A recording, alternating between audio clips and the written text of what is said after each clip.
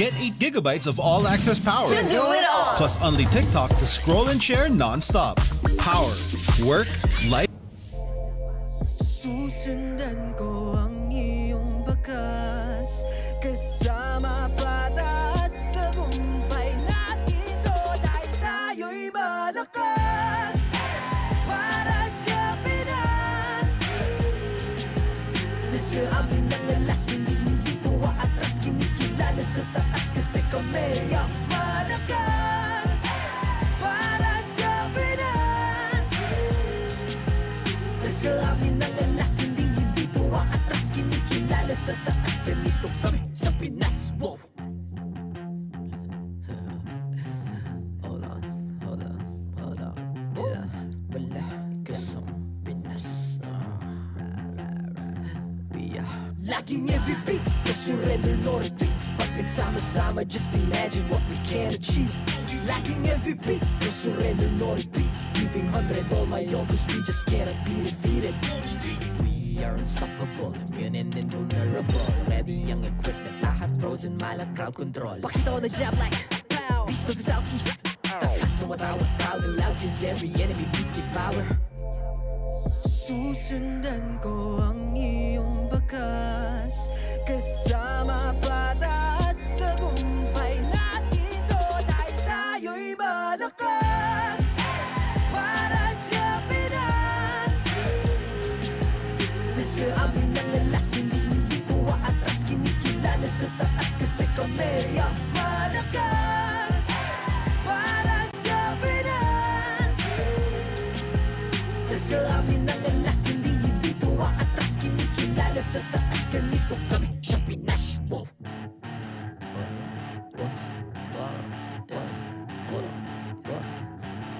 Malakas, Pilipinas, malakas. Kahit anong lane, we become the monsters. Malakas, Pilipinas, malakas. Face the golden sun and weapon for the 3 stars.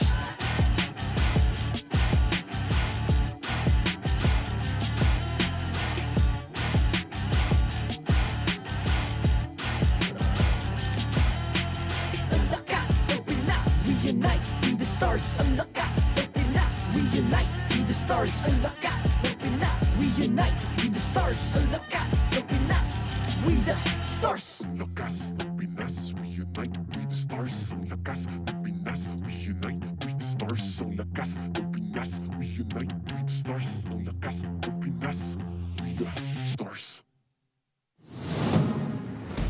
The 14th season of MPL Philippines is brought to you by the following sponsors. Smart, the official telco partner of MPL Philippines Season 14. The official tournament phone of MPL Philippines, Infinix GT20 Pro. Official supplier, EMC Asia and Index Salon. Don't miss any MPL action by following our official Facebook and subscribing to our YouTube channel. Follow MPL PH on TikTok for more content. Experience the Lakas ng Pinas playoffs of MPL PH Season 14 action live at Green Sun Hotel. Grab your tickets now via official MPL PH website. You can also get a chance to win 1,000 diamonds by sharing your hashtag MPLS14 live experience on Facebook and TikTok. And to ensure the equality and fairness of our games, MPL Philippines is also monitored and supervised by the Games and Amusements Board.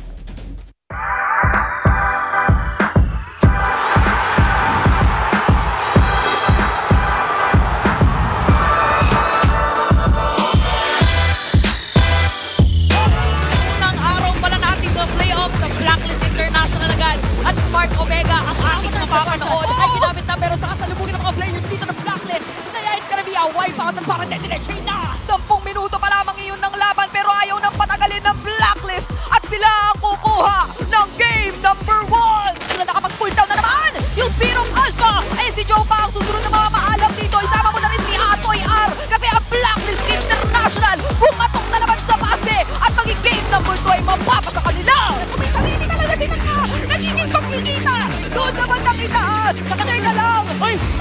Okay! Mapokus lang sa linya. Second baka mabuhay dito mga players na sila Omega. Meron pa Big Wave. Meron tower na! Tuloy ang pagkuninig!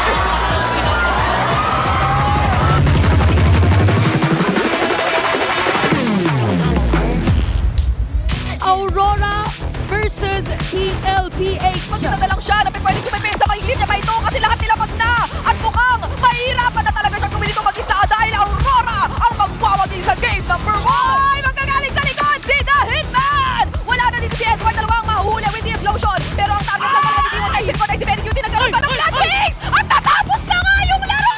Ang hapdi! Aabutan pa dito si Sanji! At malinis na wipeout for Team Liquid! At papasok na si Carly with the Soul Zipper at focus lang sa Torre para sa Team Liquid! Ano bang sinabi natin? At mga ito na yata inaantay nila. Gusto na lang depensa nito ng Team Liquid Philippines pero papasok na ang mga miyembro ng Aurora. Kumakatok na sila sa base at mukhang ang ilaw nga nila ang mas mamamayagpag ngayong gabi. It's Aurora MLBB advancing in the playoffs.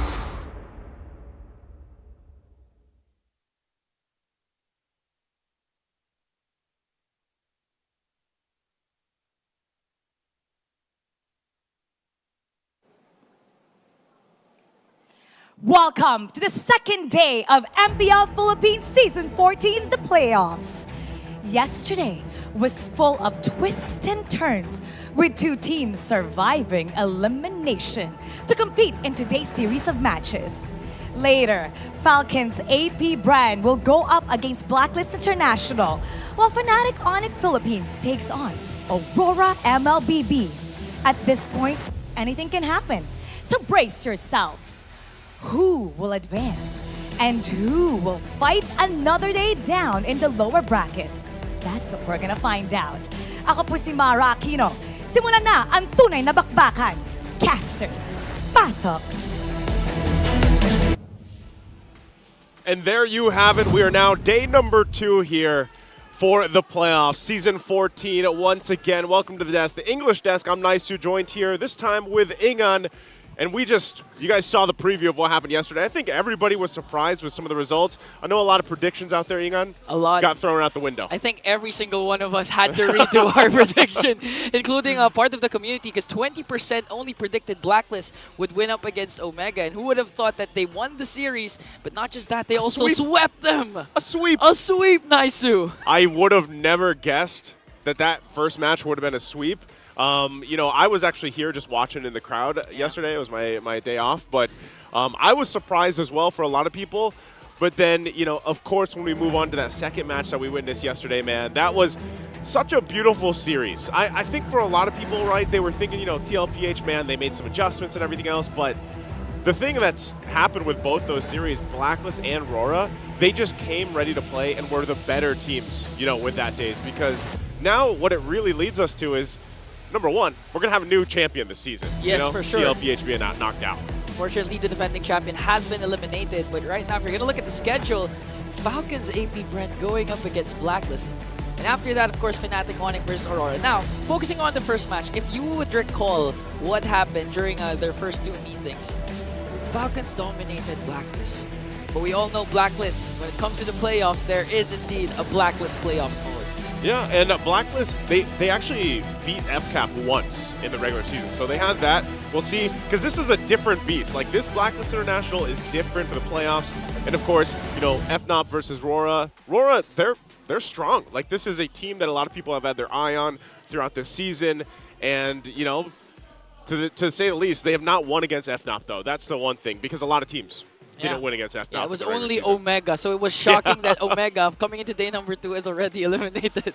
Hey, I know we got a lot to say about this, but we're going to let the guys on the panel do it. Rockhart and Leo bring us through our matches, the first one for the day.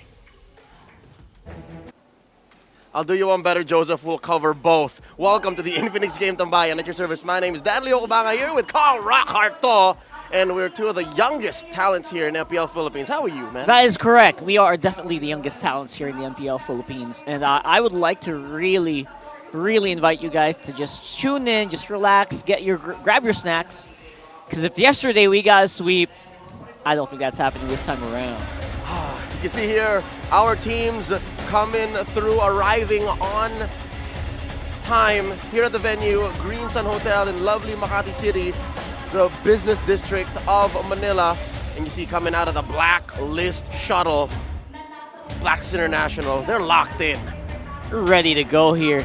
Again, you're right on time. Just when you need them the most. You know what gives me the goosies, Carl? What? The fact that it's one of these teams walking out of their respective vehicles, possibly taking home the championship. Possibly, right? And it's not that far off. Especially with the performance that Blacklist did show last night, I would say yesterday.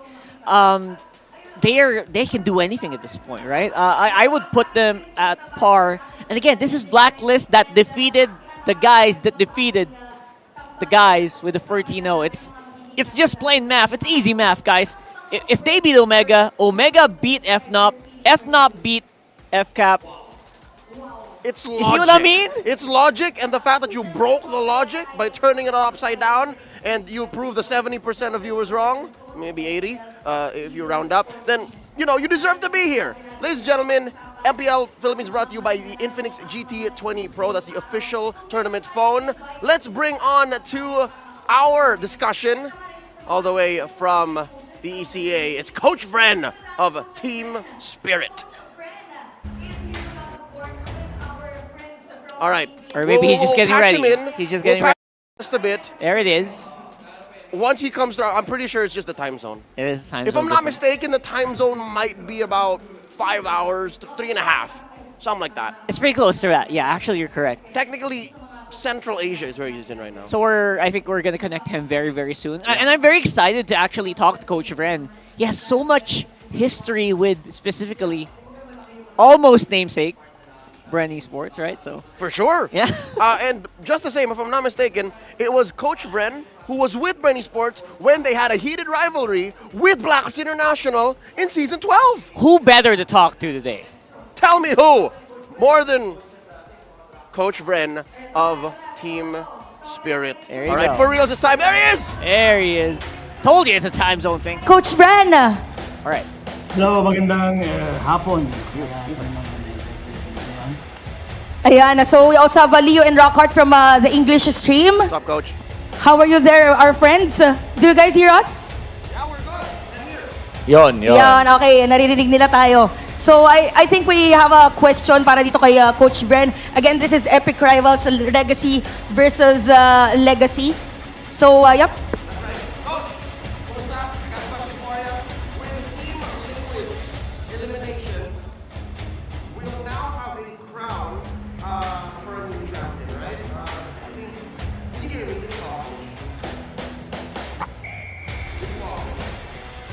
Coach na Yes. Okay. Practice lang.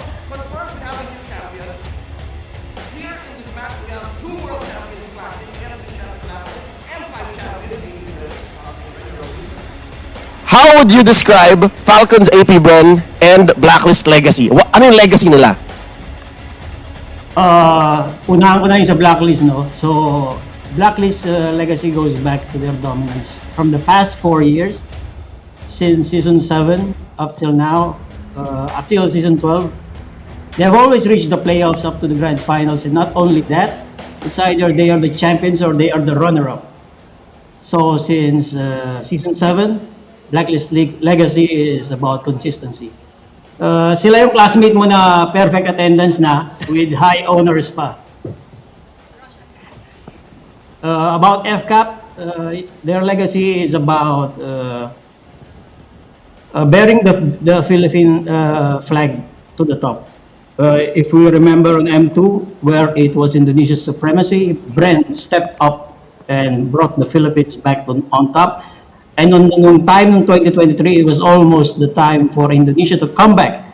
That's what APBren took a step up again for the Philippines to be on top. So yung legacy ng Bren, para siyang superhero eh. Pag kailangan mo na yung Pilipinas, pag kailangan mo ng superhero para ligtas yung Pilipinas, para iwagay-iway yung flags sa itaas, yan, APBren maasahan natin. Kaya world-class ang Pilipinas. That's why we're always on top, is because among our teams, there's so many different kinds of excellency. There's the consistency of Blacklist, and then there's the Filipino spirit in Falcons APBren. Thanks, Coach Vren. Yeah, ako Coach Ben, Welcome. you know, talking about yung level of legacy, no? Kasi napakalalim ng history between these two teams. And hindi lang yung teams, actually pati yung player natin, no? Yung headline ng match natin, yung mga kapitan ng mga respective teams, specifically si Few at pati na rin si Haji. Itong dalawang player na to, since Season 1 and Season 2, Season 1 si Few, Season 2 si Haji, ang tagal na nila naglalaro. Yung question ko lang, gaano ba kahirap yung ganito ko nakatagal nagko-compete, lalo pat sa ganitong level ng MLBB na nasa tuktok talaga sila ng mundo. Gaano ba kahirap to? Well, working with few, so sa kanya lang ako magbe-base, it's actually exciting. Exciting is the word. It's not really hard kasi being able to work with the most hardworking MLBB legend, Kuya and captain of all time, which is also soon to be wed, so congrats to Mr. and Mrs. Arcangel. Anyway, it has been a pleasure. Ika nga nila, if you want to be the best, you have to do things that other people aren't willing to do. And to get the chance to work with individuals that do what other people aren't willing to do, it's just contagious. I mean, his work ethic and perseverance is on another level, thus making everyone bring out the best of themselves. Yeah, that's actually very true, no, na yung mga ganito katagal na players, ito yung laging gutom, manalo, laging andun yung excitement na kapag naglalaro sila, talagang yung chase ng success and yung chase ng achievement, yung talagang thrill. Yun yung nagiging reason and yung motivation nila bakit gustong-gusto nila manalo. Yeah, and even until now, no? But then, medyo backward lang tayo. Ano tayo ngayon? Ano ba ngayon?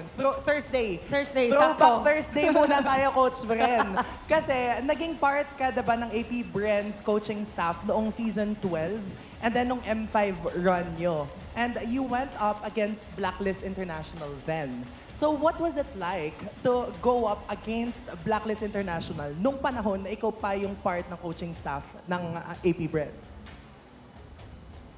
Well, they are definitely the team to beat. They're the most consistent nga, di ba? Performing organization in MPL. So you really have to be at your best state before heading on a series with Blacklist International. Yeah. Grabe, no? Yung consistency. Yeah, ang bigat ng words na if you're up against a very well-decorated na team who has the experience and with the coaching staff also, parang sobrang hirap na. It's a lot of pressure na agad for the other team who's competing with it. Well, speaking of ito na, nag-usap na tayo. FCAP di ba? FCAP and Blacklist na. Coach Bren, konting advice, straight to the point lang tayo for FCAP since tropa tong mga to, di ba? Anong atake? What's the attack? What should be the attack of FCAP going into Blacklist now that knowing na na-sweep sila noong nakaraan? They got swept in the previous game. What should be like the main focus of FCAP in terms of attacking Blacklist's strategy? Simple lang siguro masasabi ko sa APBren para makabawi sila. Tandaan lang nila nung mga panahon na gusto nila maging world champion. Ngayon world champion na sila. So just man up and play like one. Alam na nila yan. Grabe. Grabe naman yun. Just man up and be like one. Ang bigat ng sinabi dito ni Coach Bren. And nakikita natin yung naging performance din nila during that game. And it was, let's say, it was a game wherein talagang Battle of the Bronze. Anyway, Coach Bren, pinag-usapan natin itong ating mga players and even the teams. I'll lead you to the hardest question of the day because nagkaroon na tayo trip down memory lane. For sure, everyone is excited. What's the answer for Coach Bren? What is your prediction coming to this match, Falcons APBren versus Blacklist? Ilagay niyo po yung match score. May score. May Ayun, score. Coach, may Ritual score, yan dito sa Pilipinas, dapat may score. Well, APBren has, hindi naman kilala APBren sa mga sweeps, so I'll go for 3-1 APBren.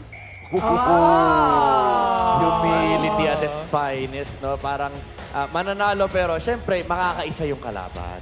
3-1 APBren. Okay, Coach Bren, final words sa ating mga viewers ngayon. Ayun, keep supporting MPL Philippines live and online. Yun lang. Keep supporting esports lang as a whole. Thank you. Thank you so much, Coach Bren. Thank you so much. Ay, narinig natin ang mga saloobin and even yung mga thoughts din, Coach Bren, with this game. So, tingnan natin kung magkakatotoo yung kanyang prediction doon sa ating magiging laban. Thank you so much sa ating English panel, Rockhart and Leo. Thank you so much. At eto na, guys. Eto Alright, na y'all heard ang it first. ating Brass pag-uusapan tacks, bro. ngayon. Total Despite nag-predict the naman na. consistency of Blacklist, and the regular season performance, Coach Bren thinks FCAP can do it. I mean, you gotta have faith in your old boys, right? You know, I would do so myself. If I work for them like year in, year out, I went through the nitty-gritty, I got the trophy with them, you gotta have a little faith. Yeah, it's just amazing how despite whatever happens in the regular season, Blacklist still somehow finds a way to just turn the world upside down, and this is where you show your support, all right? MPL fans, bees, agents, and anything in between, who do you think is going to win? Falcons APBren or Blacklist International? Vote via the online poll. Who did you vote for here? Huh, that's Were a good you part question. of the 20% yesterday? No, I was not. We were the 80. I was part of the 80. We were the 80, so... I'm still throwing out the B recall here. Yeah, I'm gonna go FCAP for this. It's online, right? Like you Yeah. posted it. It's on the internet. I gotta stick with my guns, like you said. That mean, in Filipino, panindigan mo. Yeah. Right. Like, all right. Well, so as a man of principle, I will as well say Falcons APBren. That is what the forecast stated, and as dictated by the rules of predictions, if you're wrong, you can no longer do your job. That's right. Right? We are heading out. I'm signing my resignation as we speak.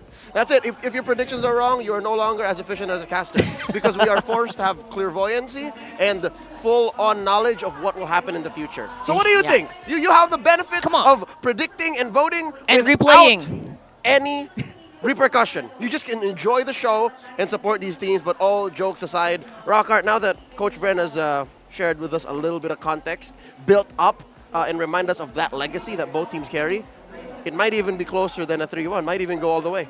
Actually, I feel like 3-1 is very conservative, Coach Bren. I mean, we're friends, but not gonna lie, it is a 3-2 match. Not this black that suddenly showed us a new ube. Exactly. It's a new ube! I mean, some people would argue that, you know what, Blacklist, maybe they threw everything they had already because it was for their playoffs lives. But I don't know, bro. I don't know. It's 3-2, bro. Coach but yes, FCAP. Bon teased the Estes. On social media, he teased the Estes. I saw him in the hallways and he said, tomorrow, Leo, maybe tomorrow. He said that? He did say maybe. Maybe tomorrow. So I don't wanna have people assume. Yeah. But best believe I'm here for it. The fact that this new Blacklist is channeling the old Blacklist, prime Blacklist. Yeah. I'm excited, and I'm sure the community side is as well. Everyone here in the MPL arena, let's go ahead and head into our community face-off. The Bees versus the Agents. There with Marakino, and they'll be dropping the bombs on behalf of our teams.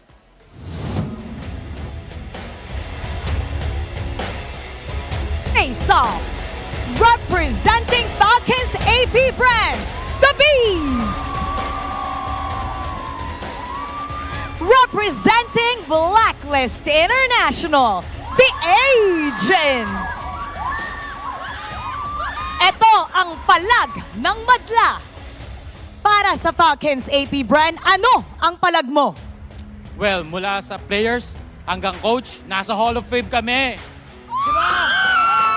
Nasa Hall of Fame. Para sa Blacklist International, ano ang palag mo? Okay lang, nakalason na kami ng isa kahapon. Palag! Well, may bago kaming skin, hindi lang isa, kundi dalawa!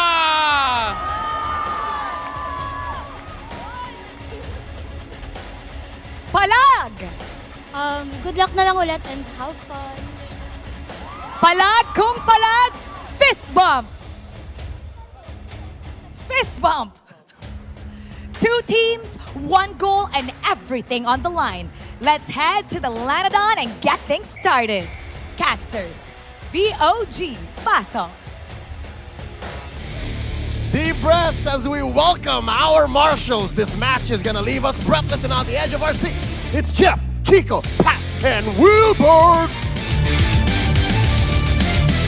The reigning world champions are steps closer to another championship title versus the Agents, potentially turning the tides. First up, in the XP lane, it's Flap Teasy versus Lord JM.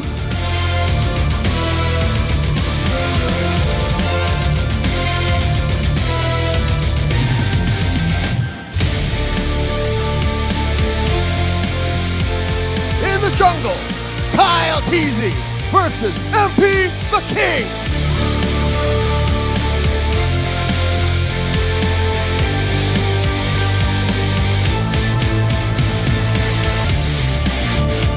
In the mid lane, idol ng mga kids, Fu versus the all-around agent, Haji.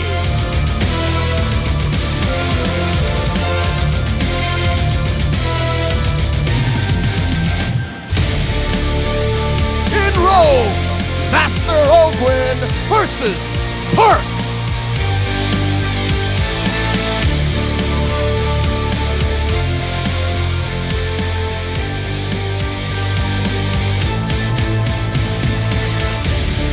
And finally, in gold, Bulletproof Super Marco versus the Filipino Sniper, Uheb.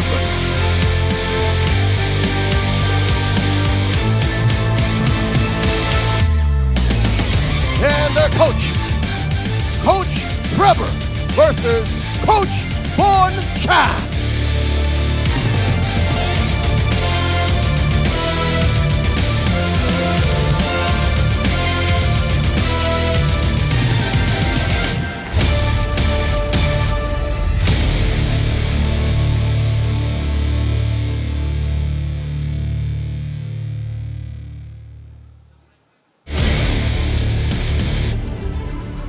Oh boy, here we go! I'm getting the goosies.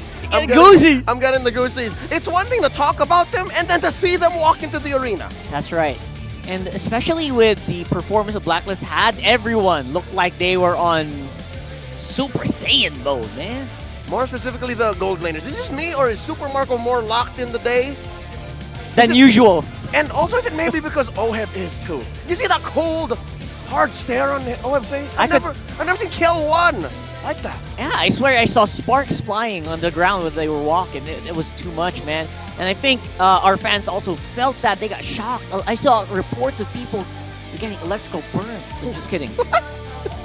Luckily, we have medical staff on call here, but that's not true. No one getting hurt in the MPL arena, except for the hopes and dreams of many a fan, and of course, these world-class athletes. Because again, as professional as they may be, and as good as they may be at what they do, it's their hopes and dreams on the line. That's right. And hopes and dreams are probably what's firing and fueling Blacklist International right now, who seem to be leading on KP by quite a margin. And that is against FCAP. Again, one of the remaining titans here of MLBB that are still in the MPL PH playoffs for this season. And one of the few things they actually have on top from FCAP is that hero pick. Unique heroes. And I'm not just talking about like player per hero role. It's because Haji for sure has picked some tanks that few hasn't. But also the Rafaela yesterday. Overall, the effectiveness. It's not just the weirdness of the pick, the off-meta pick. It's how effective it was, especially in making that composition work. And we saw that yesterday. People were running. People were so... It was such a good draft. And best believe, Haji's KDA is just going to get bigger and bigger, given how now he's in mid. Imagine his KDA against Few, right? Yeah. That's a number that he got even while playing in Rome. So he died a lot. He did. So listen up, folks. Here's the Infinix keys to victory. Falcons APBren, they got to decode the new Uber strategy. Personally, that's what's the scariest for me, coming in from this black. I mean, you're given additional homework coming into the playoffs. What the heck, bro? Who'd have thought? This is not what I signed up for. But just kidding. Obviously, they're going to have to go for it. And of course, if they're going to have to slow down the B's aggressions, that's something that APBren has been known for all for the last 3 years. And as well, since it is a new metagame in the playoffs, Blacklist, we already saw their new shade of black. Yeah. Maybe FCAP is going to leverage some new drafting patterns. Maybe they have a new strat. Maybe the stats that we've been tracking for the past 2 months might change. It might actually not matter that much anymore, right? I mean, right now they look like a different team. They feel like a different team. And the picks are starting to show us a bit of a different form as well. Different forms for Blacklist, and who knows what FCAP has up in store for their sleeves. And I guess that's one of the big pluses for APBren right now, is they've been watching. They've been watching all day yesterday. They have had a lot of time to maybe prepare for some of these pocket picks that Blacklist has out. But again, we're not sure if all the pocket picks are out yet. Yeah, given the side selection for Game 1 in this best of 5, it's Blacklist going in red because blue is going to Falcons APBren. They are home, so they get the advantage at 1, 3, and 5, and they're at a whopping 70% win rate. All right. And their side selection win rate is at 64, so more often than not, when they pick a side and they go for the blue side, that's a different story. They get the dubs. And again, they had a really spectacular regular season run anyway. And what they want to do, Rockart, is lock in the Moskov, the Phoveus, and the Julian. Actually, in one of the two Titans, right? The Fallen Team Liquid Philippines, it's Kyle TZ's Julian that's actually performed a little better. So even in this new meta game, even with Suyo around, I wouldn't take it out of Falcons APBren to maybe even pick the Julian. I mean, we saw it get banned out yesterday again against Carl TZ himself. So I think that might still be on the chopping board here. I don't know if it's willing to be first pick, but it's not. It's a Suyo coming in at first. Not when it gets opened, right? If the Suyo is banned, then maybe they prioritize the Julian or the Ling. But here, instead, it's Blacklist opening up with a couple of picks after banning the Chip, the Phoveus, and the Moskov. There's the Ling, see what I tell you? Lane first pick for MP the King, no fear whatsoever. Of course. And the Hylos, that's their number Hylos is great. 2 red side pick. I mean, the Hylos works so well against so many heroes right now, slowing him down, just making sure that your team has access to the lineup. Not to mention yesterday, it was also sped up by a Rafaela. So I don't know if that can come in here. So that doesn't say anything just yet, given that it is a first 2 swing. That's right. But luckily for all the Bees, they can rest easy knowing that Coach Treb, their coaching staff, Coach Ducky, did their homework. Look at this Rockart, the Alpha ban in the first phase, and the Jushin. Making sure that there's just no straight-up counter, making sure that you don't get overwhelmed by the Ling as well. Hold up, check it out. Falcons APBren picking up a signature Faramis for Fuel. That's their number 1 best pick in mid, alongside a Gatot who was on the rise midway through Season 14. Yeah, I love the Loyi pick here. Making sure that all your bases are covered, making sure that, you know, Haji can just stay safe, stay easy on that pick. And yesterday, you know what? In terms of Haji, I'm still convinced this guy has sixth sense, especially from the performance yesterday. He's gonna go through bushes like crazy today. And that's the thing. It takes one to beat one. Takes one to beat one. Yesterday, his Aurora was on fire, had eyes behind his back. He knew exactly where the diversion play was going to come from Ukir. So this time, it's him on the aggressive, on the offense, playing that low Yi, and we still don't even know what the real roam is. That's right. And again, this Hylos is just so good, man. They got to do something about this guy really, really soon, because it's just such an easy contest. The Agents won twice yesterday, games 2 and 3 in their campaign against Smart Omega with this Hylos. Yes. And again, you can't really ban it out each and every time. Both first phase picks in blue and red. There you go. It's just versatility and a flex regardless. And Lord JM seems to have a field day. He had a field day with this. Surprised with the Khalid ban. Sort of expected the Gatot to go in, but you know what? I'm happy for it. I'm all for it. Flap TZ does deserve a lot of respect as well on that XP lane.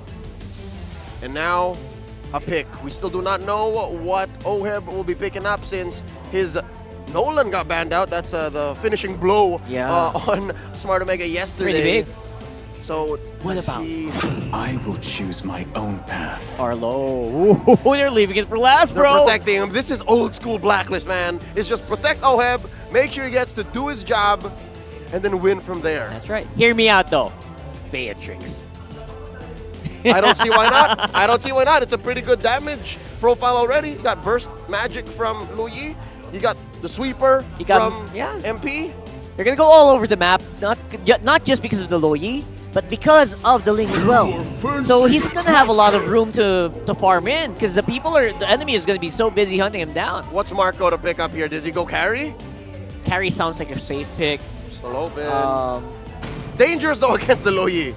Oh, that's true. Since you're very vulnerable. The carry just falls to the Loyi here so easily. Although it does help that there's a Faramis. First rule around here.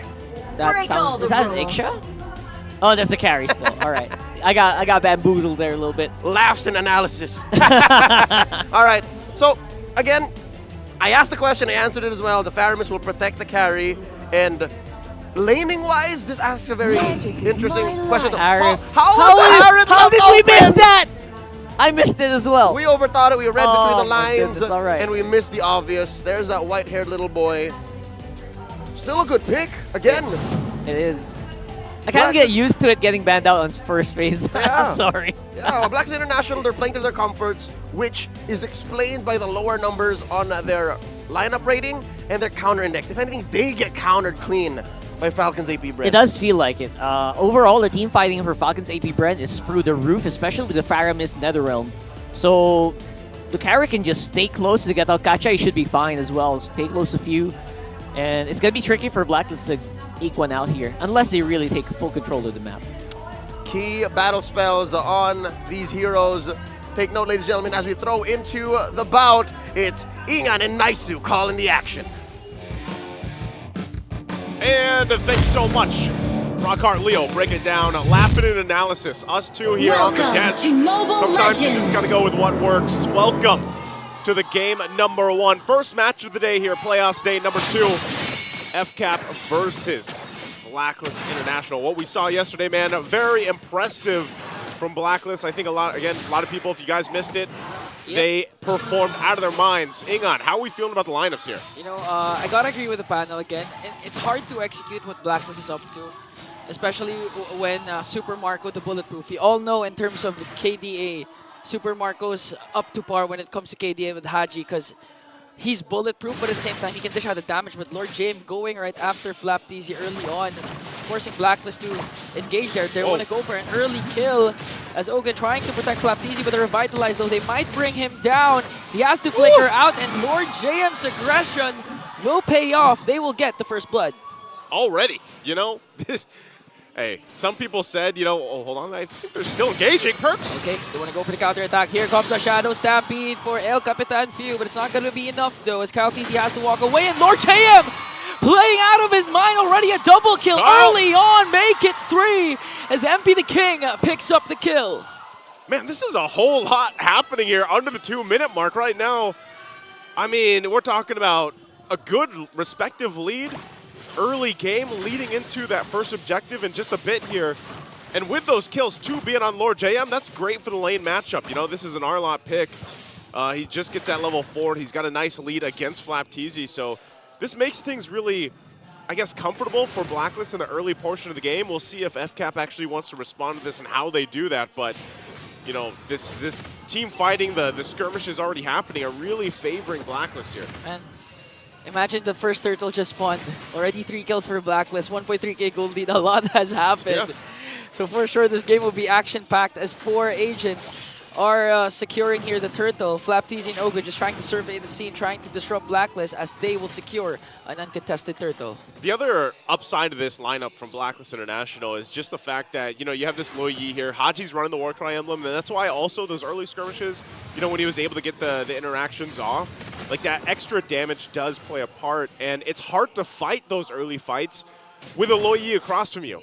Now later on, once those diversion plays come in handy, you know, that's where you really kind of keep FCAP wondering, like, where are we going to come through from that diversion play? Yeah. It's tough to deal with. Look at that early damage already. Yeah, it's really going to boil down to the execution of our mid laners. Haji and Few, they have at least the most important ultimates for their respective teams. Few with the Netherrealm, Haji with the diversion. And we've seen, oh, wait a minute, okay, they want to go for more Blacklist, forcing Ogwid to cast that AOG. And going back to my point, remember the time when Haji and MP the King paired up the Luyi with the Hayabusa, and they were just going crazy with the macro. That's when Blacklist International's momentum started. Back in the regular season, right? Back in the regular season, It's funny because, like, a lot of people, when they were watching Blacklist International through the regular season, I think a lot of people had a lot of things to say about them. A lot. You know, because there was a time, too, with Blacklist International in regular season where they were trying different, like, lineups, like lineup iterations, and then they eventually found the best. Here's a diversion, though. Oh, gonna make sure Super Marco doesn't have a good time here, even forcing out this flicker. But in the end, will bring him down. So that was a way worth it trade for Blacklist, a diversion for the life of Super Marco. Yep, that's what I was talking about, man. The diversion plays are going to be pretty an obstacle for FCAP to overcome. Now with the lineup that they have here too, they're really hoping that, you know, late game is where they can shine and they can utilize, especially the carry pick, you know, with Super Marco, even though he's already gotten taken down. Yeah. That pressure is going to be continuous there, though. So for FCAP, they've got to be able to kind of protect Super Marco, allow the late game to happen, because, Ingon, the way things are going right now, like, I don't know if FCAP's going to get there. This second turtle for the taking, too, and yeah, Blacklist might either look for a pickoff or just start it up. Because ideally, the plan for Falcons APBren is, of course, late game insurance Super Marco with the carry. But Kyle TZ was supposed to be dominating early game with the Suyu pick. And so far, we've seen Suyu dominate early games. We've seen it with Andoryu. We've seen it with Carl TZ. So far, not a good start for Falcons APBren because of the unexpected aggression Blacklist is showing as MP the King and the rest of Blacklist works on Flap TZ and Ogwen once again as they will bring him down. Flap TZ has to go with the split. Perks pops his Revitalize. Okay, now Flap TZ still working on Lord JM. Perks goes in with a glorious pathway with MP the King as well. Flap TZ quite tanky, but will he be able to sustain it? Here comes the Nether Realm, but they're just gonna break it right away, bringing down 2. MP is still alive. Few is the next target, and look at Lord JM. 5-0-2. Man, it sucks that the Alamat Awards just ended because this guy, one of the most improved players for the playoffs. Yeah, that's a good point because a lot of people are talking smack on Lord JM a lot through the regular season. But man, we're going to look at the replay here. He's trying to make a play in mid. I don't think that's going to result in much. But looking at this replay brought to us by Infinix, this was great. Final slash, able to find multiple members after the Nether Realm was even used. And then they go in, continue collapse in. So just a huge lead right now for Blacklist. And a lot of this early on snowballed already into this point of the game. You know, that mid-game where you're really just seeing how strong the fighting composition is. And the great thing about this for MP the King especially is this makes your job as a Ling so much easier. Like, you can just do what you need, roam around the map, focus on, you know, these objectives if you need to. But ultimately, the power spike right now for Blacklist International is just so massive that FCAP is going to have to really, like, slow things down. And by slow things down, I mean just not die. You know, like, they don't want to go into a fight because they're going to be outgunned and outmaneuvered right now. And OHAB hasn't even really had to be part of these fights, obviously. Yeah, he's just literally going on a laning phase with Super Marco, having his own mini game up top.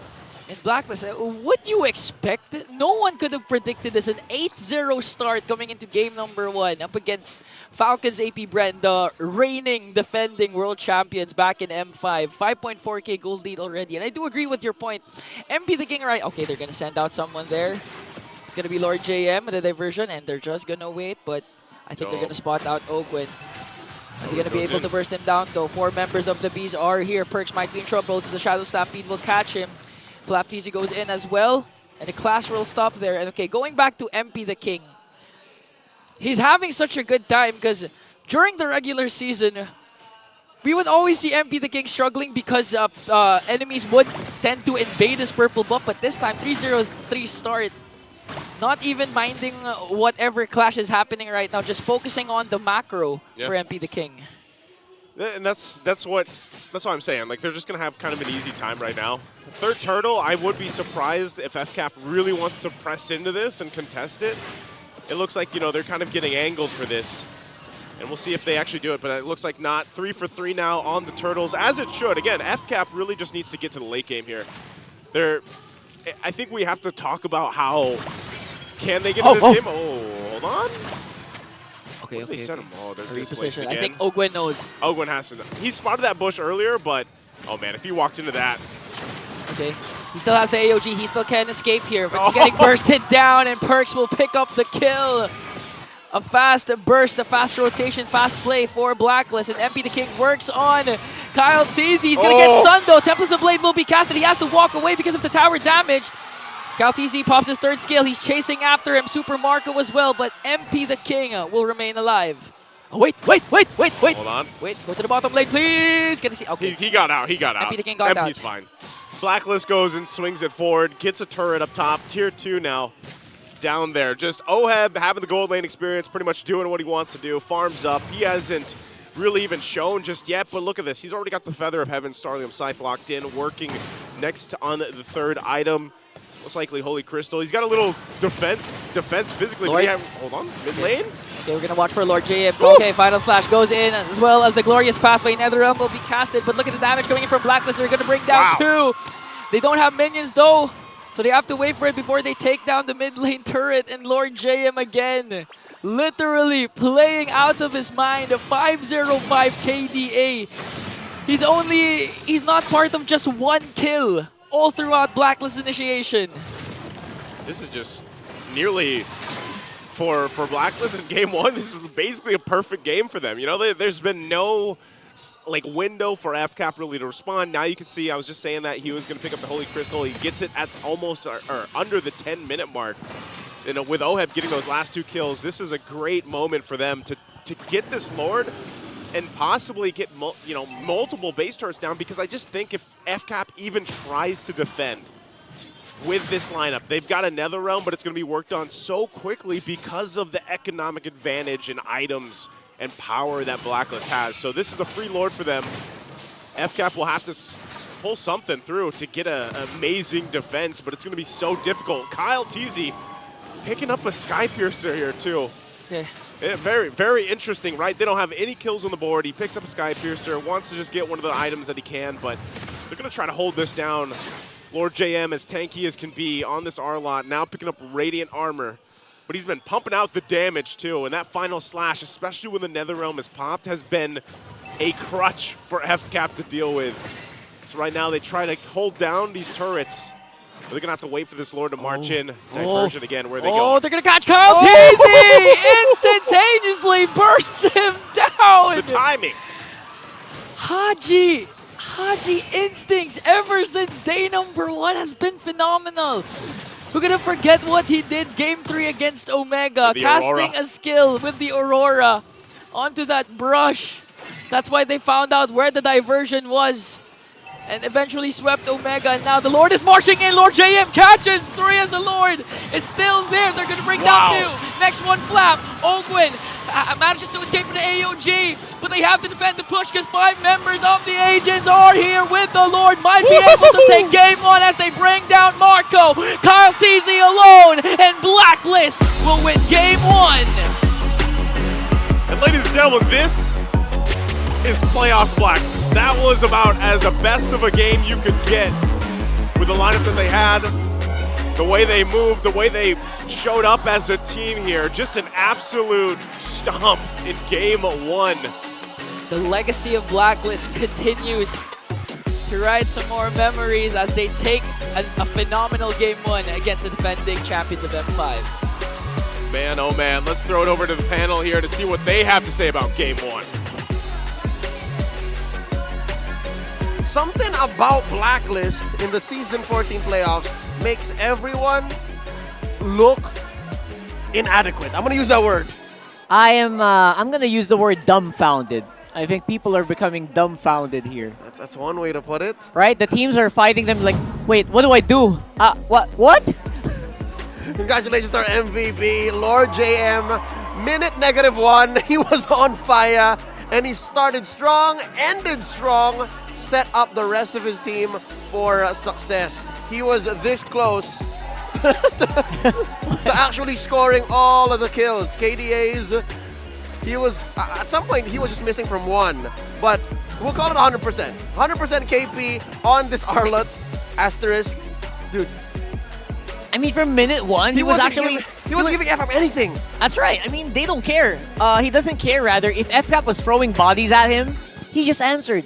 He did not get phased. He did not get, I don't know, pressured because maybe he has so much trust in his teammates, he's going to get backed up. Or maybe he trusts in his mechanical skill just because he knows that he's probably going to get away with anyway. And it's this vigilance by Lord JM that's allowed them to punish Falcons APBren for this. I'll tell you now, it's not that bad of a draft, but it had its glaring weaknesses, right? Yeah. Sure, it counters a lot of what Blacklist does, hence the counter rating and the index, but when you look at it from an execution standpoint, and when you watch this game, there's nothing FCAP was doing in the first 5 to 6 minutes, which led to a worse 7 to 10 minutes, yeah, which ended the game at 11:30. where, yeah, this is a perfect game, by the way. No towers, no objectives given, no death. kills. Blacklist literally did not let FCAP play, which is usually what we say with people facing FCAP. FCAP is known for being that surgical team that chokes out your buff, That's right. chokes out your towers, and doesn't let you play the map. This is what happened to them this time around. It reminds me of a moment from the MSC Grand Finals wherein SRG played a very perfect fundamental game, and FCAP may have thought out of that space, and they let go of a little bit of the basics, and it ended up like this. I mean, not as perfect a game as Blacklist for sure, but FCAP may have forgotten their ABCs. You know what I mean? Like the fundamentals. Yeah, which allowed for Blacklist to slip in between the cracks. And it's the perfect example of give them an inch and they'll take a mile. I think the inch that was given was very early on, right? That after the initial fight that happened on bottom side of the map, it was just a struggle because everyone was always behind one level at minute 3, 4, 5, 6. And then the 1,000 gold lead at 2 minutes led to just multiples exponentially growing. And that's what you call snowball. That's a literal snowball here. Stonks. Stonks. Got so stonks, and it was just so hard to climb out of it. Yeah. It's like they were drowning like a feet at a time. Yep. And then they were trying to climb back up, and Blacklist was just pushing him back And down. they were plugging holes with what seems like duct tape on a battleship that's sinking. Blacklist International, amazing work. And again, it's that drafting prowess by Coach Bonchan and the execution of a team that definitely has a chip on their shoulder. Like, they understand and they know what happened in the regular season and how the whole world is watching them and looking at them now under a microscope, and they're saying, I hope you guys are enjoying what we're putting on. Yeah, enjoy the show. That's what Blacklist is saying to you guys. You guys have been predicting against them all season long, predicting against them right here. Everyone, collectively. That's the message they're throwing at us. For sure. Folks, right? We're aware of what we've been doing, and we're aware of what Blacklist is doing to prove us wrong. We'll throw it over to our solo analyst to break the game down even further and dig deep into the finer details of Game 1. Blacklist International once again rocks the MPL stage on the back of a clean and perfect game. We take game number 1 from Falcons APBren with the UBE split strategy. What's the UBE split, we might say? Well, discuss natin yan dito sa Analyst Stand. My name is Midnight, and ano nga ba UBE split strategy? Now, we are going to be looking at the gold in the item progression first. Nakita natin na nung lumabas na yung Thunderbelt ni Lord JMB, once the Thunderbelt has been built on the Arlot, they did have the damage and they did have the ability to set up teamfights here for Blacklist International. They grouped up once again, similar strategy that they employed yesterday. Every single objective that they wanted to take, they played as 4. That's why we call it the UBE split. They have a link. They have a jungler that can control the opposite side of the lane. So that meant when they got the items that they needed, the Starlium side, the Thunderbelt from the Arlot, and with the final slash, they're just able to group up. And then when they want to swing to a different lane, they just use Haji's diversion to look for a different objective. That was a very, very decisive game from Blacklist International, and it's because of the fact that their composition is allowed to do so. With Harit being able to play with the Stallion side, and right after the Zaman forces cooldowns with the diversion, they're just able to constantly take objectives from Falcons APBren. As you saw in the gold graph, tuloy-tuloy lang yung pagkuha nila dito ng objective, tuloy-tuloy lang yung pag-amass ng gold team laban sa Falcons APBren. And it came to a point that there was just a huge gap in terms of farm and in terms of damage output. That's why Blacklist International did not hesitate at all to take teamfights laban sa Falcons APBren. And that is the reason why they were able to take that game very, very clean. Establish early game control, UBE split, let the link split push for you, just play as 4, use the diversions, use your advantage, and use your cooldowns. That is why Blacklist International was able to take game number 1. Very clean, very decisive, and naging methodical din yung approach dito ng Blacklist International. Now, looking into game 3, question is, makakabawi ba ang Falcons APBren? Yan ang sasabihin natin dito sa ating panel. All right, hold your horses, Midnight. We're just going into game 2. All right? Yeah. And I like how he threw back to a concept about the split. The UBE split. He's taking concepts from one of Blacklist International's older rivals in Onic Philippines then, called the banana split. That's right. So what they did was, it's an Uber strat in essence that splits up the map to a point wherein your opponents are overrun. As you mentioned, Rockard, it's more FCAP that we expected to choke out their opponents. Yes. But now it's Blacklist who did that. And they actually had the tools to do it. With the Loyi, easy to just go around wherever you want, as long as it's within range, and of course everything is within range. Same with the, and then you do it again with the Ling. It just feels so, they have so much control of the map, and they were stopping Super Marco from going into lane every time. Even catching the Gatot Kacha. I mean, this is what you were talking about. Ogwen was trying to plug holes, trying to find a safe space for Super Marco to get some gold. He didn't find any all game long. That's why there was no chance for a backup, for a comeback here in terms of the goal lane matchup. It's a practice in futility. Like, you know you're going to drown, but you're buying yourself extra seconds of oxygen against the tides. Or they tried. They tried to do it. So with that said, perfect 16-0 code ipinamalas ng Blacklist sa Game 1, which basically means a perfect 16-0 is what Blacklist showed in Game 1. But there you go. Perfect game, perfect code. Better. This is... Perfect game, perfect code. This is English. So, with that said, the question that Midnight posted, will Falcons APBren find a way back in Game 2? I think yes. Yes. But they have to be better than Omega yesterday. They have to change immediately.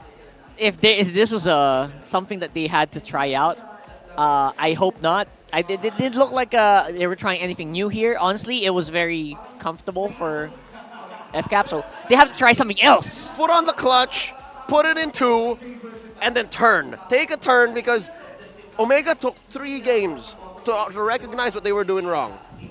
FCAP now with a win rate of 57% on red, and for sure Black is going to go blue here. I think that's the best bet. That is my sound advice. I mean, easier said than done, obviously, but that's actually correct. And right now, I'm willing to be wrong. I'm willing to eat a piece of paper and say, hey, if they go red, then that means they understand the draft better from there. But at the very least, deny the red from Bonchan, right? He's usually really good at red as well. Bonchan picks now. It's Blacklist's turn. It's Game 2. Oh yeah, that's a good 2-4 point. is away. Okay. They're probably gonna go red again, probably. But then, again, it just starts from there. Like, what in terms of like composition-wise, I'm sure through the years, FCAP has already amassed so many plays, so many specific lineups. What do you do against that one? And I wonder if Blacklist is gonna repeat that. Okay. Because they played differently yesterday as well. Right now, teams are just about to make it back onto the stage.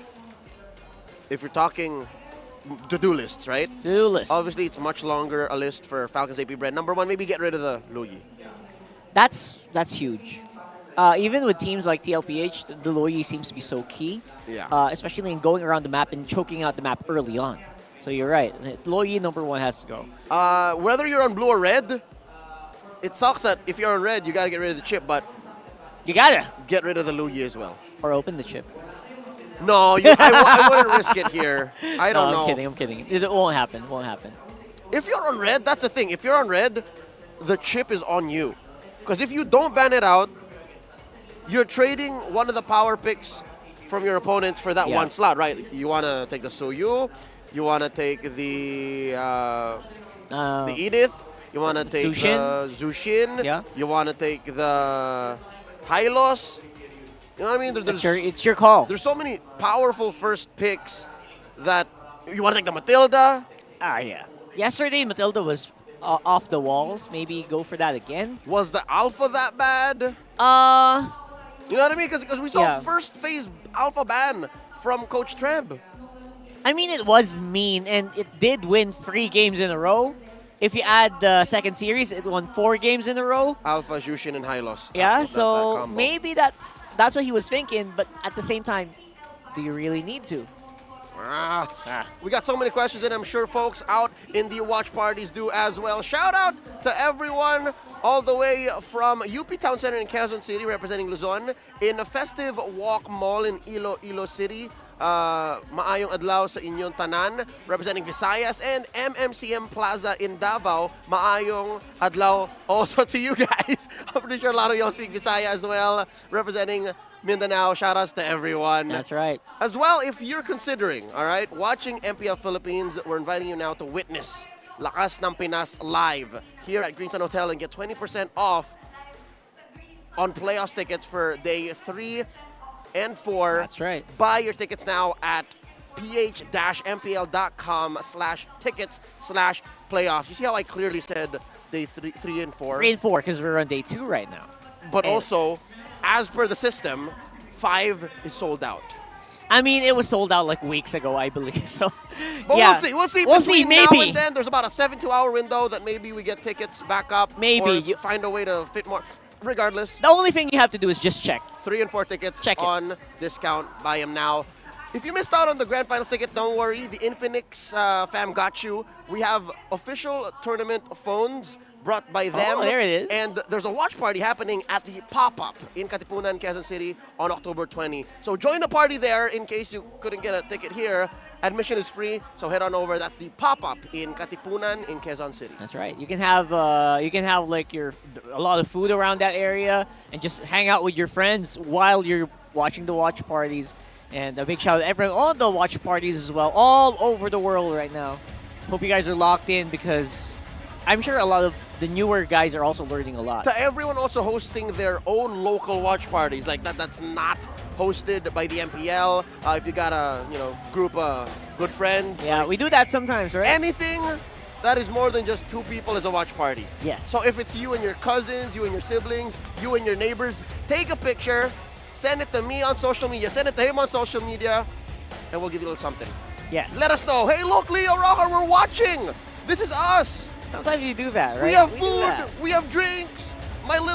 We're playing as well during the show us the pictures, breaks, all that stuff. Let us know how it's going because we're interested in seeing how MPL Philippines is enjoyed anywhere and everywhere by everyone. Yeah, because you can enjoy it anywhere in the world right now, Yeah. even underwater, where APBren feels like they are right now. But They definitely are. They're up to here. in up to pressure. here right now, it's too much. And it's a lot. that's I'll tell you now. Silver lining. They're used to this kind of pressure. Yes. Is it not that's them who true. recovered from an 0-4 sweep in the grand finals against Liquid, and now Liquid couldn't even get one over FCAP for the past 6 months? Right after that. See? And they do this as well all over the world. It's not just with us and locally. They do this in international tournaments. They've been doing it for the past year. And I'm sure they've been put in this really bad scenario before. And it's only game 1. I guess you could say that to your players. Yeah. Guys, come on. Wake up. We gotta get on track.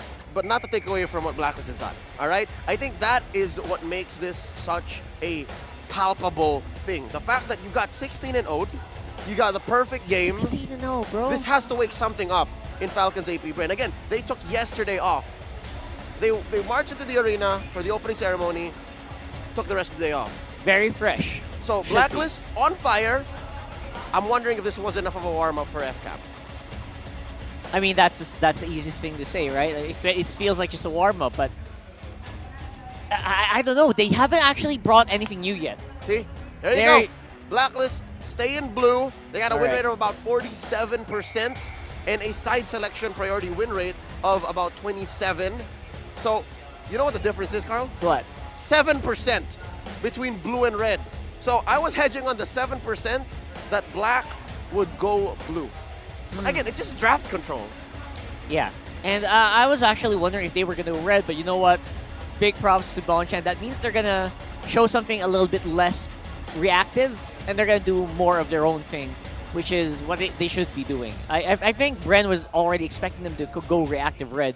No, that sounds like a fruit drink flavor. Reactive red. It's a drink. It's a drink, so it's to quell your tummy. That might be it. So, but that's what I was thinking. You know what? They're already throwing curveballs even before the draft starts already. Yeah. But with that said, Blacklist International has to maybe, just maybe, here's my theory. This might be where the essence of the Rafaela comes out. Rafaela came out blue yesterday, game 2 against Omega. So in blue, they definitely have better control. And that swing in the last two is a power swing. That's a haymaker from Coach Bonchan and Blacklist International. Just a couple of seconds away from beginning game 2 proper. FCAP on the red. So 1 for sure is the chip ban. Also the low yi. Not the low yi. Hold up. What? Wait, this is... Alright, turn it around. Turn it around, bro. Rewind. We're gonna work it out. I'm so curious because again, this is going to dictate what's left on the table. Yes, so we can't really... We have to be 100% sure here before we show it. That's high loss. That sounds like a high But loss. where was he? Was he a pick or a ban? It sounds... Usually the voice lines come out with the picks, right? Am I right? Is my memory good? These are coming in couples. These are coming in couples, so these are picks now. I think there's... Yeah, alright. I think we can slow it down a little bit here. They might be redoing it. I don't know. Yeah, Double checking. Confirm. There you go. The voice lines are also coming up in a different tempo. They open with a Jushin and Falcons APBren answer with a Suyo and a Gatot Kacha. So the Gatot Kacha, obviously... Dude, they're playing the same draft. Same for them, on the right? different side. That sounds like a Falcons APBren fan. Okay. Oh no. Hold up. Hold up. They're showing it up right now here. They answer with an Arlo Alpha. This is Blacklist. It's a very similar draft for Blacklist. And you know what? Alpha is so good right now. It feels like it's a great answer. And oh, what? Someone countering against his Suyo? Is that an Eve? Yes, that's an Eve. Oh my Something about Blacklist, man. Something about them. Yesterday, Omega also picked an Eve. That's... Rock, what's happening? You see where I'm coming? You see what I'm trying to say? Yeah. Oh Something about Blacklist makes them get into their opponent's head and say, no, how about that Eve? They're fogging up the enemy's drafting mind, right? It feels like the way to go. I'm not saying this is a wrong draft. I'm not saying it's a bad pick. It's just... They're pushing him into that direction. We saw yesterday. Remember stepping on the clutch, changing directions? It's not it. Yeah, this is like more of a slight swerve. Down a weird path. Down a weird, like a weird U-turn area. Oh, there it is. There's the bands. All Clearing right. it out. Coach Trev very fundamentally answering the double pick. Thank you for the Rafaela ban, by the way. The Rafa Bruno. I love that, yeah. Not going to happen. And they ban out the Nolan. That's OHEM's #1 pick from the regular season. Blacklist closing up the draft with a glue ban. All right, so they know that Gatot's going to Ogwen's hands. Yeah, this is not a trick. They're not tricking anyone here. Flop TZ probably thinking about a good answer here. That's why the glue gets banned out. Terizla seems like the play if you're Falcons APBren for Flap. That or a lot of zoning. Yeah, Phobius is banned. Even the glue is banned. They're forcing Flap into Gatot. Took away the Kali too! Even the Kali, oh my goodness, man. What's Flap gonna use? And there's a Lunox. Oh, have on Definitely Lunox. good against the Gatot, and then solid lane against the Harith. What's Flap to pick here, Carl? Hey, maybe they can even swerve that Gatot. I'll throw it over. Just try to survive then. Not against right? Gatot versus Khalid is like, one of those matchups where you don't really mind swapping out. Yeah, but the only loss that Gatot has there is the Khalid just rotates much faster out. Yes, 100%. Oh, but no, it's a rogue Khalid. How can you be sure? Because it's Lord James Arlott. All right. That's true. Oh, He's okay. literally Thank you just for that. loading the game from game 1. That's true. There's a Terizla. Long-term storytelling. Carl, Rockhart just forecasted this, and this is the lineup. My only problem with Falcons APBren is lane to lane, they're kind of weak, but in a big team fight, nightmare. Yes, they rely on the box of the literal real-world manipulation, the AOG, and of course the penalty zone. If one of those misses, their sustained damage is really bad. So timing on a macro and micro scale are key for FCAP to succeed, to take us to 1-1. Else, Blacklist is going to match point. Yeah. Blacklist could run away with this so quickly, just disrupt the early phase rotation. And that'll knock FCAP down in the lower bracket, but that's for later. For now, let's go into the match and throw it over to Jose and Jose.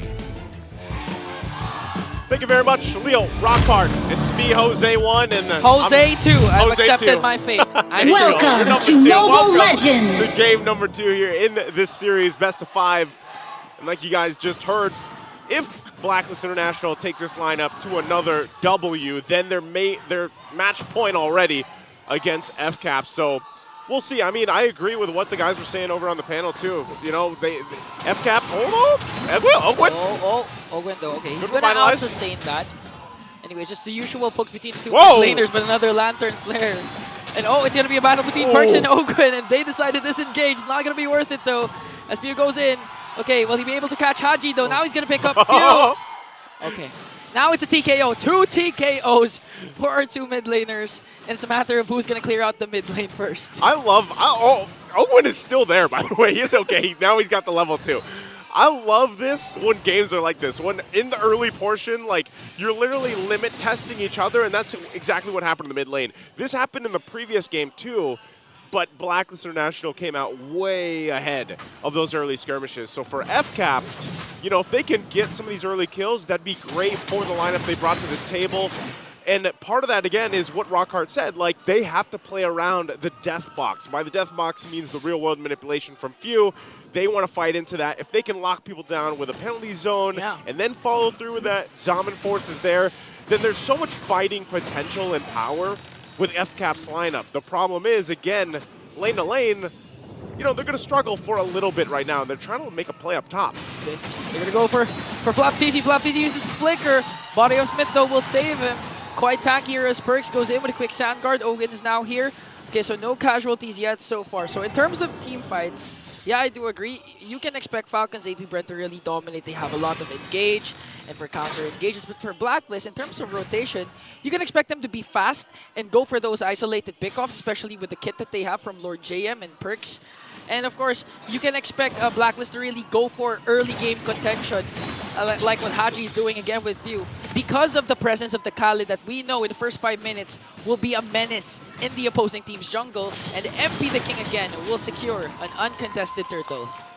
All right, Blacklist getting the objective, and this is one of the hard parts about dealing with a Jushin across from you. You see how much zoning potential, even early on, that's already there. Yeah, especially in the hands of Haji. Oh no. Perks just give him some information. He's got that. Ogwin will keep him at bay, locking him down, of course. Waiting for that level 4 too. Once, you know, the problem before that first turtle take was the fact that just FCAP didn't have the ultimates that they were looking for. They weren't level 4, but they might look to fight for this. Okay, speaking of fight, Flapteezy goes after 3 with a Raging Sandstorm counter attack coming in from Blacklist. There, manipulation coming in from Few as they bring down MP the King. Now Kyle TZ wants to go for more, going right after Lord JM as he flickers out and saves himself. 1 casualty only for Blacklist. Good shot there from Kyle TZ with the Queller. Able to get a kill. That's what he needed too. Again, this is part of the whole game plan when you have a Suyo on your lineup. You need to be able to kind of control the early game, right? He's one of those scaling up and very momentum-based assassins in the jungle, and he's got to do that. He's only got the Fury Hammer right now, so still working on his first item. There's the Hunter Strike, so he does lock that in. So this could help, of course, because he's going to be looking to set the pace, you know, against MP the King. And we see Alpha picked up so much now in the current meta. Ogwin?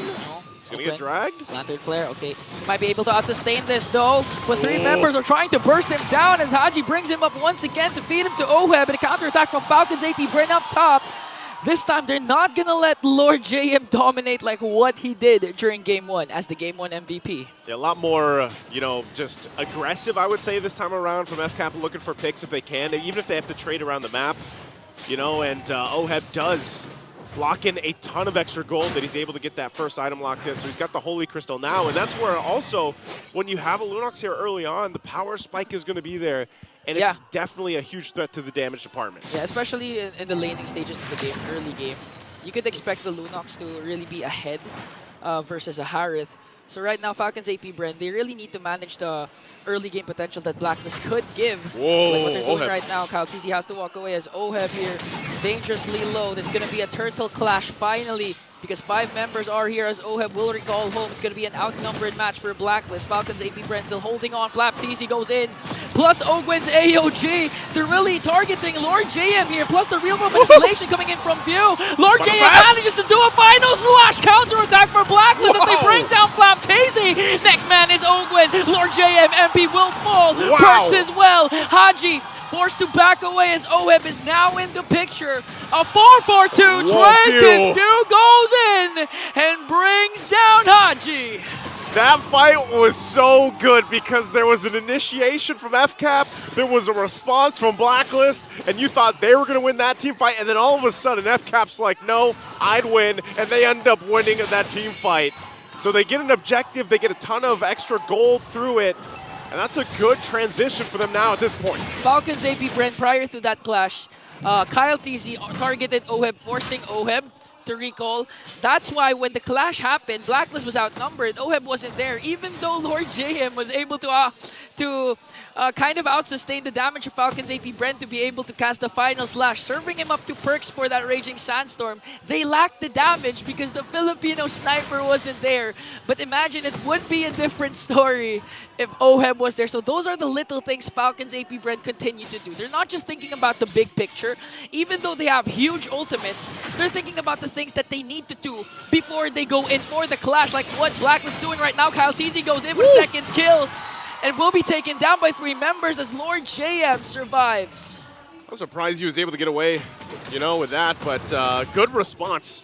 There's got to be something for Blacklist International to do after, that build is building up here for FCAP in the lead, in terms of the lead.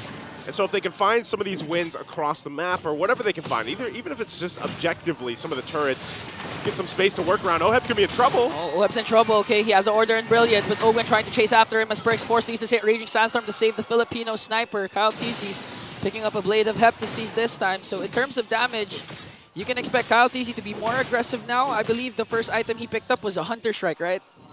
Yeah, okay. Now he's got the Blade. Okay. He's got the Blade of Heptases now, second item locked in. And that's what's surprising. I know by this time a lot of people have seen the Suyo games. That second skill, man, that Soul Sever hurts. So now that he locked in, this Blade of Heptases too, depending on how he approaches some of these fights. Hold on. Oh, Perks forced to use that flicker. Now he only has the Raging Sandstorm. He doesn't have the Raging Sandstorm yet, as he used the quick Sand Guard. Falcons APBren making quick work of the second turtle, not giving a chance for MP the King anymore. And I think Perks wants to go in for the clash. Okay, Falcons APBren redirecting their attention to MP the King. Will they be able to find him? Okay, they're just going to clear out the minions up top. All right, so they got that. Right now at this point, FCAP comfortably ahead. They got a lead. They're building up on it.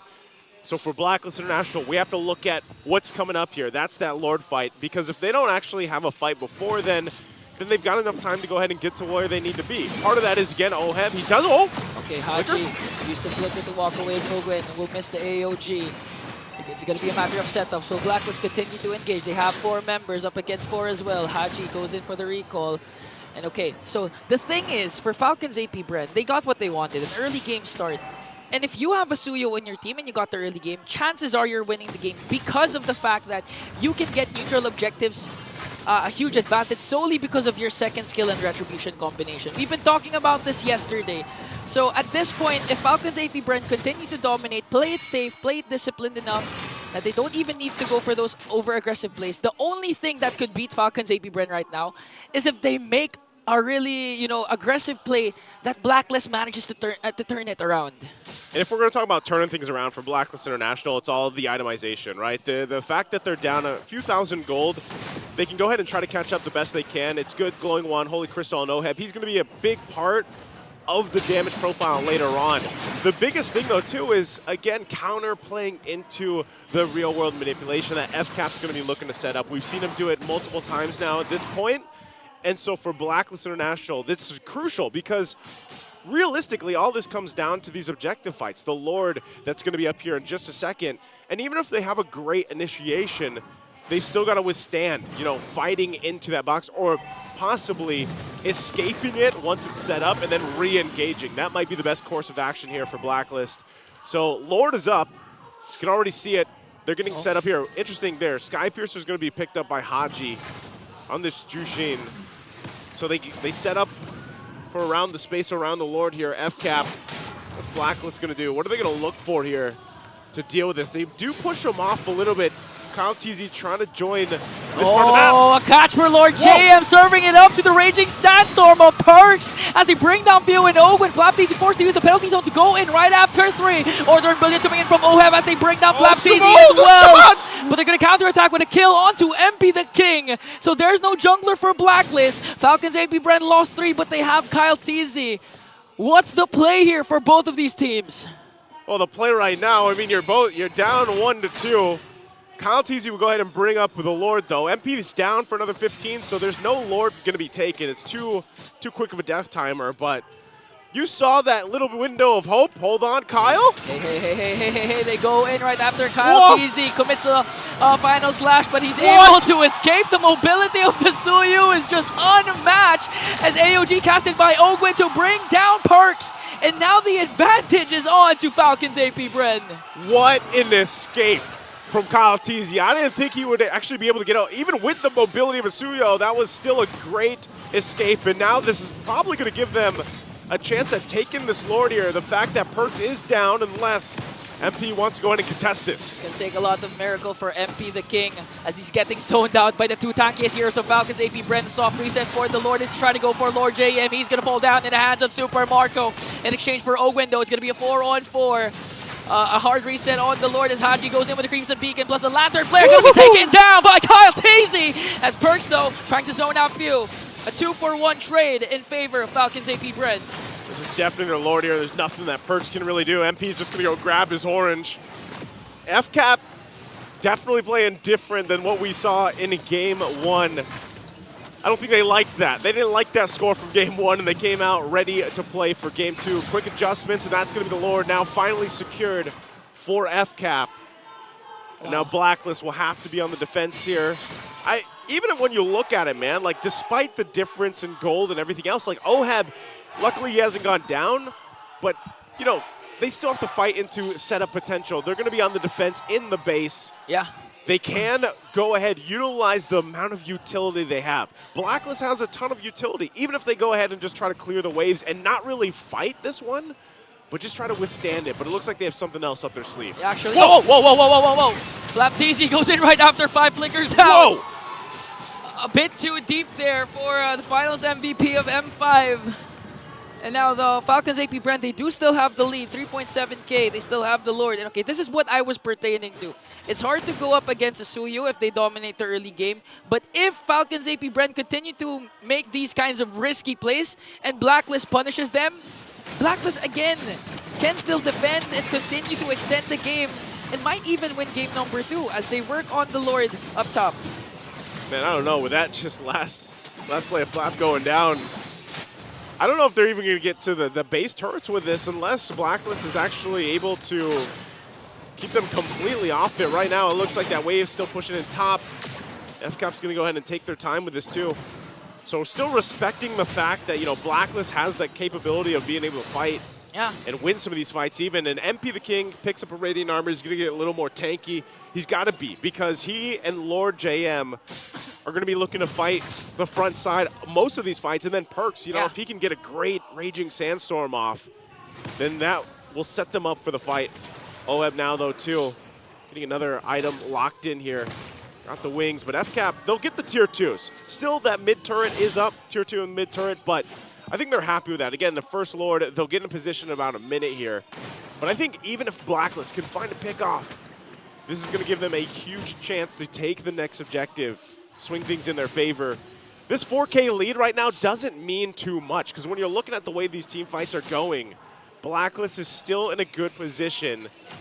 And you're seeing how fast they can actually take someone down from FCAP if they're a little overextended, if they're a little too pressured on this enemy side of the map right now. So even for the purple, you know, they gotta at least put some pressure. Yeah, but I do agree with what you mentioned a while ago, that in terms of kit, Blacklist needs to utilize whatever they have. But with Falcons APBren's lineup, again, they have 3 major ultimates that could be used aggressively in team fights and even for just pickoffs if they wanna, if they manage to find the proper target. Because as the game progresses, these kinds of ultimates becomes more valuable, becomes more vital to your success. And with that case, Falcons APBren, they do have a lot more kit, a lot more AoE crowd control that could be used especially when it comes to the Lord dances. So Blacklist right now, they actually are pressured to get the pickoffs, maybe set up by Haji or by Perks or by Lord JM.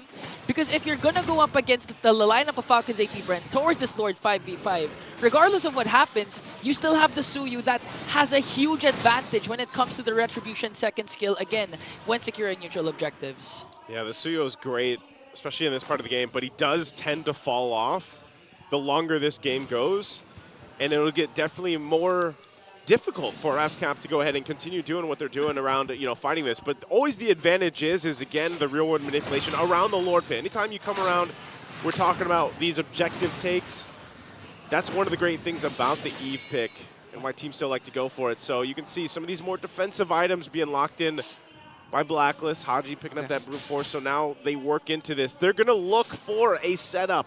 And you can see the positioning here. Part of this, again, is Lord JM. If he can get that final slash they're looking for and they get an immediate kill, that'll be huge. There it is already. The seal being used. The clock is ticking for Blacklist. Finds it out. There's a huge slow push ensuing onto the bottom lane. Falcons APBren can extend this Lord Dance and force a reaction from Blacklist, or they can go ahead and try to burst it down. Okay, they're going to make Blacklist react though. Lord JM goes in with the final slash, connecting onto Tuple, the Raging Sandstorm. A lot of immortalities being popped here. Flap easy counterattack to the final penalty zone. Lord JM, MVP King, Perks goes down. Goodbye. Haji is the only one left. A beautiful initiation by Blacklist, but there you said it. Falcons APBren, they have a lot of kit to re-engage. They have the economy lead. Haji with the Crimson Beacon out. Will he be able to defend this though? There are a lot of minions up against 4 members. Look at Super Marco pushing with his Salmon Force. They're clearing out the minions. Haji has no more chance to defend this. And we will go to a game number 3 because it's 1-1. FCAP, huge adjustment from game number 1. I want to bring the series 1-1 for now. It's best of 5. They showed up for this one. Big adjustments, good play this time around. Blacklist showed some fight, man. Even in that last fight, they utilized that final slash that I was talking about, but unfortunately, not enough. It's a 5-game series, I forgot. Yeah, I was like, we're going to a game 3 no matter what. Hang on, Yes, so hey, let's go ahead and throw it over to Rock Hard and Leo. See if they're also excited that we have a game 3 upon us.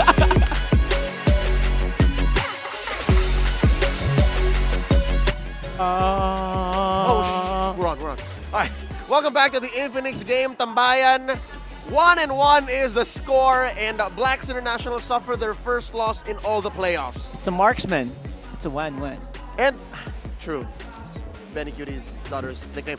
And if that's what it took to actually give Blacklist their first loss, an Eve, a Suyu, and Falcons APBren playing out of their mind. Game MVP there, of course, Super Marco. Bulletproof performance, 4-0-8.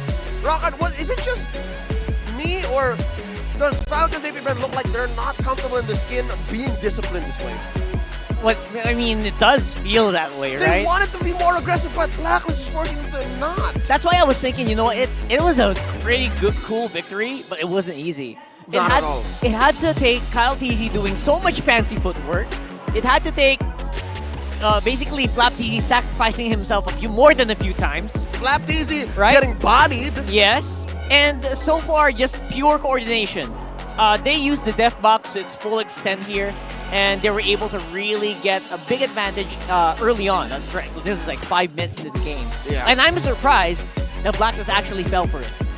I mean, number 1 was never go in the def box. Yeah. But they still, I don't know, it felt like, we can take him. We can take him inside that def box. Let's fight. And they were really punished heavily for it. Again, even in the regular season, as they were ramping up to the form that they are in now, Blacklist, their main specialty is team fighting. Yes. They're so good at team fighting. And I'd rather not think that they fell for it, but they leaned into it. They went hard into it. Like right here, they fought into it. That's how you beat an Eve lineup, no? Is it not that you welcome the fact that the Eve is stationary, so you try to kill her as quickly as possible? As our good friend Trex would say, just walk up and smack her. Walk up and smack him. But he said that about an Odette, but here in this case, it should be the same principle. But again, the way Few played this Eve, I retract my... Is there a previous statement here Yeah, that we have? obviously, if you listen to what we were saying prior to the game, I didn't like the Eve. I mean, the Eve I doesn't have a. blasted the Eve. It has a bad record. I'm not gonna lie, right? I think you kind of know in the back of your mind that, oh my goodness, a team picked an Eve. Oh my goodness, a team lost. Those are the correlations you have with an Eve. Yeah, it's a right? bias. So I understand it. I was actually having reservations as well. They just made it work so hard. And again, looking at this lineup, if you're Blacklist, you know their win condition, man. So it's interesting that they were so confident in their own play that they went for it. Eyes on the Big Four here. The farm on Marco, the assists on Ogwin, of course, the amount of damage perks took, the damage that he dealt. Something to note, Clapped Easy. Did you see that he built a War Axe? That's interesting. How often do you see a Terizla build a War Axe? That gives you kind of like this unexpected amounts of damage and sustain Suddenly. as well. Yeah. Is it just me? Because I don't see Terizlas build War I think Axe most at all. Terizlas do build into dominance more. Dominance, Radiant, like all of the defensive items, because really your job as a Terizla is to body and to Stay alive. zone. Yeah. Yeah. I guess it kind of adds to the layer. I guess if you think about it, Fuse just not quite enough here. Yeah, they were sharing the damage dealing The load, and yeah. utility, which is interesting because maybe that's FCAP's key to beating Blacklist, is because they know the Blacklist is a strong Ube team. And to break the Ube, you gotta melt the Ube. You gotta melt it. And you deal with that with the penetration that the War Axe brings. And again, it's not something that teams will expect. You know, you're right. Teams will not expect to see a Terizla and see, oh my goodness, where's my HP? Why is this 70% already? I mean, given he didn't deal that much, he's number 5 lowest for FCAP. But he dealt it when it needed the most. yeah, so in hindsight, that might be the principle. So folks, if you would try to decide to build a War Axe in your ranked games with Terizla, or even in a scrim, in a tournament that you're playing locally, yeah. Maybe. Think about it. Consider that. Consider if you're fighting against a team that plays very similar to Blacklist. Especially a team that kind of just wants to stay alive, like this lineup here. If you look at Blacklist's lineup, it feels like they just don't want to die. They want to dash out, they want to regen, they want to lifesteal sustain. Even their mage soaks up HP. Their gold laner here. Their mage core, yeah. It hides out under a brilliance of light. So they technically shouldn't have died a lot. Which I could have sworn was going to be Falcons APBren's Achilles heel. If they could not kill Oheb, and if the snap of a finger burst coming in from the Suyo and Harith wasn't going to be enough, yeah, they would fold to Oheb's Lunox. Didn't happen. Didn't happen. Let's see what else we saw in that game as we throw over to Midnight. Well, Falcons APBren equalizes the series against Blacklist International with their own Ube strategy. Ano nga ba ito? Ating pag-usapan dito sa ating analyst stand. Nga ba si Midnight, and we are going to be breaking down here the item choices and the timings as well of Falcons APBren. As you can see, majority of the objectives went to Falcons APBren. It was in their favor. Not because of Blacklist's lack of contention capability, but because of the power spike and the timings of the composition of Falcons APBren. Makikita natin na by the 5th minute mark, nandun na yung aggression ng Falcons APBren. It was continuous from their side. It was because of the timings of both the Suyu and the Harit. Doon lumabas yung kanilang objective-taking capability. You have the Zaman Force, you have the damage output as well, and Blacklist International, all they had was the early game alpha jungling speed. After that, they didn't have enough catch, they didn't have enough team fight power to fend off against Falcons APBren. That's why you see the tower takes and the turtle takes continuously just come out of Falcons APBren, and nag-snowball na rin yung kanilang gold lead dito. Every minute nadadagdagan sila ng 500 to 800 gold in terms of their net worth. Now, looking at the item progression here, you can see na si Oheb, he rushed the Holy Crystal to have the damage output necessary to take out the heroes on the side of Falcons APBren. But when the time came for both Suyu and Harith to get their items, both the Starium Sight, Feather of Heaven, as well as the Hunter Strike and Blade of Heptasis, doon na natin nakita yung pag-arangkada or yung group up potential or group up capabilities for the side of Falcons APBren. Continuously moving around as 4 with Flap TZ and Q initiating the team fight and the re-engage coming up from open. It really allowed Falcons APBren to sort of deal with the lineup of Blacklist International. Also, maganda i-mention dito is yung mga Oracle pickups that came out from Falcons APBren to add more magic mitigation against the Lunox and the Zushin pickup of Blacklist International. Smart choices and also smart game movements, smart map movements as well from the side of Falcons APBren, and was really what allowed them to win versus Blacklist International. Now, before we move on to game number 3, let's talk to one of the players of Falcons APBren, Flap TZ. Nasolve namin ngayong regular season is yung pagiging kampante namin kasi parang nasa isip namin lagi na walang makakatalo sa amin, ganun, pangit naman yung ganun. Kaya yun, ialis na namin yung ganung mindset at mas nag-focus kami sa sarili namin and as a team kasi nangyari na rin to dati and alam na namin kung paano lagpasan yung mga problema namin. Problems that you're problemating. A wake-up call because that's how this series started, right? Yeah. FCAP landed into this best of 5 belly up. It was a rude awakening with that 1-0, but now we're sitting at 1-1. Back to that gold lane matchup, the bulletproof performance by Marco, a deathless Harith. Is that the key here?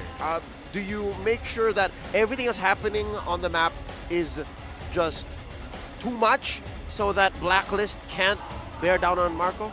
I think it's part that, right? It's partly it.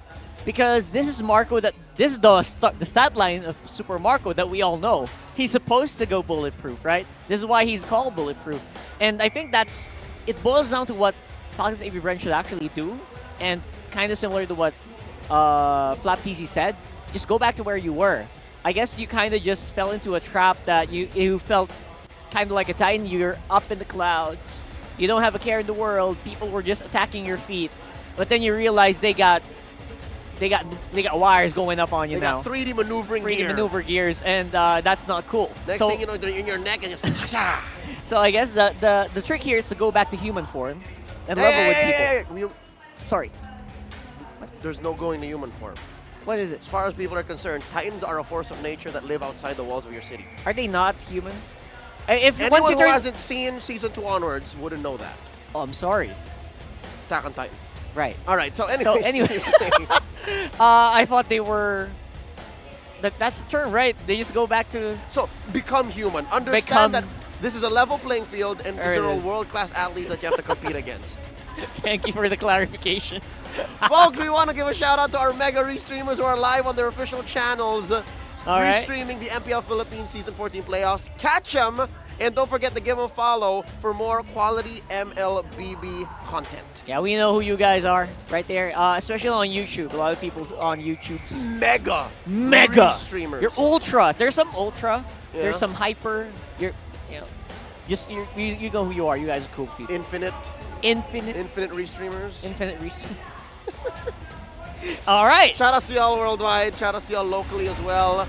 Now we're about to look for our MPL Arena Smart Gameplay Pose winner. Do the Super Marco pose with a charge up. It's an pose? That's the best I can go. Here we go. Let's try. No, with the mouth, sir. With the open mouth. Open the mouth. There you go. There Tilt you go. your head slightly forward. All right. Who's next? He smiled a little bit. Who's next? Who's next? And Who's we're next? looking for a worthy challenger.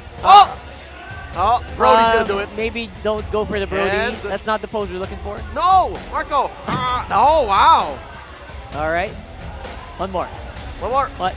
Oh! And who won? He's back. Bro, stop teleporting. This is not a TP back. He's doing the skin. He's doing the TP. You're gonna lose that way. Don't do that. Yes. At least do that part. This guy's winning. This guy's winning. I think he should win. There you go. He won. That's our winner. There you go. Brody wasn't following the rules, dog. Brody, come on. Brody, shame on you. Listen to the. You're not listening, Brody. I mean, he's in the game, so I guess he just. He's in the. He's in a league of his own, I guess. He's a world champion. He's a world champion skin. Can't beat that. All in consideration, talking about Blacklist, what they gotta do to recover, because again, momentum swings over to Falcons APBren. This is just to put into context, Blacklist's first game loss in the whole playoffs. That's right. So now for the first time, they have to go back to the drawing board, back into their huddle, and say, now what?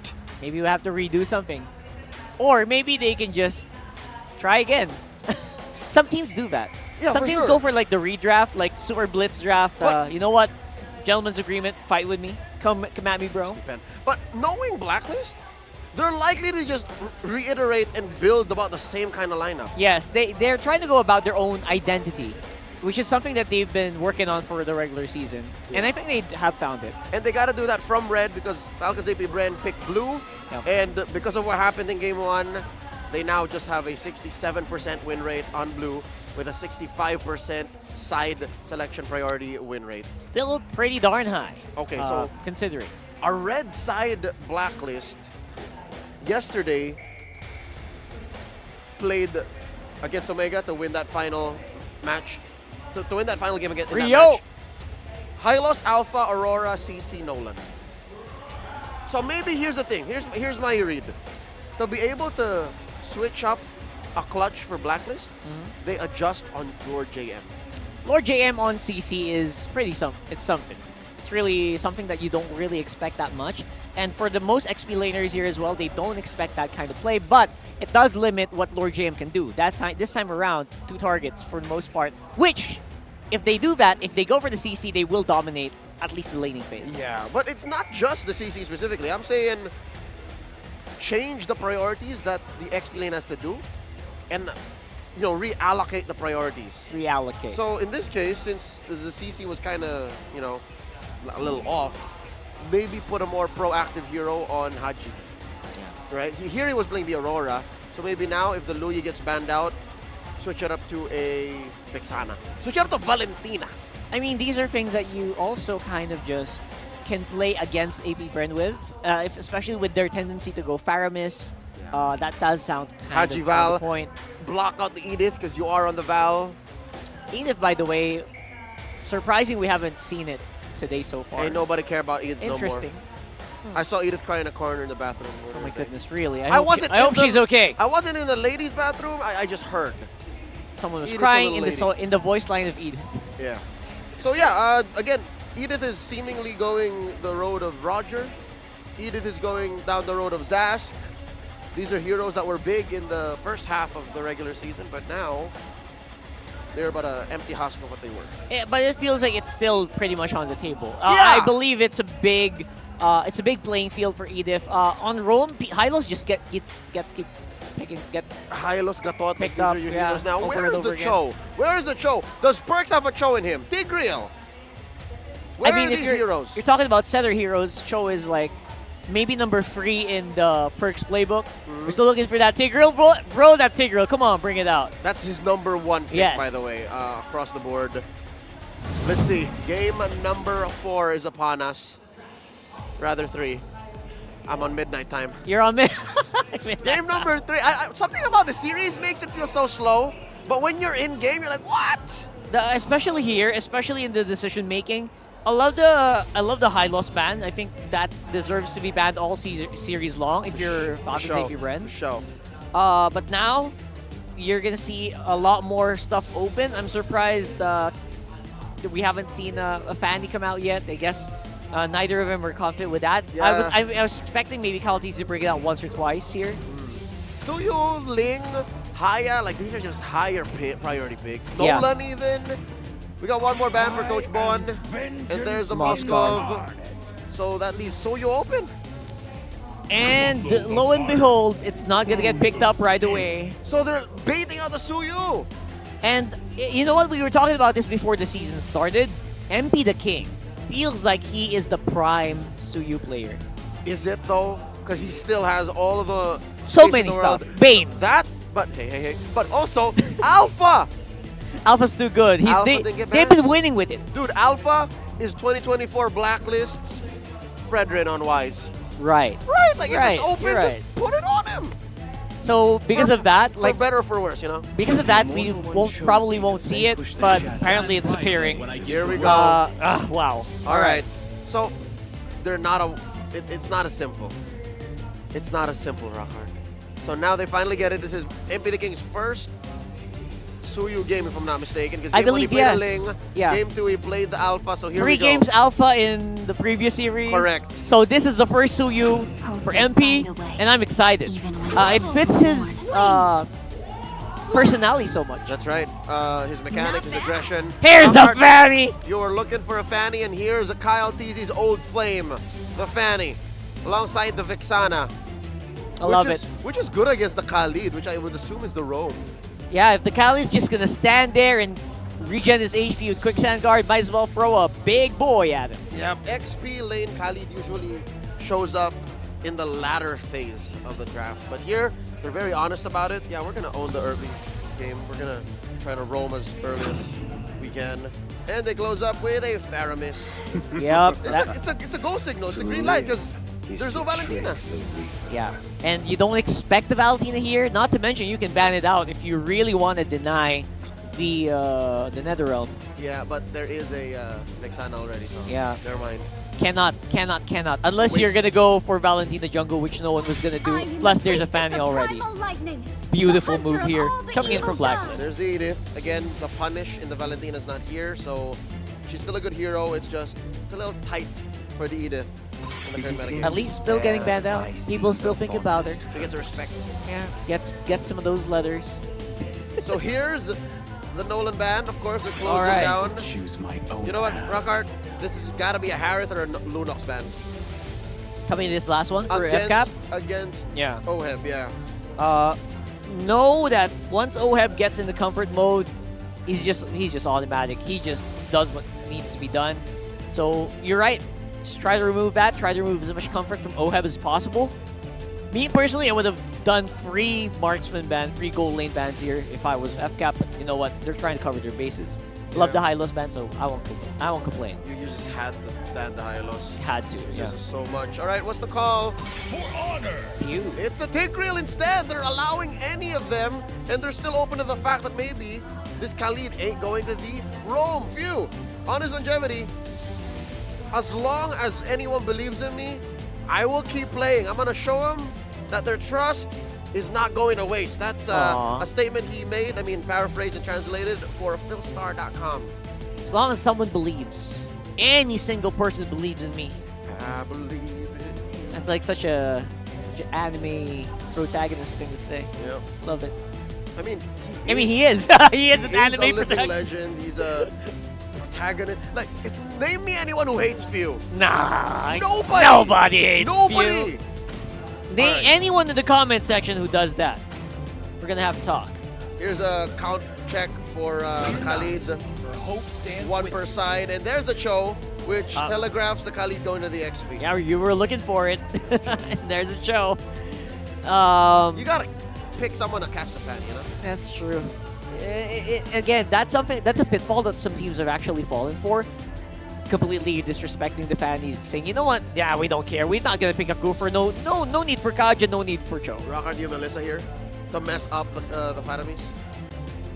Do you Mel? Or is it too dangerous? Melissa can get kind of just two-shot by the, what do you call this? The Suyo? The Suyo, so... But you can go away. You can protect yourself. You can go away, for sure. So, it's up to Super Marco. How confident is he? Melissa's a safe route, honestly. I don't know if they're going to go Brody. It's Claude. Alright. Well, it does the same, Blazing Duet and the Ruby. That's an XP lane Ruby if I've ever seen one. Yeah, same with Melissa. You want a Blazing Duet into the Netherrealm. Yep. And just make sure that your teammates can fight through that shield. Now what's OHEB the pick? He has anything from a Lunox to a Harith. To an Alice. You can Alice if you like. I like the Ruby pick because it very specifically messes up the Suyu. And it denies it for OHEB. Yep, as a mobile jungler. And then the Cho and the Khalid. Like it just stands there. Really good, really good. That's a reactionary pick, but it works for the slot, so why not? Lunox is looking like really good, but the Harith, of course. As usual, we'll forget about the Harith. Because again, you're reading into the Khalid XP, so you put the hero that can just mess up that quick sand guard. Okay, Harith is pretty good. I will I'll say, you know what, Blacklist drafted a pretty solid lineup. It's a pretty few holes on it. It's a good team fighting lineup. Yeah. And for FCAP, they kind of need to pull up some extra movements to make this lineup work. Specifically, keep the Fanny alive and make sure that the Fanny can get away with the early game. And of course, Few. Like, you gotta protect Few. He's the most immobile member of that lineup.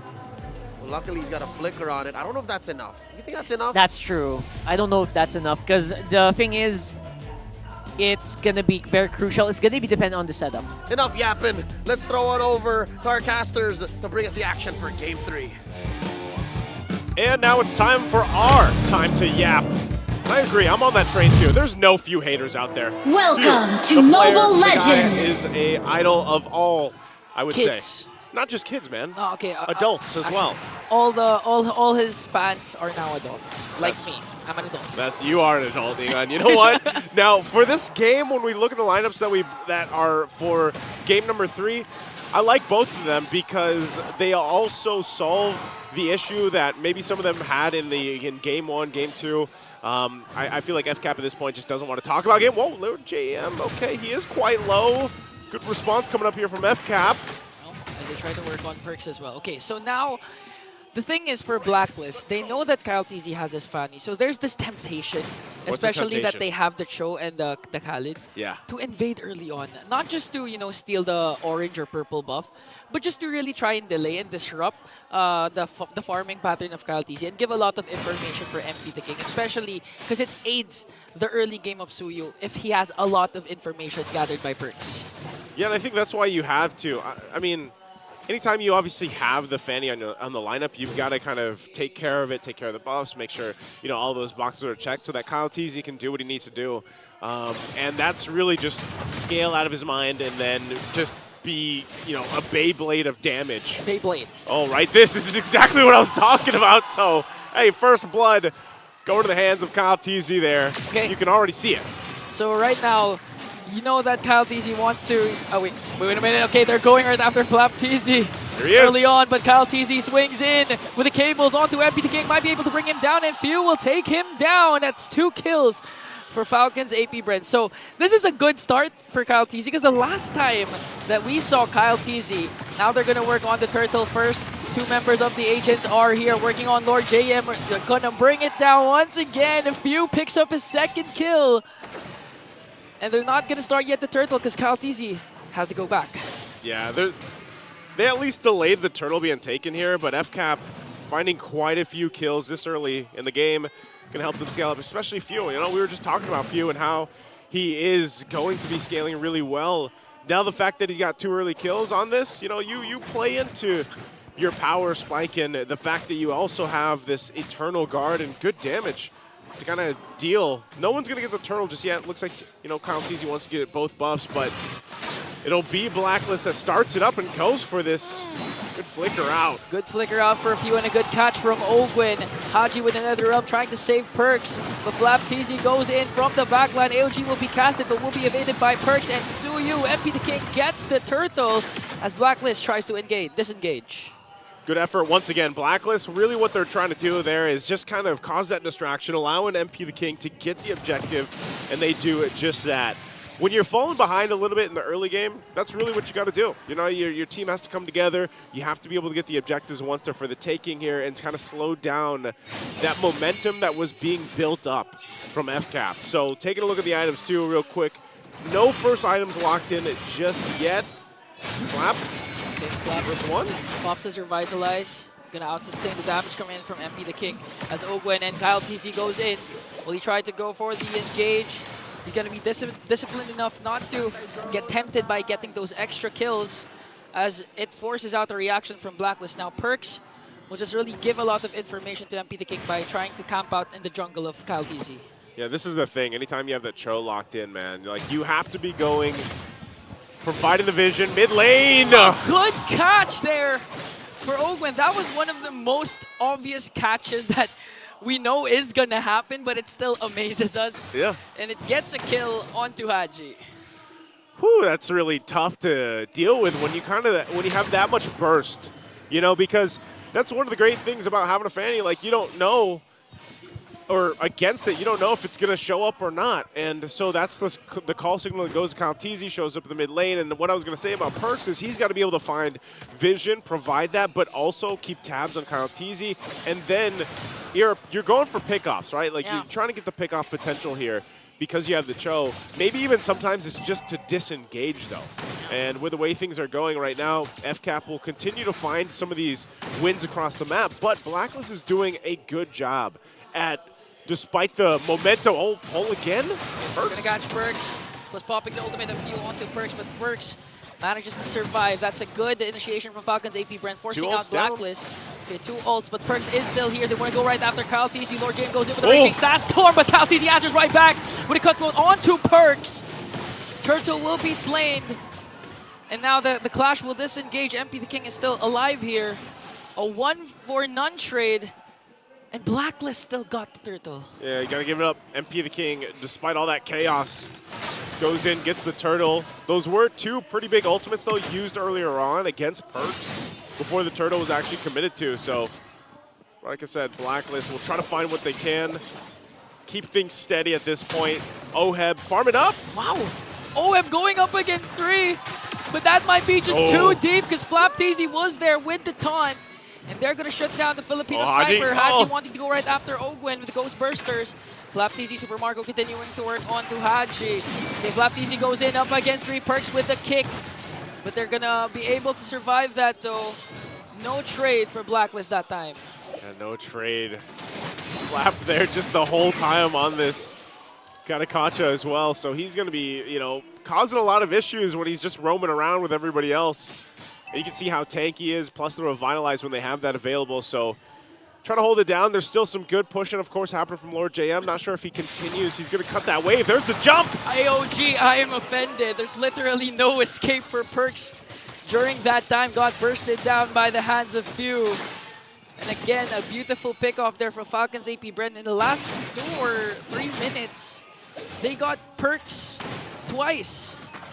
Yeah, I feel like he's having a difficult time. I think you know, like, especially for Cho, it's hard because you're trying to provide that vision, but then sometimes when you get so crowd controlled, thrown up into the air, whether that's Avatar the Guardian or the Eternal Guard, you know, you only got a flicker, and you have the, you know, of course, like you can get out some of the crowd control if you can know, but it's still, when it's layered properly, and that's what FCAP's been doing every time. Perks' job is so difficult here. Oh, beautiful catch once again. But Perks manages to escape. Here comes the Jin Kun 2 flicker combination. Gonna catch 2, but no follow-up yet from the agents. Turtle hasn't been started yet. Falcons APBren has a 1.9k gold lead. Now, the story of game number 3 is that MP the King continuing to get these neutral objectives. 2 turtles under his name. We'll see if that's the same result for this turtle take. Yeah, they're going to fight for it. Blacklist getting in position. Couple shots from Super Marco. Lord Jam will heal back up. Now Perks, he's got the Way of the Dragon. No flicker though, so this is a little difficult as they force FCAP off the turtle. There's the jump though. Oh, Flap. AOG. From FlapTzy as KyleTzy gets the turtle, but Blacklist wants to counter engage. Here comes the Nether Realm plus the Raging Sandstorm. They're going to bring down FlapTzy. Perks with the kick onto Super Marco, but Marco stays alive and bulletproof as Falcons APBren need to retreat. Ooh. Lord JM goes in right after Fihu and brings him down, but a killing spree coming in from KyleTzy as he also brings down Haji. Yeah, at least Blacklist will get something out of that. You know, there was a response there too, though, but FCAP also got that turtle, so still, Blacklist will find those wins where they can, trying to get themselves to be in a fighting position for the Lord. You've only got the Starlium Scythe in the Feather Heaven right now for Oheb. He's got to go ahead and continue to farm up. He's not too far behind Super Marco, so that's okay, but you can see Super Marco's got the 2 items, MP. Okay, 1v1 between the 2 junglers, but KyleTzy doesn't know that there are 2 members here, but still gets the kill onto MP the King. Now, this is a different kind of KyleTzy as Ogwen continues to work on Oheb and Perk. Super Marco goes in with the BMI. FlapTzy is here this time. He still has the AOG. Will they commit this overextension, though? Okay, so KyleTzy, if you could recall the last Fanny game of KyleTzy, there were a lot of almost kills. I know he ended the game 1-0-4 despite his amazing heroics as Perks and Oheb trying to defend their tier 1 tower. Ogwen goes with an I'm offended play, but Perks dashes out. Now, going back to my point, Kyle TZ this time is a different beast. He ended that game, the last Fanny game, 1-0-4. They won. Yeah. Luckily, because Super Marco was Super Marco, doing just Marco things. This time, he's starting out strong, 4-0-2. Not a lot of almost kills, because this time he gets the job done. Gets the job done, but a lot of that too. Kyle TZ, oh, again? Whoa! Oh, okay. Forcing out the salmon. Oh, look at Flap TZ. That's a follow-up you want from your finals MVP. Good kill onto Oheb.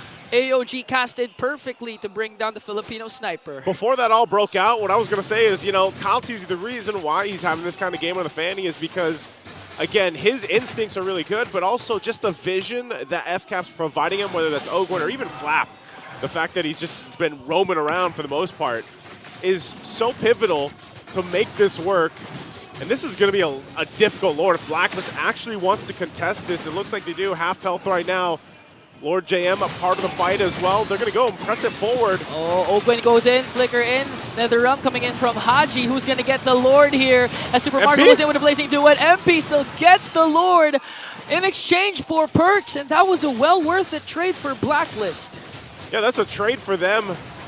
And even so, I got to say it, MP has been doing a good job at locking down the objectives with the Retribution, but for FCAP, they'll continue to at least get some turrets if they can. They got to deal with this. They'll clear it out really quickly. Their lineup's good for even on a defense if they end up there. Yeah. But this is a good step in the right direction for Blacklist. It's just how do they capitalize on this, or is it just going to result into, you know, merely nothing? They might get a turret, maybe the mid lane tier 1 if they can, but expect FCAP to hold on to as much as they can. Even so, Super Marco, he's at the point where, you know, he can clear things really well with just the Blazing Duet. So finally, tier 1 top side will go down. Lord's already worked on.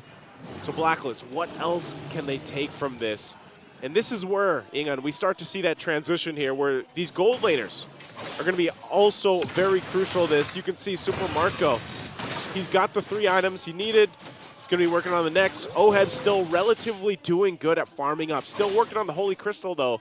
And I feel like once that comes online, then these objective fights could get a little dangerous for FCAP if they fight into it. Because, again, NetherRealm is also going to be great. No matter how many times Haji dies, NetherRealm's value is always going to be playing a part in those fights. Yeah, especially since we all know that Kyle TZ, once the clash starts, he'll go in late entry, but he's gonna lock onto Oheb, and Oheb alone. Might go for MP the King if ever there's Lord objectives, but we've seen this yesterday with a lot of Fanny plays, how Hayabusa plays wherein the jungler during a big clash just literally goes for the gold laner, then goes out, and that's their job. Their job's done. If they can go for more kills, great.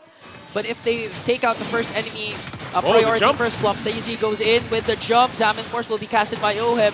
And Perks with the kick. But Oheb's going to fall down. View as well. The clash is still going. Kyle TZ goes in for another kill. Brings down Perks in exchange for Flap TZ this time. Ogwen still here. Super Marco as well. Goes in with the BMI. Locks his target onto Haji, forcing Haji to walk away. If only they were able to rotate a little bit faster and be part of that fight a little bit sooner.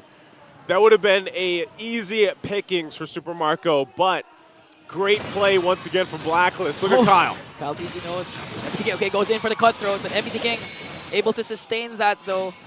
Luckily, he was in his immortal state, wherein he has extra additional damage reduction, and with that play, he's still able to get his orange buff. It's gonna be fine, but you can see, those windows for Blacklist International, they're there. The fighting potential is there as well. I think this still goes to it, you know. Perks has to be part of that equation where is he going to be able to get a pick off for them or at least get the kick in the right direction. You know, that's part of it. Sometimes that's what the game comes down to for these choke picks, because once you go in with initiation like the flicker combination we're used to seeing.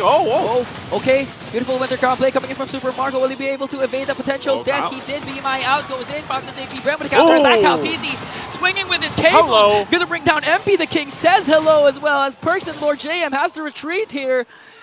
And you thought when Super Marco was in trouble, don't forget, he's bulletproof. He's bulletproof right now for this game, but man, that was a whole lot. Could have gone worse too for FCAP, but good sweep in, and now they're going to work on this Lord, MP the King. Jungle's still down for Blacklist International, so they're going to try to delay this the best they can. I don't know if they just want to give this up. Kyle TZ working on Lord JM. Quick Sand Guard is there. And still no MP the King. A conceal coming in from Falcons APBren. Ogwen, will he be able to catch him with the I'm offended play? Flap TZ tries to zone out Perks. Here comes Haji. Oh, okay. Kyle TZ gets the Lord. Might be able to take down Perks as well. Super Marco with the blazing duet. A double kill. Netherworld coming in from Haji, but is it going to be enough though? Because Kyle TZ is here swinging with the cables. Plus the cutthroat to bring down OM. Kyle TZ still alive. Ogwen catches him and brings down MP the King. MP wanted to go for the Queller, but Ogwen's like, no, sir, you're not. I'll catch you. Again, it was a good attempt. Blacklist really was trying to delay that Lord just maybe another, couple seconds than MP, but it was unfortunate. They did not buy enough time. They tried even with the Raging Sandstorm from Lord JM, but FCAP played around that really well, and now they'll get a ton of turrets and space to work around this Lord. So Blacklist will go ahead and clear this one out. But they're going to try to hold on to as many base turrets as they can, but it's whittled down already in the mid lane. Super Marco manages to get another inhibitor down bottom. So one inhibitor turret left for Blacklist. They do have a turret up top, second tier turret. And Falcons APBren really just displaying how their chemistry has been building up all throughout the years. You've seen it, Kyle TZ, they're able to make him go crazy, 905 KDA, and the moments that you thought Kyle TZ or Super Marco was going to go down, Ogwen or Flap TZ is going to make a play to make sure to save their damage dealers. Again, Flap just being that front side. Him and Ogwen both doing a ton of work for the front line of FCAP, whether that's going to be a taunt with the Unbreakable or a pull from Ogwen with the I'm Offended. Right now, that's such a big, obstacle to get over if you're Blacklist International. And why they're kind of just dealing with this. I mean, look how far Oheb has fallen behind. He was keeping up with Super Marco for the longest time, but of course with the kills that he's gotten for Super Marco, he's even got a winner's crown now. He's pretty much locked in. Malefic Roar, too, is what's really difficult. Again, Blacklist International, their tankiest guys up in the front side are just going to get, just deleted because of the fact that you have Super Marco unleashing with the Malefic Roar, has that armor penetration. And so you have to rely on a couple different things for Blacklist. If they actually decide to go in with Lord JM, just for the purple. Perks goes in with a cheat gun flicker play. AOJ as well. Raging Sandstorm, all the ultimates being casted, but Ogwen with a beautiful seconds kill to keep Blacklist there. Double kill coming in from Kyle TZ. Now the chase is onto Lord JM. 5 members of the Bees. Lord JM trying to keep on weaving, trying to buy enough time for the agents to at least extend the game, but Super Kyle is here with the cables. He's gonna miss him though. Lord JM is Come on, Lord JM! Oh, he's still alive! You can't catch this wave, buddy! Serves his way out of harm's way. Oh, man. Oh, quick sand guard just to charge up once again. It bought enough time for Blacklist because Perks will eventually respawn. MP the King has a beautiful position here, but gets spotted out by Flap TZ. Now Kyle TZ's mad. He wants to go right after Lord JM. That's the real Lord for Kyle. Lord JM, not the second Lord. Lesson learned, guys. Don't chase a Khalid in your own games as well, because you're most likely not going to catch him or take him down. Oh, again, initiation, but looks like it's going to be a disengage.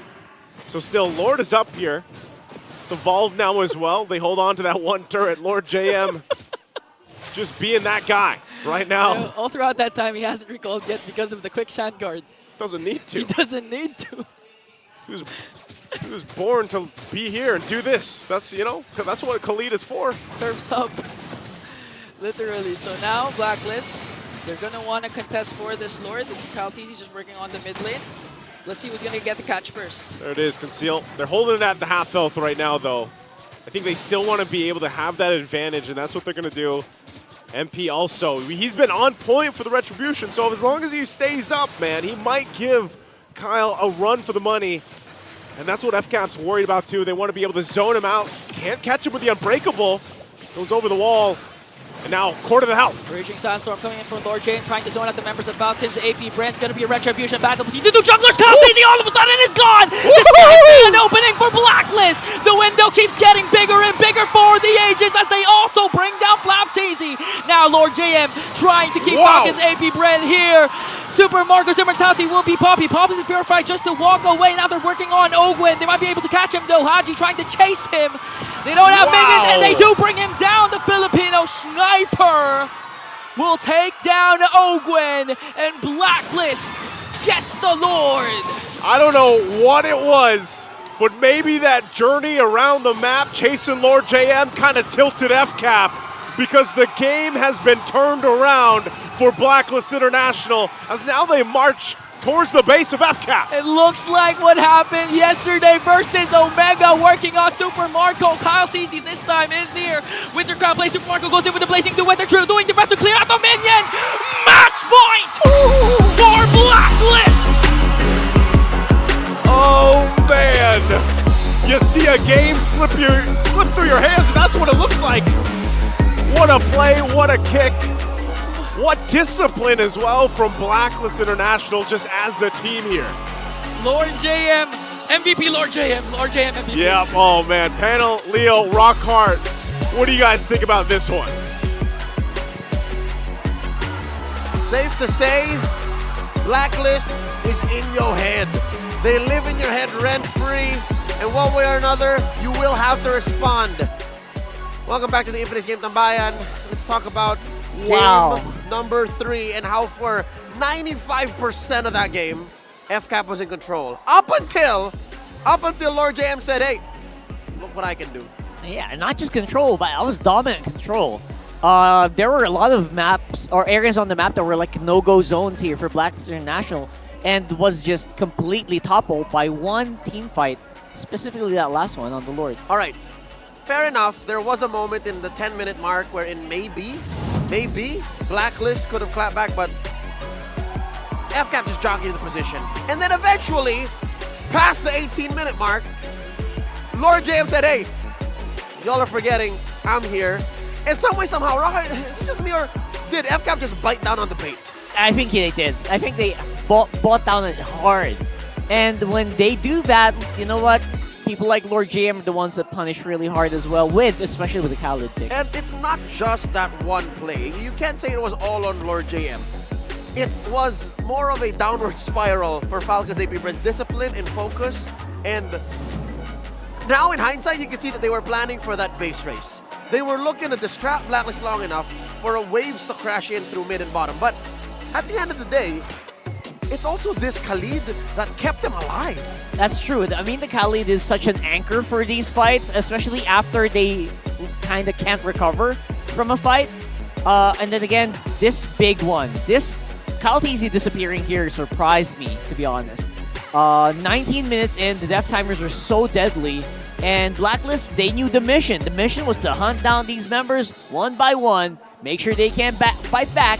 And it doesn't matter if they have an exposed base, there was no way FCAP could fight back. That's an international I love you from Lord JM. See, look, the story will tell itself via the numbers, man. 21-9. A huge amount of gold went through that shutdown on Kyle Teasy, hence why 57K to 58.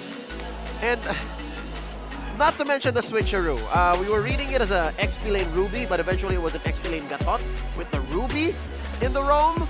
And this was all good up until the point it wasn't. Up until the point where even the team fighting may have gotten obscured to the point of the Lord playing a role.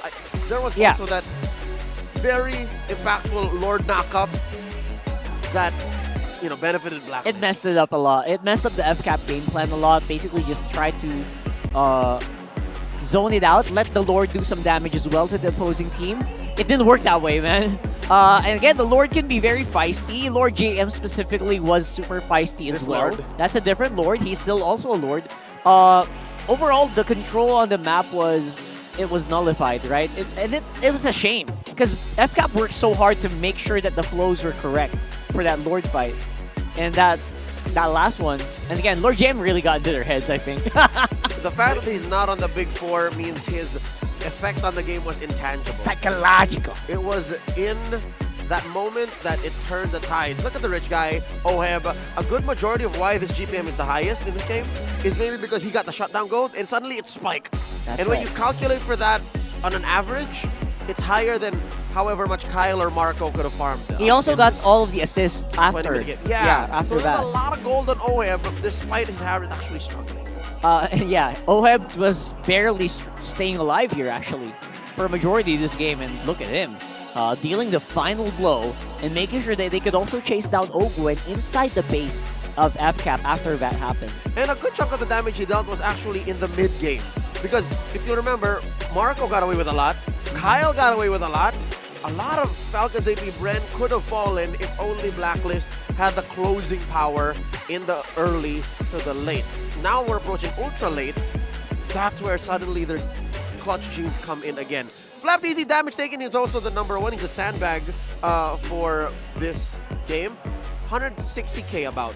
He's number one in damage taken in the whole league. Yeah, I mean, this is his job. No surprise, right? The way that Flapteasy plays is pretty much in your face each and every time, and he picks the exact heroes that needs to be picked in order to do that. So, you know what? Lord JM is catching up. Perks as well in that last one was a huge sacrifice for Blacklist International to make sure that, you know what, MP the King could still do some really crazy stuff, make sure that Oheb stays alive like as usual, and Haji keeping the team together while all the chaos was happening as well. A good half of Blacklist efforts were to not lose. Let's not lose for the first 17, 18 minutes. They're playing not to win, but not to lose. And that's right. Sometimes what you need. You know how they say playing not to lose is inferior? No, that's what they needed to do at the time. Because FCAP was so dominant. But right then and there, when Lord James said, hey, I got them on me. I think I'm in their heads. Let's go. They just needed that little nudge from the Lord. Yeah. This Lord and the other to go for the win. It was the second part of that one. But what we were saying that you don't always have to play to win. Sometimes you just need to know which battles to take. You just have to choose which fights to go for. And FCAP went for a fight they could not win. They can't even start it against Lord JM. Yeah, and they were doing that. They started that fight in a weird position where the rest of Blacklist are already surrounding them. Yeah, and they were giving up map space that could have been taken care of if they let go of Lord JM. Wow. So now the question is, was that a big blunder? Could they have done so much better?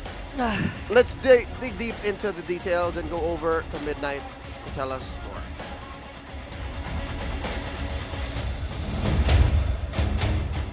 Blacklist International is 1 point away from dropping the world champions to the lower bracket and 1 point away from advancing to the semi-finals. An amazing game from the Agents in game number 3. Welcome back to the Stand. Ang happened sa Midnight, and let's break down what happened in this game. Well, as you can see, Falcons APBren, majority of this game, they had total control.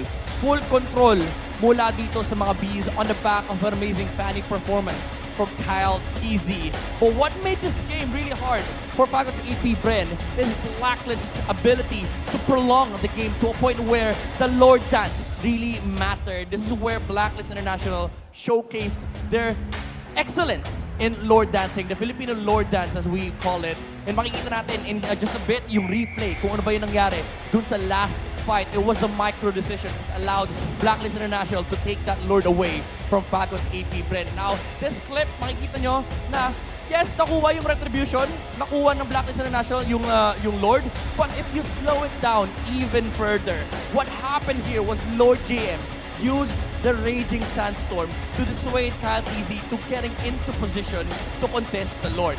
And when it came down to the wire, when the retribution was needed, nandoon yung sipa ni Perks. Perks was able to set up, find the Fanny in the perfect position because of what Lord JM did. And right after that, pinakita ni Lord JM yung ultimate bouncer experience naman. Zinown out niya yung Falcons APBren. He didn't allow anybody on the side of Falcons APBren to be able to fight and re-engage versus Blacklist International. Key decision-making here for both sides. Again, Raging Sandstorm dissuading Kyle TZ to get into position, and it allowed Perks to find the Fanny with a flicker kick. And you know, MP the King was able to secure the Lord for Blacklist International. And once again, Lord JM on the outside of the box here of Blacklist International, zoning out the remaining members of Falcons APBren. Even Super Marco was not able to find his footing back to that team fight. Excellent Lord Dance performance coming out from Blacklist International that allowed them to net a win on game number 3. Very, very incredible decision making, very incredible position, and an amazing game altogether from the side of Blacklist International. Those key moments are what allowed them to steal the game away from Falcons APBren.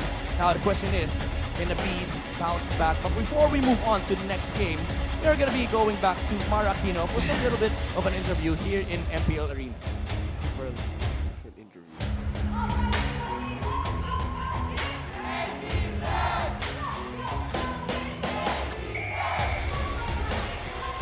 Wow, ganda na, no cut. Single take. Panis. The drone power. Is that AK? Oh. Hello po. Is that Hayes? Sobrang hype po and sobrang intense dito sa venue. And talagang makikita mo kung gaano ka-passionate or gaano kamahal ng mga supporters, yung mga teams. Kasi kada situation, makikita mo pag may errors, pag maganda yung result, makikita mo dun talaga sa mukha nila or sa reaction nila. And sobrang sarap sa feeling. Dito mo mas ma-appreciate yung esports sa mga venue na ganito, sa mga event, na talagang sobrang sarap maging part ng industry na to.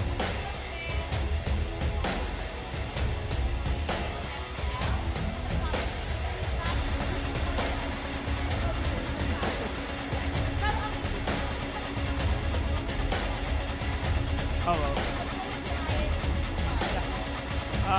207 lang naman. So, maliit. Jungle po. Talagang simple. Ling.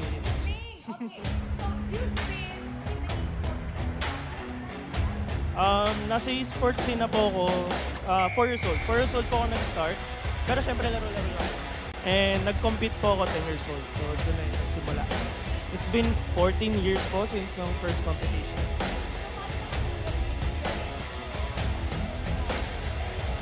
Siguro yung sa sobrang tagal ko na rin po kasing ginagawa to. And syempre may mga matututunan ka na eh. Yung una kong natutunan, yung learn to accept defeat with grace. And syempre yung kung paano ka magiging focus sa laro. Kung paano mas makakatulong sa performance mo pag mas minahal mo yung laro mo. So yun yung mga tinuturo. Mindset po na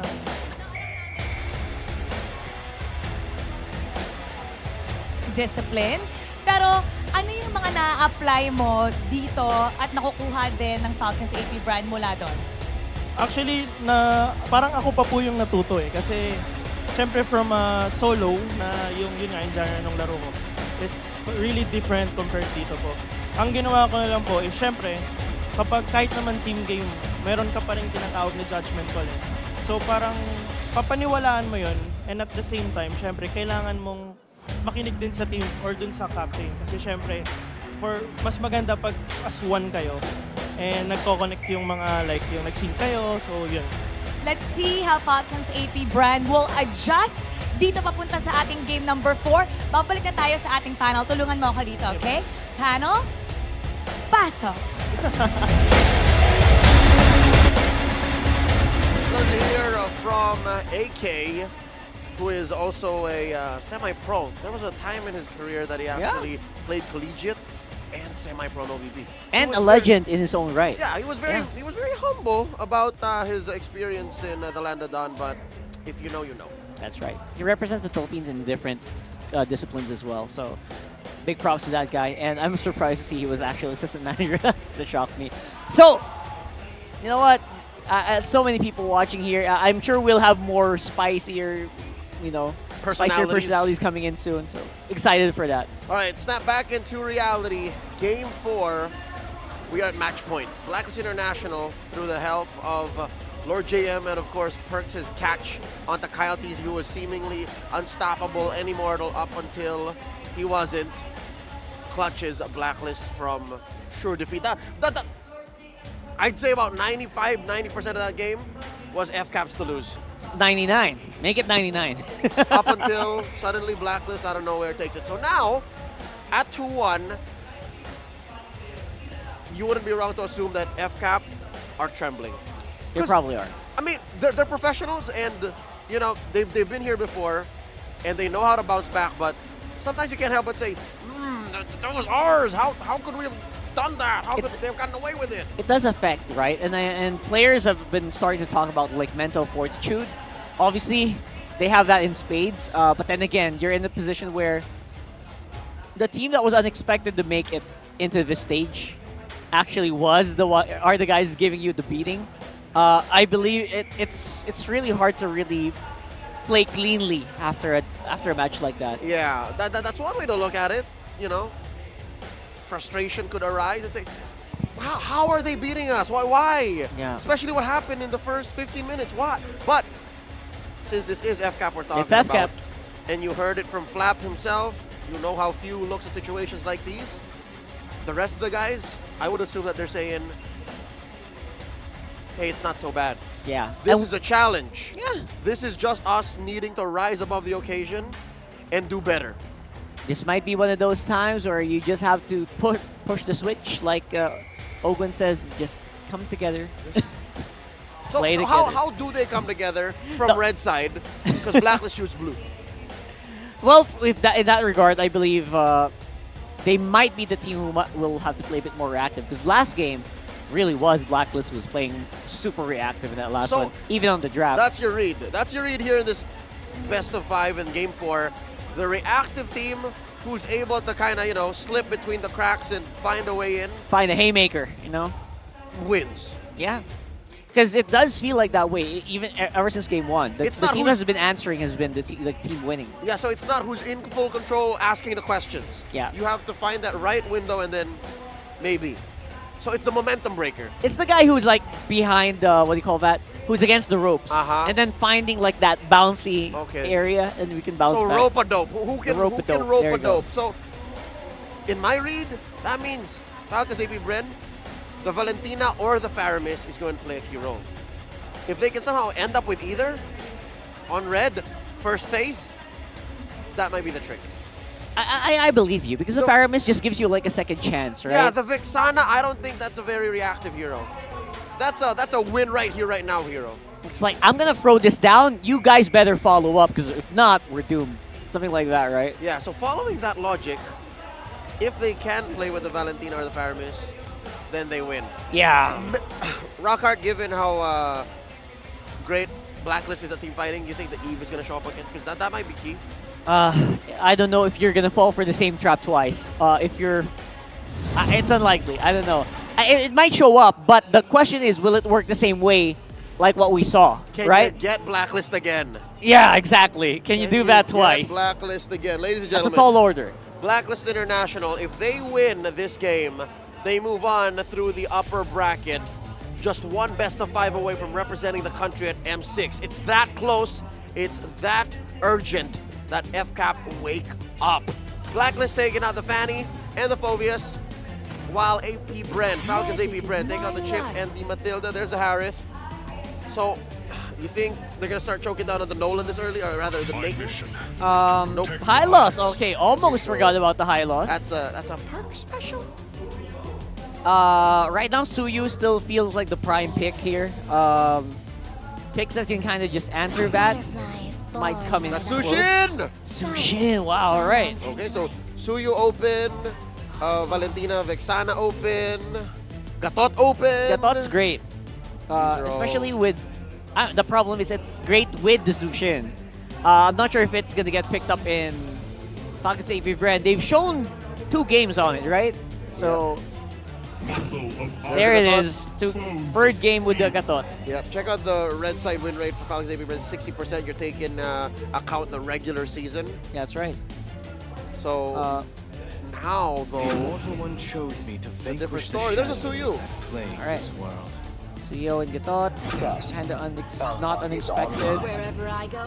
That's And the this Alpha is Rafaela. Woo! They didn't even blink, Rockhard. They just said, you know what, Alpha, I saw that coming, but the Rafaela this early. Last time we saw Rafaela, which was yesterday, Game 3 against Smart Omega, it was in the last 2 picks. It was a big haymaker. It was something that you really can't really plan for. This time around, they probably can.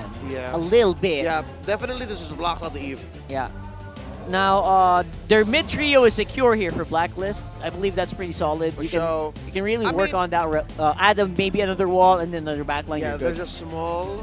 chance that maybe this is an XP lane alpha, but no, knowing MP the King, knowing Blacklist, that's it. Easy on take it. And Blacklist is one team that's not known to disrupt what works. What? Wait! No way. Didn't we just talk about Logic this before the out the draft? window. It happened yesterday. It's the same thing. It's the same trap. Did they lose in that one? Am I remembering wrong? Didn't they even lose in that one? I mean, it's a mechanical. It's a mechanical interaction, right? You have the real-world manipulation. And you walk out with the heals. You have the prism, you have the crystal, and you just walk away with the heal, Yeah, heal and speed up. There's not even a discussion, right? Am I ye of little faith? Are we blasting this Eve too soon, man? We might be. Well, here's the Bruno ban, the combo to the Rafaela, and then the Arlott to put into the real-world manipulation. It still feels like you have to go marksman here, so Carry might be the one that you're looking for. Yeah, Carry Eve. Yeah, Carry can kind of just blast through the Gatot, blast through the Eve pretty quickly. Oh, Rafaela. Marksman. Yeah, for sure. Yeah, definitely. 100% it's going to be a marksman here for Blacklist. So Carry is good. Claude is good. Yeah. Although the Claude doesn't need the movement speed boost. Pretty good on its own. Yeah. Maybe that will open you up for the Rafaela to go other places. That's true. Yeah. Not. The Rafaela's going to play role, man. I mean, like go to other lanes and help out other lanes. Yeah. Yeah. All right. There's the Moscow. I didn't think the Moscow was still left open. That's one good marksman right there. Yeah. So what does Falcons to do here? Do they take the carry? Sand rises when I give They take the Khalid! Oh, Khalid on Rome again. Yep, likely. It was on the XP earlier. When the body suffers. So there's the Benedetta. Oh, God. Blacklist is just going to be in your face, man. They debuted this pick yesterday. All right, what's a great marksman to play into an Eve Khalid lineup? Big box again. Someone with range, ideally? Ixia? The Ixia here? No, Ixia's it's too much. pretty okay. You don't have appeal, though. Beatrix. Beatrix is safe. You can kind of just walk around, dash around. You have a dash, yeah. But then again, if you get caught, yeah. Beatrix Melissa. Come on, Dexter. It's Claude. He goes for the safe route. I would do that as well. Full on dive. Yep. So now they have all of the choices. It's got to be a marksman, though. It's got to be. It's way too much magic damage. So many considerations as well. You're thinking about, what if a Vendetta chases me? What if an Alpha dives onto me? Yeah. What if the Zushin jumps in and starts to choke me out? Yeah, hear me out, Mia. What? Because we opened with a Mia yesterday. I mean, it's worked in other regions, yes. No. But honestly, Lunox is the safest. If you're not gonna go marksman, Lunox or Alice is safe. okay, so Just so you don't die. Your damage profile is going to be very It's magic spread out. Yeah, you're magic out. But there's a Clint. I guess an APBren pick. Very unorthodox. Yeah. But it seems like they're ready for this. I don't think FCAP would ever bring out a draft that they are not 100% confident Went out with a lot. That was a long discussion, by the way, on last pick. They really drew it out. For sure. The Clint on Super Marco. Let's look at the numbers. It's not looking good for FCAP. Feels like a band-aid, that last one.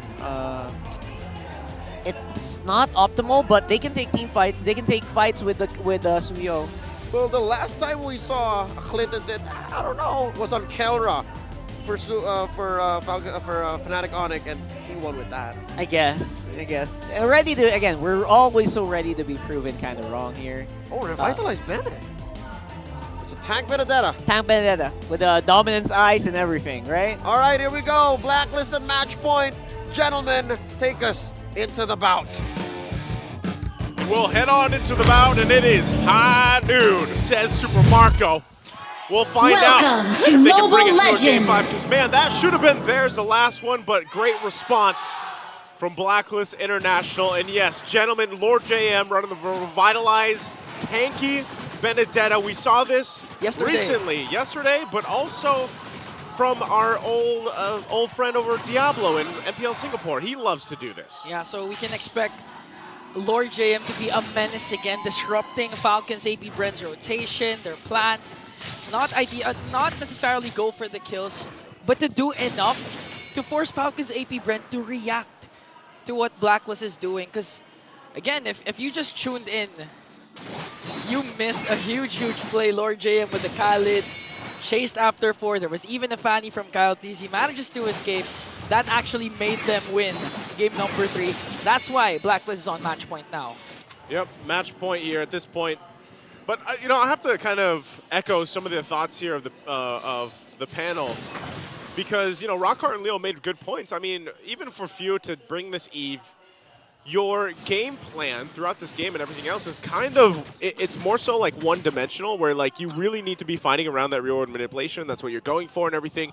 And yeah, even with Rockhart, what Rockhart said, like, I feel like Super Marco was almost in a position where he just ended up picking this Clint, and they got to make it work, because look at this, before the turtle breaks out. Okay, they're going to try to make it work. Lord JM manages to escape. Flap TZ just goes in with a quick sand guard. That was 4 members of Blacklist trying to burst down Falcons APBren. So, okay, the last time that we saw a Clint, as the panel mentioned, was with Kellera. And Kellera shocked the world, proved the haters wrong, that Kellera is a good pick when push comes to shove. Kellera's a good pick, or the Clint? No, the Clint there you go, in Kellera's hands. Kellera's always a good pick, but too. what I mean, enabled Kellera, yeah, by the way, yeah. But what enabled Kellera to activate the Clint early on was a huge dominant start from King Kong. So that means Kyle TZ, if you really want to serve up Super Marco, eventually lead his power spike, he needs to step up and get those early game kills with the Suyo. He does, and I guess, you know, in a way, that's really what you are going for anytime you even have a Suyo in your draft, right? And I think that's why also for Blacklist International, they went with that whole, let's just kind of extend these team fights, let's go and heal through a lot of this because they have the Rafaela. Not only that, but even the Revitalize will help them.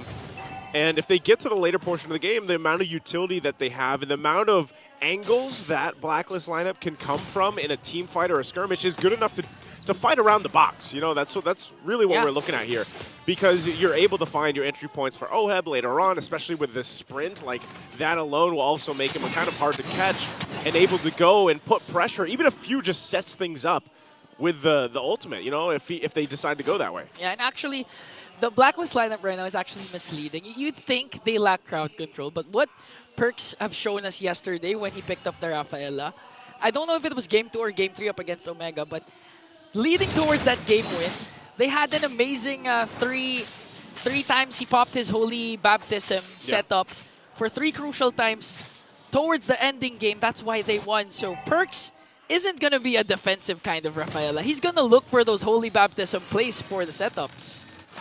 Yeah, be a little aggressive here for Perks.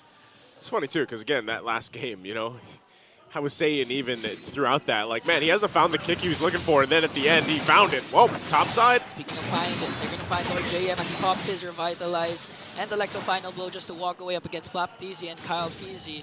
So that's a resource down when it comes to the second turtle. So Falcons APBren, okay, they know this idea, they have this information as they try to work on Lord JM again. And this is what we were saying a while ago. Lord JM, he's not going to go for those kills. He just really wants to disrupt the formation and the pattern of Falcons APBren. He wants to, but right now he's just going to go up. They might have to give this up because of the fact of what FCAP just did. And it looks like they'll do just that. So Turtle for the taking here. FCAP will secure that one.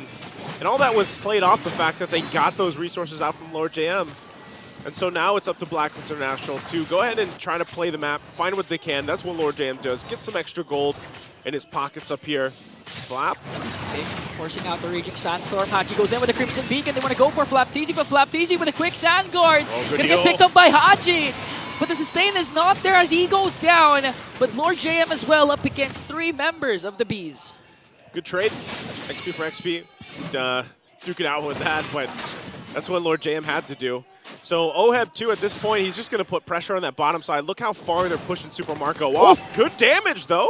The grenade bombardments and the quick recall coming in from Super Marco is just too much. MP the King dangerously low and brings him down. A Few picks up the kill, but Blacklist answers by taking a turret down bottom. Yeah, I'm not sure if, you know, again, that was the call they were looking for. That Spear of Alpha didn't land, but, you know, MP the King ends up saving Perks at least, but they do get a turret, so they convert that. You can see the gold between the gold laners. It's pulling ahead for Super Marco at this point. He's going to get the turret in response too, but everything else, everywhere else, except beside from Few, because he's got some of those early kills, they're getting that lead that they need, you know, and they're building up for it. Lord JM got some extra gold ahead of FLAP, but ultimately, it's nothing too crazy that Blacklist International cannot handle before the next objective. So really what you want to keep your eyes on is where is FCAP kind of putting the pressure? What are they looking to lock down? If that means even just battle spells or ultimates and not necessarily converting a kill, I would say FCAP's happy with that on just getting the 3-for-3 turtles and not even having to fight because, again, they have an advantage with the lineup that they have around objective takes, and Blacklist will always have to look at a way to go around it. The only question is, do they have enough firepower at this point? Mid-turret tier 1 going to be worked on, but it's cleared through by Lord JM with the elective final blow. OHEB will still stay top side, so it might look like Blacklist will just give up this third turtle here unless MP can do something, but it looks like he's going to be too late. Cross-map play for Blacklist as they try to go for Flap TZ and the tower again. Haji with a lantern flare, but Flap TZ remains unbothered. OHEB's going to successfully take down the turret, but okay, they're going to look for OHEB and they managed to find him! Recall! How many milliseconds left before OHEB saves himself, but Flap TZ, quick thinking, manages to find OHEB. Yeah, good pickup there, too. And I mean, Haji been flickering out to the other side of the bush. He's like, it's got to be one of us, man, you know? So it ends up being him. FCAP will go ahead, still building up on that lead here. And so really, you're looking at the items. Do they have enough? Does Blacklist have enough to win some of these fights? And, you know, not just yet. Endless Battle now picked up, too, by Super Marco. They want this tier 1 mid, but Lord JM continuously using that ultimate, the elective final blow, to clear out the minions. OHEB needs a little bit more time too. You know, if you look at the main damage dealers, he needs time to build up because Super Marco with the Clint pick is hitting that damage spike way sooner. Look at that, already a couple shots only. Oh, okay, Lord JM goes in trying to zone out 3 members of Falcons APBren, and I do agree, not just a couple of times, a lot, OHEB needs a lot more time to farm up. And they can actually do this. This is like what happened during game number 3 where Falcons APBren was in full control. Then 2 crucial plays rather, turn things around for Blacklist. So right now, in terms of team fights, they can actually handle the damage that Falcons APBren is going to give, especially when it comes to the late game. Because again, Perks has this Rafaela. Now the question is, will the setups connect for Falcons APBren, for Flap and for Ogwin? Because if it doesn't, it might be a different story for the agents. And that's the difficult part of it for Blacklist International is, you're not really going to be the ones to initiate a fight, like, unless for some reason MP the King ends up getting a, you know, Spear of the Alpha setup. Perks does have the Holy Baptism, but, you know, earlier we were saying, what if he's a little more aggressive? Well, this time they've got to adjust to what the lead is doing for FCAP right now. So if he's going to do something now, he's got a Flicker available, he's got the Holy Baptism, and they start up the Lord here. They're going to have to contest this one, it looks like. We'll see if they can pull it off. Half health right now on the Lord. FCAP in position. They'll take their time as well. And even with that Flask of the Oasis just being picked up here by Perks, that should help a little bit. But MP! Oh, they're going to get bursted down. MP the King pops his Spear of Alpha just to walk away. It looks like Kyle TZ will secure this Lord. Flap TZ goes in with his own real world manipulation is here to bring down MP the King as well. Few picks up the kill. AOG going to connect onto no one. Blacklist was able to evade that. Now Ogwin might fall down and has the 3 agents. That's a trade Blacklist got. But Kyle TZ, Flap TZ going for the backline, cutting their exit route, working on Perks. Few is going to come here now. Flap TZ has to walk away because of the damage of Blacklist. So Falcons APBren did a very good job of not just zoning out Blacklist, but also securing the Lord and getting a kill onto MP the King.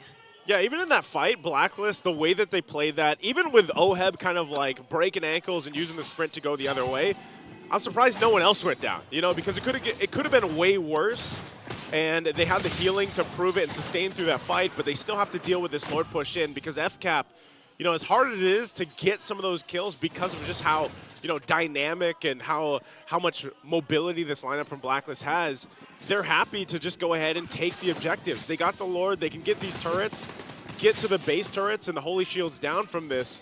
So they're almost in a position where it's like, hey, Blacklist, you've got to do something against us. Otherwise, we're just going to take all your turrets, and then we're going to take you to Game 5. So Blacklist trying to hold on to what they can. Oh, Kyle TZ goes in with the stun onto Lord JM, forcing out that electric final blow, but Lord JM remains alive. And now Falcons APBren, their minions are pushing, popping the Holy Shields. Blacklist needs to defend this. They're not going to lose any inhibitor turret. And I do agree with what you're saying. But wait, okay, here comes Lord JM, goes in with the electric final blow again onto Ogwen. Pops is revitalized. Here comes the counter attack coming in from Flap TZ with a raging sandstorm. AOG gonna connect onto every single agent, but Oheb picks up the counter kill. Ogwen's gonna fall down. And that's the thing, they might re-engage off of this. FCAP on the retreat. They don't have Ogwen.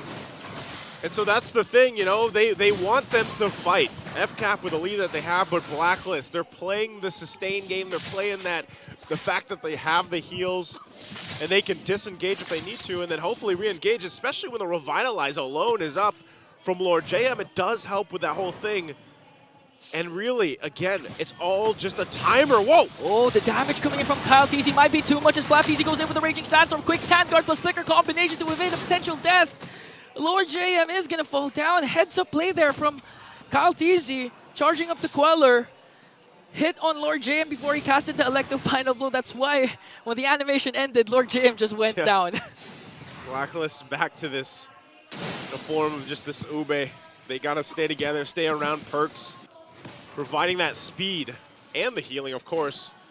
And it's all, you're playing for Oheb here. You're allowing Oheb to get the farm that he needs to hopefully have that changing blazing duet that will help them win a team fight. Haji picking up Sky Piercer, win a crown 2 for MP the King as they want to prep up for this Lord dance, this Lord shuffle. They got to get in position. MP the King's got to be tanky enough too that he doesn't get picked off himself. Takes quite a bit of damage just from the Lord alone right now. So pressure, if they can, on the side lanes. Flap will have to deal with that.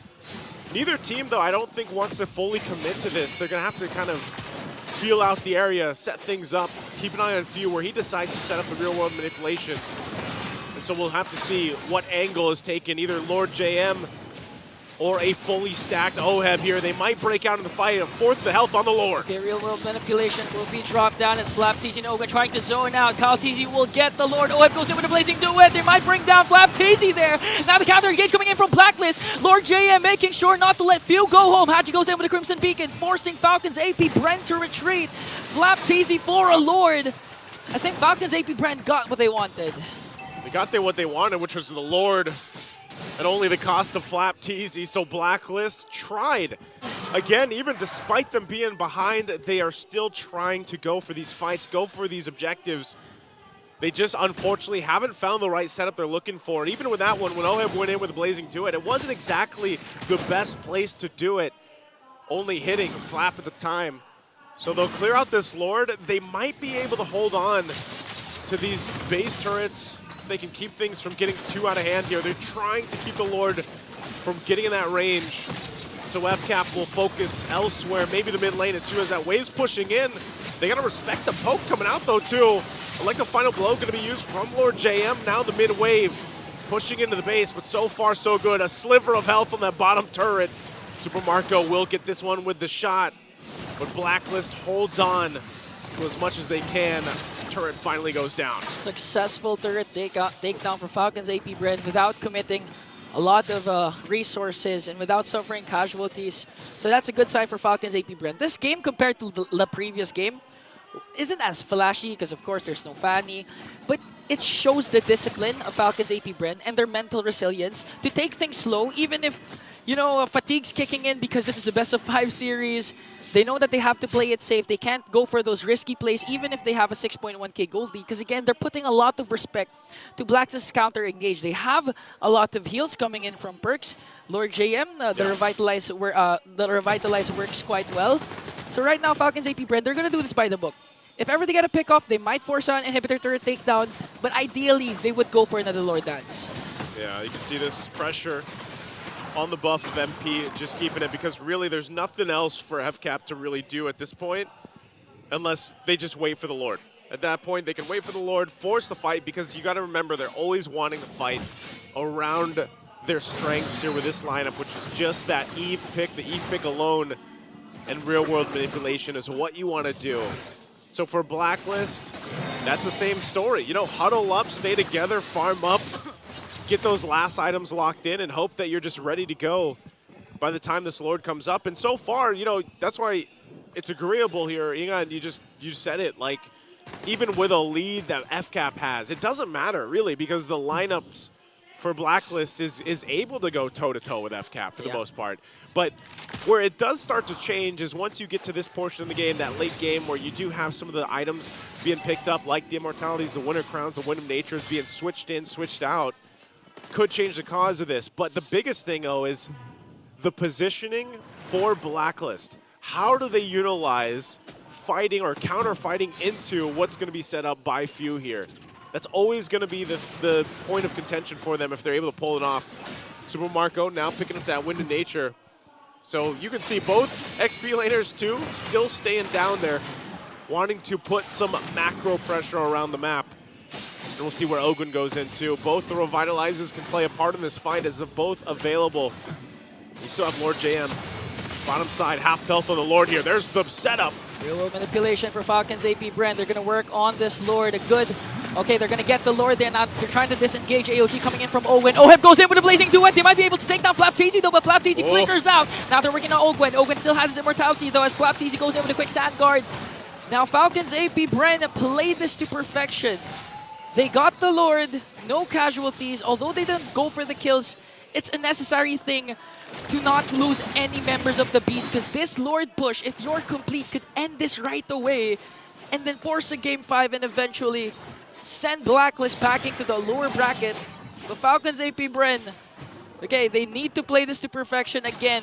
A good push, not getting picked off before the Lord comes in, and looking at the items.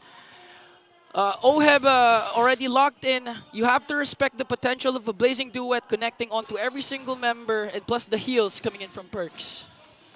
They'll approach the base here. Lord on the bottom side. The focus of FCAP top side. They're going to try to clear this out right now. Good clear, though, from Blacklist. Still working on it. Mid-turret as well. Flap front side. FCAP can't jump into the base, too. Blacklist will work on the Lord. Next wave pushing in the mid. FCAP looking to take these turrets down. A couple of immortalities and defensive items available to them. But Blacklist still just healing through. A lot of even the poking coming through out on the outer edges. Right now, that top turret's going to be worked on. Okay, they want to engage, they want to zone out Blacklist, they want to go for the inhibitor turret, and they will successfully break it down. Okay, goes in with Spear of Alpha, though they're working on the clash. The counter engage coming in from Falcons APBren as they get MP the King. Oheb goes in with the Blazing Duet. The killing spree coming in from Haji. Few's gonna fall down. Flapteezy though trying to soak up the damage. Lord JM on for the chase. They know that they can do it. Flapteezy might fall down. Another kill coming in from Haji. They're going for it. Super Marco pops his Purify, but Lord JM making sure there's no escape for the Bulletproof. Lord JM trying to cut off the exit route of Ogwen. It's just Ogwen and Kyle Teasy. The Falcons APBren, they can still defend this. They have a lot of minions. They have a lot of turrets. They got a lot of space to work around with, but you got to give it up for Blacklist to stay together, to keep calm and a cool head. And now, this is the biggest switch in momentum that they have here. Whoa. 7 seconds before Few comes in. Ogwen doing his best to work on the minions. Here comes the ult. Winter Crown also will be popped. Ogwen just trying to zone out the remaining members of Blacklist. AOG will be casted. A successful defense for Falcons APBren. But again, the determination, the resilience of Blacklist. Man. And that's why I was saying, Ingon, I was saying this minutes ago, it doesn't matter the type of gold lead that FCAP had. You saw it unfold there. Blacklist, with the items that they already locked in at this point of the game, you know, you're 19 minutes in, it's all about their positioning. And the way they layered those entry points. Again, MP jumped in first, right? He got some response from FCAP, and then later, Oheb came in with a Blazing Duet, able to hit, you know, multiple members, and then the follow through even from Lord JM. So now they've got a little bit of an advantage here if they can work with it. FCAP though, they're not going to want to just give this one up. Half health on the Lord, the fight. They're going to pick up Ogwen. Ogwen doesn't have his immortality.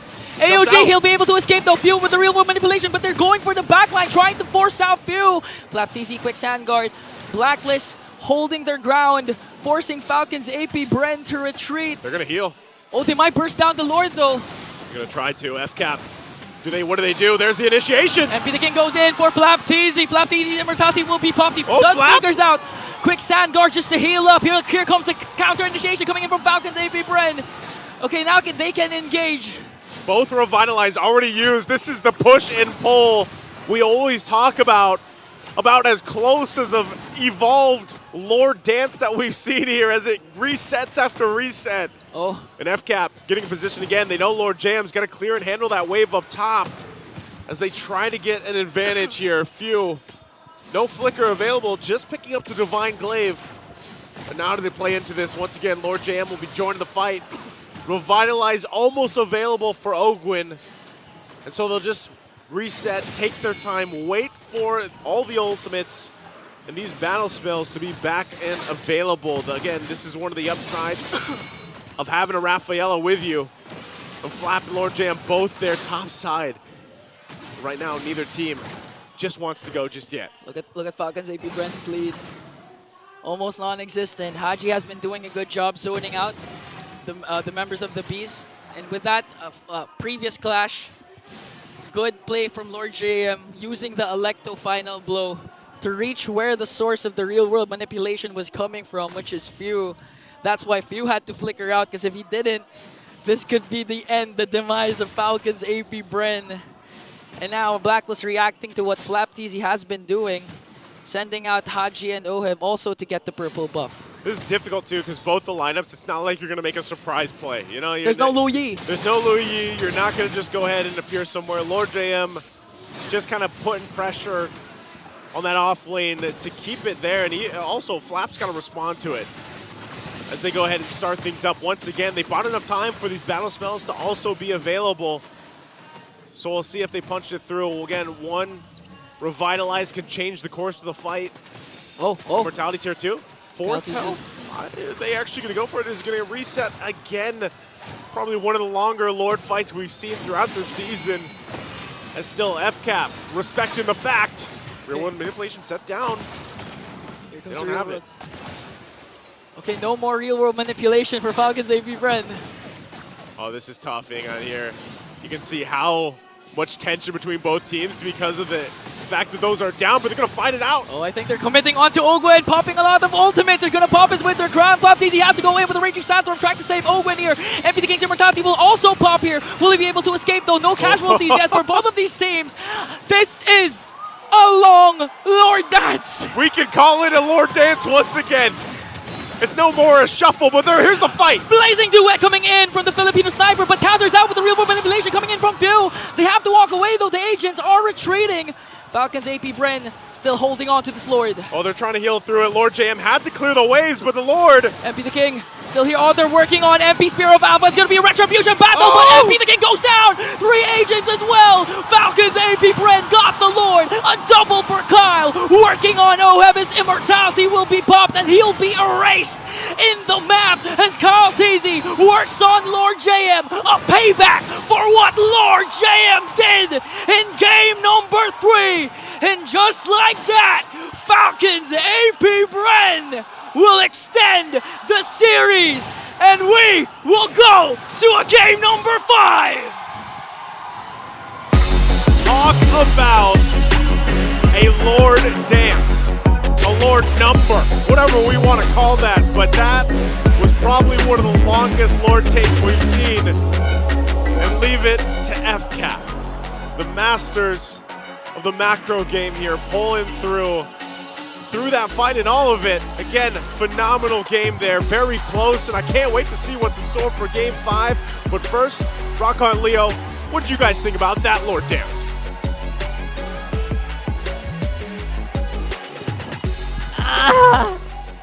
I don't know. What was that? I don't know. What was that? World-class MLBB at its finest. Oh my goodness, all right. I am physically spent. Whoa.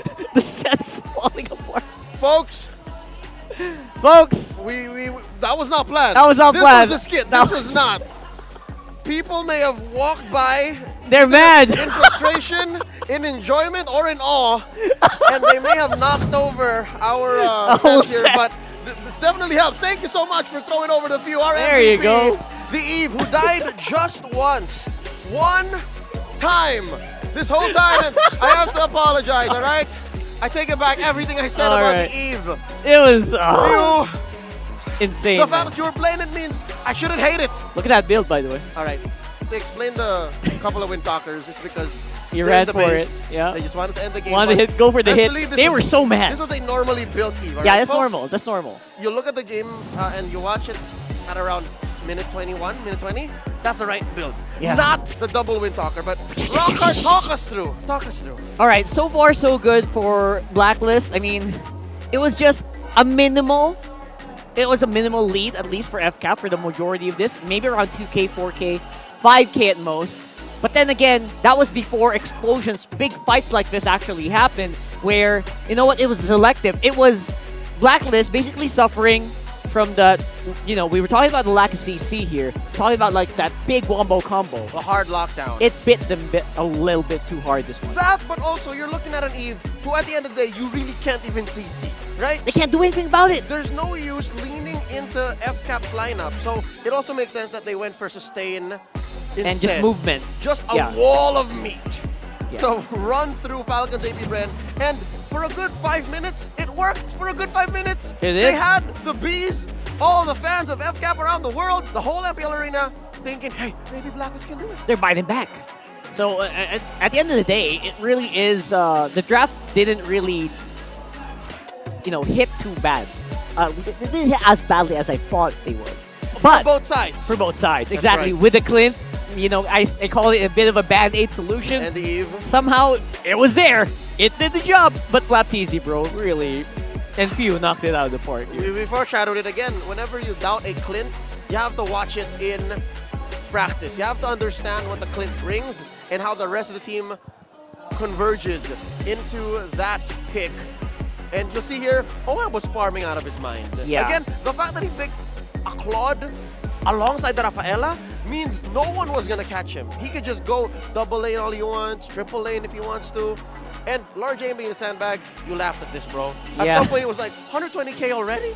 That's 16, 15 minutes. And then Damage he taken. He took like 80 more. And he had fun. He looked like he was having a lot of fun here. So, Blacklist lost, but it didn't lose as much as I thought it would. That's the silver lining for me. They fought back, and it's very real. This wall of meat strategy that they put up was a definite threat to FCAP. But at the end of the day, there's more utility, and there's more room for FCAP to play around with, to cover more bases, and get the victory. 8-11. Something else to note, this is Lord JM's Benedetta. That's a tank build Benedetta. Yep. With a Revitalize and a Concussive Blast. Rocker, did you know that Revitalize is, if I'm not mistaken, maybe the third best pick battle spell? I believe It's so. it Trump Petrify and it Trump Vengeance. I think it does. Not to mention the big help that it does for team fights for heroes like the High Lost, like the Benedetta in a lot of scenarios. Expect that to come in more. Maybe Kali can kind of flick that in somewhere. Not here, but maybe in some other league here. That sounds or so. disgusting. It does sound disgusting. But at the same time, you also kind of think about who had the, like, what do you call that? Who was in the driver's seat here? Oh yeah. The driver's seat is the one who has like the big boom booms, right? The big AOGs, you know, the big Raging Sandstorm, all of that are in the hands of FCAP. They had the big box. It was only a matter of whether or not like Blacklist could kind of navigate around it, which I think they were doing for a good bit of it. Which now brings us to what both teams drafted into, right? FCAP, as you mentioned, they have more utility, they have more damage, they have more ways to use that, because again, the box that they're working with. Yeah. Blacklist, they have meat, they have sustain. A lot of movement. A lot of movement. Hell, a lot of movement. A different kind of movement compared to the jumps that the AOG and the quick Raging Sandstorm bring. Yep. But just the same, they also had a lot of time. They could extend. That's why those Lord dances Yeah, that's true. made a comeback from 2023. That's why we were like, hey, is this Throwback Thursday? Are we seeing an old mechanic come back to the game? They could prolong this to maybe 50 minutes if they really wanted to. Yeah. You're so right. That's what they brought in. And when you add up all of the statistics, add up all of the possibilities, time cannot defeat the lineup. utility. Yeah, Right. that Falcons APBren brought. So with that said, maybe this is Falcons APBren's version of Ube. You know how Blacklist brought out these older picks, and these old strats? Falcons APBren have unlocked it in the form of the Eve. They've unlocked it in the form of the Clint. And switching Gatot. Like the Gatot Khalid, like I could have sworn it could be the other way around. It does feel like it, right? And they will, XP is basically a roam. It's like a third roam in the game. Let's hear from Midnight as he talks to us about Game 4. Welcome to MPL Philippines Playoffs. Welcome to game number 5. On the back of an amazing Lord Dance from the side of Falcons APBren, they were able to extend this series versus Blacklist International. Once again, this is the analyst stand. My name is Midnight, and we are going to be breaking down the last moments of this game. First of all, let's look at the goal graph here. As we can see, Falcons APBren, they were leading the majority of this game. But Blacklist International was able to hold the side of Falcons APBren at the very least till the point where OHEB was able to match Falcons APBren. But again, it came to the point where, similar to game number 3, the Lord Dance was what made the winning team here able to take this game against Blacklist International. That was Falcons APBren on the back of an amazing performance from Fuse Eve with the usage of the reload manipulation. By the way, this Lord Dance took 4 whole minutes. 3 ultimates from Fuse were expended in this team fight, and the last Lord Dance that Falcons APBren was able to mount against Blacklist International, they were able to finally take control of the Lord area from an amazing reload manipulation coming out from Fuse, and Blacklist International were forced to be pushed out of the Lord pit. Even MP the King, for the last hope of this retribution battle against Kyle TZ, he swooped in to be able to land the retribution, but the Lord turn came in for Falcons APBren. They stopped hitting the Lord, and instead of going for the Lord fight, they went and took the team fight against Blacklist International. Again, this is the epitome of the Lord Dance. Once you push your enemies out, if they want to go in, you hold the Lord and not hit it, and instead turn against them. That is why Falcons APBren was able to outlast Blacklist International in that long 4-minute Lord Dance that we just saw between Blacklist International and Falcons APBren. Now, it's back to best of 1. We have game number 5 in front of us. So before we head on to game number 5, let's throw you over to the panel. I'll echo that. Whew! That's all we could say. Again, a collective sigh of relief, joy, and awe. I still can't believe that these two teams are pushing each other to these limits. Yeah, it's actually really funny if you think about it, that we're in a scenario where, again, we kind of forget that these are world champs, right? Make sure that guy's not there. And make sure that, or it's weird to find, again, the team that no one really expected to be here. Do that to FCAP. That's right. So now, check out Falcons APBren's best heroes from patch 1.9.20. That means it was a patch that hit either week 5 or week 6. And here they are. We haven't seen Kyle pick up any Nola nor Haya yet, but Black definitely had it in them. See, everything has been playing a lot of Alpha already. Yeah, it just so happened that they used it 3 times in a row in day 1 of playoffs. But other than that, they actually are winning with it. Yeah? Something that you kind of just, slips your mind. 100% prior to this series. Prior to the series, yeah. And that Nathan, Coach Treb, Coach Ducky ain't giving that to OHEB. And of course, the ever-absent Tigreal. Where is Perks' Tigreal? And are we going to see a CC? Actually, I'm not going to be surprised if we see the CC. There you go. See the CC here. But is the CC the right hero? Sure, it's 100% for Blacklist. Yeah. But watching these previous games, you need a hero on Glor JM that really impacts the game. Yeah. Again, impact is, I guess, if you think about it, teams think about it in a subjective way, right? Again, the impact, literal impact, if you're thinking about it, that's Khalid. Boom. Gatot. Boom, Gatot. Boom, that's impact. But then again, impact that you can get with the final slash is really subjective. That too. And the impact of the Benedetta, it wasn't a big boom boom. It was like, oh no, you don't have minions. Your tower is going to get pushed. You don't have minions. Oh no, I can cut through your lineup. Yeah, oh no, I rotate just as quickly as a Khalid. Exactly. And Not your sure. backline's kind of in trouble. Yeah, don't quote me on that. I don't know if she can rotate as quickly as a Khalid with Sword Intent. we need to, the jury's not on that. We need to go to the lab first. Someone should make a TikTok and race a Khalid and a Benedict. Yeah, a Khalid from 0 sand walk stacks. Because he has to build that up on Oh, walking. right. From 0, yes. Yeah, so anyways, we're down to game 5. Hard reset, both teams. Best of 1. Winner moves on to the upper bracket finals. Loser drops to the lower bracket. It's not over yet, but it definitely helps. It helps. So with that said, Rockhart, Blacklist have been pushed.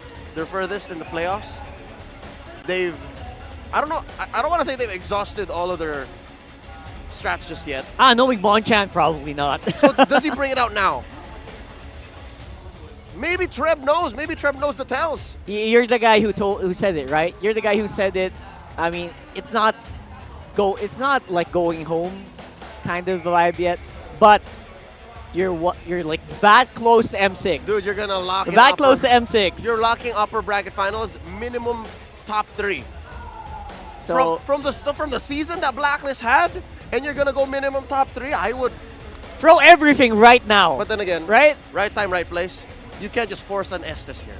You can't just force what other random like old Blacklist picks do we the have? CCS this you can't force like Beatrix maybe. Rafael SCC. What about Beatrix? I mean, we saw it was a good showing. We saw right? Kaja from Aurora last night. Yeah, so maybe it can work here. Went wild for that. Everyone loved it. Okay. Here's the draft. You talk to me in the regular season and you show me this draft. Of course, I would understand the Suyu, but you show me Blacklist draft. You would kind of. Like, I would be what? It'd be like you got like. But then you tell me following that, hey man, match lasted 20 minutes. I would. This is a composition you would want to run over and over again, and then just see the impact, right? Yeah. See the impact that will have on top lane, on the XP lane or whatever, and see the towers fall. And I think there's a reason why Jungle Vendetta, XP Vendetta tank is so good. It's just because it will mess up all the hot top tier plans of the teams that we have right And now we're going into game 5. Blacklist is once more going to have side pick. Oh no, it's not. It's FCAP. What? It's FCAP. FCAP is home. Oh, that's true. All right, let's sit down on that. Consider the options. Yep. Real quick, we want to shout out the students from Central Philippine University, Iloilo Science and Technology University, and West Visayas State University, who are at the Festive Walk Mall for the MPL Philippines Season 14 Playoffs Watch Party. For everyone who just wants to join, head on over. Again, they are at the Festive Walk Mall in Iloilo, and register at moontonslph.org/MPL Watchfest. That's right. And students at heart. It's not too late for you guys. Students of the game. Let's go. Come on. Students of the game. That is such a way to do it. I mean, aren't we all? Everyone is welcome. Well, I'm just trying to say, daghang salamat to everyone who comes over. Again, that is at the Festive Walk Mall in Iloilo City. 30 seconds until the draft begins. So, FCAP on blue. FCAP on blue. I'm going to say that. There's a small voice in my head that says otherwise. But it's FCAP on blue. If it's we're waiting for the update. I'm not saying it's FCAP. Yeah, I wanted to double check that as well because my brain is... I'm forgetting a lot of things now because I'm just focused on like what happened in the previous one. So, this or the game? No, not that one. The game. previous game. Okay. Right? We're talking about like who went first on the draft. It's pretty crucial at this point, right? Yeah. Because especially right now. There it is. There, our memory serves us right. Yeah. Right. Home. Falcons APBren, they would rather still pick blue, and they did lose a blue game here in this series, so that dropped from 67 to 64% their win rate. Yeah. And even their side selection priority now has adjusted, 65. So what all that means is that FCAP is definitely on the side they want to be in, and they win about almost 6 out of 10 games, 6.5 games. Give or take. Yeah. 7 on a good day. So 7. now, that said, they're on blue. Rockhart, I think it's they're going to try to force a Suyu. Suyu is just too much damage and too much utility. That's right. Or, hear me out, Dicky. Okay. Just kidding. Just kidding. I'm not going to. This is still Coach Ducky we're talking about. All right, here we go. I'm kidding. Falcons APBren banning out the Matilda. Fanny's out. Perfect. the Hylos and the Eve. Whoa. Oh, I think they were reading into a reversal potentially for Blacklist. And Blacklist taking out the chip, and Coyotes is banning. This is something that you can kind of expect, especially with teams that scrim a lot against each other. They've probably seen this pattern previously. Somewhere there. And they don't want it to bite them in the bottom here. So I actually don't mind it. But because of these picks, Suyo definitely still feels like it's the prime pick. Suyo or Gatot? Or Gatot, yeah. It feels like even if they lose on it, they will still pick it. Sushin! The steal! So does Black go Suyo Gatot? Yes. Ling! Sorry, I'm just... Folks, I know, alright? You don't have to tell me, I'm just excited. I know everyone is. Gatot is still in. The Ling Gatot, so that leaves Falcons APBren to pick the two newest heroes in the game. That's a trap, isn't it, though? Right? It feels like a trap for FCAP. We're gonna go Ling. Are you gonna pick what you want to pick? And if they go for it, gotta be. It's gotta be Bonchan. That's the Khalid! They're going for the really Is it just curvy my rock picks. or has Blacklist unlocked the quote-unquote playoffs draft? Because now even Falcons is drafting that way. Yeah. It feels like it's just so easy to just throw it that way. How I half expected the Nana. I thought that we were getting it, but no, it's Angela. There's the Angeling. Already 2 solid targets for the Hearthguard in the first phase alone. So how does Falcons APBren attack that? First of all, I think they should just kind of remove most good gold laners. Oheb. Oheb is going to be the prime pick here. And Harith. Ban Nolan. Nathan sorry. and Harith. Yeah, there you go. Other than that, everything else you can kind of just forego. You can just bypass here. All right. Angela, besides Esmeralda, doesn't have like a real counter. Like she just is good. She's just good overall. Yeah. The only problem is Haji's gonna have to play from a position where his mechanics don't matter as much. I think he's been there once or twice in his career, right? Yeah. So I think he can take it. But then again, you are talking about FCAP, so I feel like you have to be on your prime here if you really want to go toe-to-toe against Super Marco right now. And right now, it feels like FCAP does know the target here for Blacklist. They take out the Lunox, so it looks like both teams are indeed attacking the gold lane. Harriet's still up. You gonna let that through? I feel like Marco might just have a wee bit deeper hero pool, so he doesn't mind like playing the Clint. He doesn't, yeah, exactly. He goes for the Clint in really good days, so you know what? It's something that you can kind of just flex as a strength if you're FCAP. See, there you go, Harrigan. Go, perfect. This might just be a Claude again. It's the safe pick. Yeah, so that's the Harith ban, folks, in the blank It's not blue showing box. up yet, but yeah, that's Harith. So now Blacklist has to pick. Rockart, I'm gonna go crazy if this is Beatrix. Go ahead. I'm gonna lose it. I think you will allow it. Anyone would allow it. And yeah, Beatrix just feels like, again, we've had multiple interviews where For Alice? That's too much. He has history of Alice, doesn't he? Yeah. Season 7, season 8, Yeah. right? Kiss grants you immortality. Wait, who picked that? Or death. Blacklist! Blacklist! They do it! Rockart, I hate it! You know it! I hate how I'm right! Yeah! Am I though? It's not showing up, but I heard it. Ah! There it is! Again, it's good. He right? has history it's good. with it. Theoretically, it's good. Historically, it's good. But I'm worried it's too expensive. It does feel like it. Ling and Alice in the same lineup. And then you have a low impact mid laner in the Angela? Oh no, I don't like it. Their wave clear, I'm gonna say it now, outright sucks. It might take. If you're defending in your base, you can't rely on Angela to clear the wave. Yes. And it will take maybe 12, 15 minutes before they can actually have a good team fight. Oh no, there's the Edith and there's the carry. What's Blacklist to cover up with? Where is it? That's Beleric? No, that's Yu Zhong. That's the Yu Zhong! Wow, welcome. That's 3 solid targets for back. Haji's Angela. Lord JM. Again, Pick a poison! He's an impact player. He's playing the Yu Zhong. He's gonna hunt down that carry. He gonna make Super Marco give him his lunch money. I love it you put it that way. But yes, I think money is gonna be the biggest issue here for Blacklist. Not money literally, but gold, guys. That's right. You gotta just bridge your way through 12 minutes. All right, it's all in on this, folks. Yu Zhong dusts himself off to come back for Game 5 in the decider. Who moves on through the upper bracket? Falcons APBren or Blacklist International? We are just a few moments away from the game beginning. Rockhart and Leo signing off for the last pre-game in this series as we throw over the Ingan and Nyson. Thank you so much, Rockhart and Leo. And man, oh man, lunch money or not, we are in Mobile Legends for a game number 5. I have no clue who's going to come out on top of this one. It's going to be FCAP or Blacklist International because I love both lineups. Ingan, what are you thinking here? How do you feel? The Yu Zhong is up too. A real throwback brought to us by Lord JM. Finally, the Dragon. We can finally say Black Dragon form once again.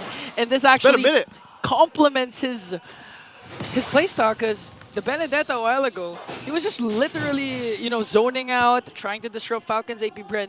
And what a better way to do it with a Black Dragon form. Might as well. Again, there's so many good choices here, I guess you could say, for Haji to go ahead and use that hard guard. And, you want to get to that back line. Perk's taking a couple shots here. Of course, relying on some of that healing.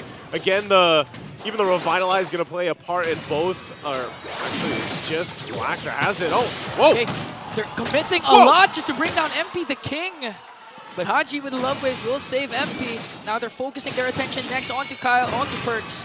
Kyle TZ with the Queller. Queller again. This time around, a good pickoff there. Starting things early on for FCAP. And we all know what this does. I mean, the panel on actually both languages talk about how snowbally Suyo can be. And I'm sure for most of the viewers out there, you guys have seen this hero now time and time again throughout the last couple weeks. He's been available for competitive play. And so there's got to be a response. And that's why there was so much pressure put on MP the King as well, because that combo alone, the Angeling, can be devastating, especially in the early game once that hard guard's available. Haji doesn't have it just yet, and this turtle is up here. So we'll see. Again, he's not going to have it most likely for this fight. Another catch from Ogwen onto Perks. Now Flap TZ going to cut off Perks' extra route there as Kyle TZ will get the turtle. MP the King goes in with the Tempest of Blades, trying to do something there. And I do agree, a lot of pressure is going to boil down to MP the King because we all know the Alice, strong in the late game, scales up. But if MP the King doesn't manage to, make it past the mid game, the Alice pick won't be any use. Look at this protection, too, that Blacklist International has to do continuously to go ahead and allow MP the King to get that purple buff at least. And so with that, the FCAP's going to play with the kind of lead that they built themselves, this kind of rotation that they're doing too. It's a nuisance. I mean, think about this. How many times do you have to deal with a Khalid and an Edith on your side of the jungle? Like, you're just like, guys, come on. This is part of it. Look at this, MP. Yeah, tandem of Flap TZ and Ogwen just working on 3 members. Hard guard is there for MP the King to make sure to take down Ogwen. Okay, Primal Wrath casted here, Tempest of Blades as well, but Kyle TZ and Flap TZ is there to make sure to save Ogwen this time. Saving their roamer, as MP the King will safely get this orange buff. I know Leo mentioned this, that it was going to be Blacklist International being like, give me your lunch money, but right now it feels like FCAP are the bullies on the playground. Like, they are just staying on this side of the jungle of Blacklist and continuously putting pressure and pressure and pressure, and it's up to Blacklist to answer and respond to this. You can see that too. Part of the items coming into place, Crows and Scythe locked in for Super Marco. Oheb went right for that Clock of Destiny, so he's got that. A little bit of extra magic resist too for Super Marco to deal with that Alice carry matchup. But right now, I'd say FCAP's done everything that they wanted to do. They continue to just play around their strengths, and Lord JM gets killed too off the camera here. Off-cam kill there for few. Even when Haji's in the picture, he's going to get the pick off onto Lord JM. And again, I do agree with what you're saying. Falcons APBren are checking the boxes of what they need to do now. Flap TZ putting on work onto MP the King. MP the King will get his purple buff. Hard guard is there ready to save MP. This time focusing their attention onto Pew. I thought they were chasing Flap TZ. Tempest of Blades will be there to bring down El Capitan Pew. Now MP the King wants to go for the payback. Flap TZ with a quick sand guard. But here comes the Dragon. Yu Zhong working on Ogwen. Ogwen even with the Primal Wrath will be taken down by MP the King as Kyle TZ gets the turtle. It's a trade, right? Yeah, Turtle's going to go to the hands of FCAP. Blacklist, though, is fighting back. Think about this. MP the King has dealt with so much bullying in his side of the jungle that at least through all this hard work, he's now got a couple of kills and looking to make some moves. MP even using the retribution just to make sure to get a catch onto Kyle TZ. Almost getting killed there by the Queller of Kyle. Now they're focusing their attention once again onto Perks. Going to get picked off by the Lantern Flare. He's going to fall down in the hands of Kyle. And another kill for Falcons. And that's why this Jushin pick is so sought after. Again, even when you're playing against a Revitalize or a bunch of sustainability or these heroes that can get away, hey man, it's nothing that a Lantern Flare can't fix. Yeah, that's why Haji's also been using the both. Jushin. Yeah. Both of them, they know the capabilities. Whenever someone, either of the mid laners does this, they're doing a great job of getting pickoffs. Even if Few doesn't have damage when it comes to the Lantern Flare, it does its job. It helps prevent Blacklist's aggression, even if they have perks with the Gatotkacha that you know is really quite tanky. Yep. He has to play it safe because so far he hasn't been crossing the river trying to gather information over Falcons APBren to help aid MP the King. Like, look at this. Look at this setup here. Just whenever the purple buff is up, Blacklist knows, all right, we get in position, protect purple. Let MP the King continue to go ahead and farm up, scale up the way he needs to be. He hasn't gone down yet, so for the most part, Blacklist is fine. It's just, if they go 3 for 3 for Turtles for FCAP, that's not the end of the world here for Blacklist. They can still go in, even when it comes down to the Lord fights, and hope that by that time, Oheb is where he needs to be. Again, he's still working, I think, on that second item. He did have that Conquer Destiny pretty early on. I think he rushed it. But eventually, your lineup starts to shine towards the later portion of the game here for Blacklist. Right now, though, it looks like they want to go ahead and contest this. Baptiste for the front side. Oakwood will join this too, at least forcing them back. Here we go. Okay. They're going to pick up Perks. Perks forces to use their Revitalize. MP the King goes in, plus the Hard Guard. Here comes Stefan to play the Dragon as well. A lot of ultimates being casted. No precise target yet, but Owen will fall down in the hands of 5 members of Blacklist, preventing Falcons APBren from going for the Turtle. They stop that for now. Oakwood goes down, but Blacklist still has a lot of grounds to cover here. Yeah. Again, they're just going to go ahead and trade 3 for 3 Turtles for FCAP. They wanted to look elsewhere across the map. They weren't really able to push in this turret on the top side just yet. But it might be those small things that Blacklist does that eventually gets them to a more even ground later on. Again, you're seeing it here. Purple buff is going to be up. This time, Kyle Teasy, a part of this, wants to force MP the King into that. Oh! And it looks like, yeah, it was taken from him. So no purple buff for MP. They try to hold on to this mid-turret just a couple shots away here. Grand Theft Purple for Kyle TZ. This might be the mid-game power spike for Falcons APBren to extend the lead more. They're doing a great job of making sure to control the minion waves. Because so far, they have no... Blacklist has no turret takedowns. The Super Marco works on the mid-lane turret. They take it down. Blap TZ getting a good position here. Maybe they want to go for the initiation or just zone out Blacklist so Super Marco can make quick work with the bottle lane turret. This is basically just FCAP going through that list of, chores that they have in a day in a game. It's like, all right, we got to do this. Now that's checked off. We go to the next.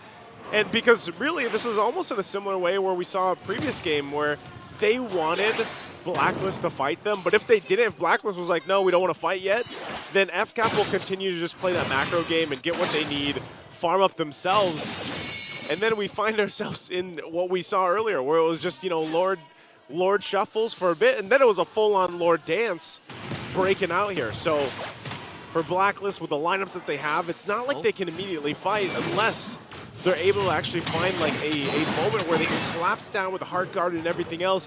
Maybe Lord JM's able to get that combo we used to see so often before when the Yuzhong was, more so picked or meta.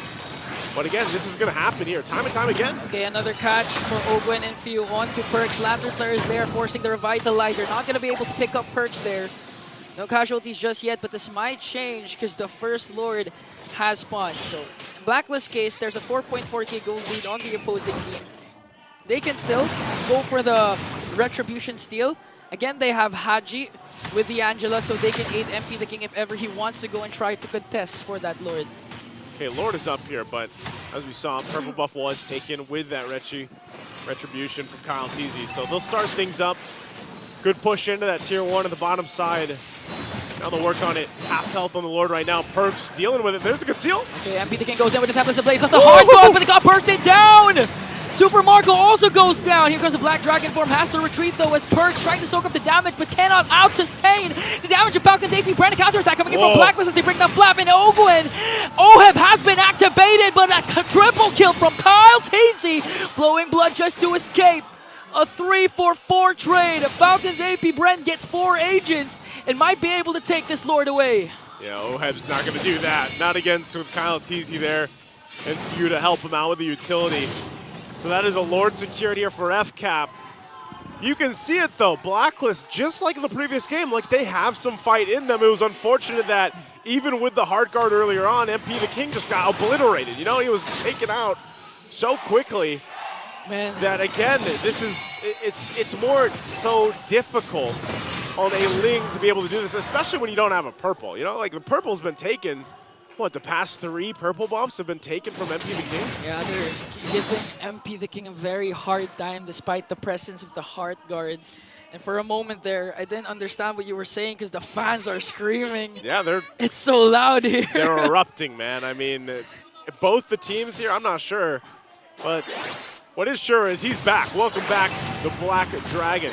This is only the 2nd time he's been picked up throughout the season here. Again, it's been a long time since we saw Yu Zhang, and you know there was a time when he was picked up almost nearly every game. Yeah. Almost high contention rate each and every time as the Falcons APBren here making use of their Lord. They want to go and pop the energy shields of Blacklist. Blacklist makes quick work of the Lord, saving all their inhibitor turrets so far. But again, the resilience of Blacklist can't be denied here. One setup from Lord JM with a jump and Purify can turn things around, even if Falcons APBren has an outstanding gold lead at 6.4. All right, let's take a look at these items real quick. We're going to see if Blacklist is in a good position. You know, Oheb's down a little bit, but you saw that he did pump out some damage. He's got a Holy Crystal Starlium Scythe now, too. Even for MP, he's got himself the BOT and the Haas Claws here to help with some of that. You got cooldown reduction, of course, for Haji. But even this, you know, you have just a couple things for perks, but he's got the Athena Shield and Dominant Ice, so part of this all has to play in a part of, we got to get the Avatar of the Guardian off. They're going to fight for the purple again, though. Oheb goes in with flowing blood. MP the King as well goes for the backline after a few templates of Blade. Black Dragon form, they're forcing every ultimate out just to catch Falcons APBren. Fuse going to fall down in exchange for MP the King. Now they're working on perks. A monster kill coming in from Kyle TZ, but Oheb has the hard guard. Going to bring down Super Marco. Still working on Flap TZ. Kyle TZ on the chase. Oheb's going to be able to escape, but Haji, though, does he have the hard guard to walk away? Kyle TZ works in with a second skill. Owens chasing after him as well. And a godlike kill for Kyle TZ at 7-0-3. Yeah, massive game here for Kyle TZ right now, but still, FCAP has to respect what Blacklist is able to do and vice versa. And that's why you see even, you know, some people might be looking at, man, look at the lead FCAP's got. Look at the KDA on Kyle TZ and such, but you still have to deal with the fighting around these Lords, the fighting around the choke points here. And Blacklist, we saw it, right? They try to jump in, they use the Avatar of the Guardian a little bit later, the hard guard on Oheb to kind of sustain that fight because of where he is, even itemization-wise.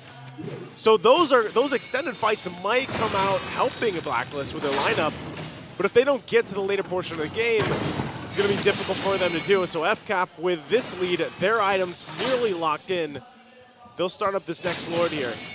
Saw 2, Winter's Crown was picked up by Oheb, so that could play a part if he jumps in the Blood Ode and everything else, even with a hard guard or not. Okay, MP the King just waiting patiently for a perfect opportunity to strike. Haji as well, managing the bottom lane. Ultimate of Haji is ready to be expended. Quarter of health here. Both teams still kind of feeling this out. It's going to go for a reset. And this is exactly why I was saying FCAP will respect what Blacklist can do. They're pushing it. A fake reset, a joke. Falcons APBren gets the Lord. Unfortunately for Blacklist, even though they don't have a trade, they're not going to lose anyone though, as Falcons APBren works on trying to get the purple buff away from MP. MP still has his Reggie, and he's going to secure a purple buff for this potential defense. Let's think about the defense here. Okay. Hang on. Can Blacklist, do they actually have a good defensive lineup with this? I mean, this is not your traditional marksman. It's also not a Harith, which we see so often. Yeah. It's an Alice, right? Your Alice is here. You should relatively be able to clear waves out, but the problem is, in certain cases, you're also going to have to be using those ultimates to help clear things out. The Lord in the mid lane, these waves they're lined up, they're managed really well here. FCAP wants to get these base turrets down. You're 15 minutes in, you've got a 7,000 gold lead. Blacklist is on the defense. What can they do but watch the turrets be taken down? Mid lane turret about to fall down, as well as the bottom lane turret of Blacklist desperately trying to work on this Lord. Q just continuing to spam out the Lantern Flares. Let's see if they're going to be able to pick someone up. Blacklist makes quick work of this Lord. Still saving their bottom lane, inhibitor turret, and Falcons APBren again displaying discipline, but they go for the conceal. Okay, let's see if Ogan's gonna initiate. Okay, forcing out Lord James, Black Dragon form. MP the King goes in with a hard guard as well. On to Super Marco. They tried to go for bulletproof. Let's see if he's gonna fall down, but they managed to bring down the dragon. Super Marco stays alive. Now they're working on Oheb. An immortality pop by Owen with their crowd play coming in from Oheb. They might be able to take him down. Owen goes in with the Earth Shatter Flicker combination, bringing down the Filipino sniper. AOJ from Perks just to walk away. Oh, man. They have minions onto the top. They have minions onto the mid lane. Falcons APBren on the verge of winning this game. Falcons APBren breaks the momentum of the code and soars forward to the upper bracket finals. And FCAP will make it happen. Respecting what Blacklist International did, and they brought him to Game 5. And it all started once again with Blacklist getting Game 1 0-16. And they wanted to go the distance, and FCAP did just that. Okay, guys, don't forget, Blacklist isn't eliminated yet. We still have the lower bracket. And this time they show their perseverance, really forcing, pushing the defending world champions to their limits. 5 games.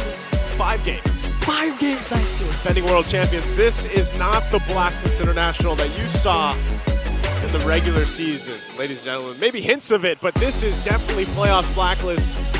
And as they take their bow here for this series, again, they're still looking for that opportunity later on in the lower bracket. And I don't know, whoever ends up facing them, I'd be worried, scared. man. I'd be scared. Especially with the improvements from this man leading Blacklist, Lord J. Phenomenal series for Lord J. I'm just all over here. Once again, FCAP. You can hear Falcons APBren chanting in the crowd. That's going to do it for me and Ingon here for this matchup. We'll see you guys later on. But for now, let's throw it over to Mara and the winners, Falcons APBren. Heard from you. Let's go, Falcons! Congratulations! You're moving to the upper bracket finals! Maganda ang ngiti mo. Kitang-kita masaya ka. Ngayon, you know, upper bracket finals, you've been in this situation many times before. Nakakaramdam pa rin ba kayo ng kaba, Few? Or have you achieved that level of confidence knowing, syempre, that you've gone on a world tour na sure in? Para sa amin, confident pa rin naman kami. Pero ang iniiwasan lang namin is masobrahan ng pagiging confident. Kasi pag naaampante kami, doon kami nalalason ng mga kalaban. Feeling nyo pag overconfident, doon kayo nalalason ng kalaban. Actually, this one is Flap. Kano para maantagal na kitang hindi nakakausap. Nakakamiss kayo. Now, we were shocked with what happened nung game number 1. 0-16. Kita rin sa mukha mo, parang nag-ano ka doon eh. Game number 3 naman, 21-9. Akala namin sa inyo na yon with the way things happened, na-shock din kami. What's happening? Ano nangyari doon? Feel ko po parang naano lang nung game 1, parang nagkamali lang. Kasi crucial na magkamali ngayon eh. Pagka nagkakamali ka, mapapanish ka ng kalaban. Nagkamali, or is this what Q is saying na naging overconfident kayo? Opo, sa sobrang overconfident at tapang namin, doon kami natalo sa game 1. This is something, syempre, yung mga fans ng Falcons don't want to see again. So, from here on, paano mo masisigurado na hindi na kayo masi 0-16 next time? Siguro parang gagawin lang namin yung ginagawa namin. Wala nang mga special na galaw para di kami ma-0-16. But you know what? In a way, maybe this is a wake-up call para in the next matches, all out na yung normal na Falcons APBren na nakikita namin. And now, it's time to announce our MVP. Let me hear it from you. Sino? Sino? May unanimous decision tayo dito. Let's take a look at the screen. Ang ating MVP, Kyle TZ.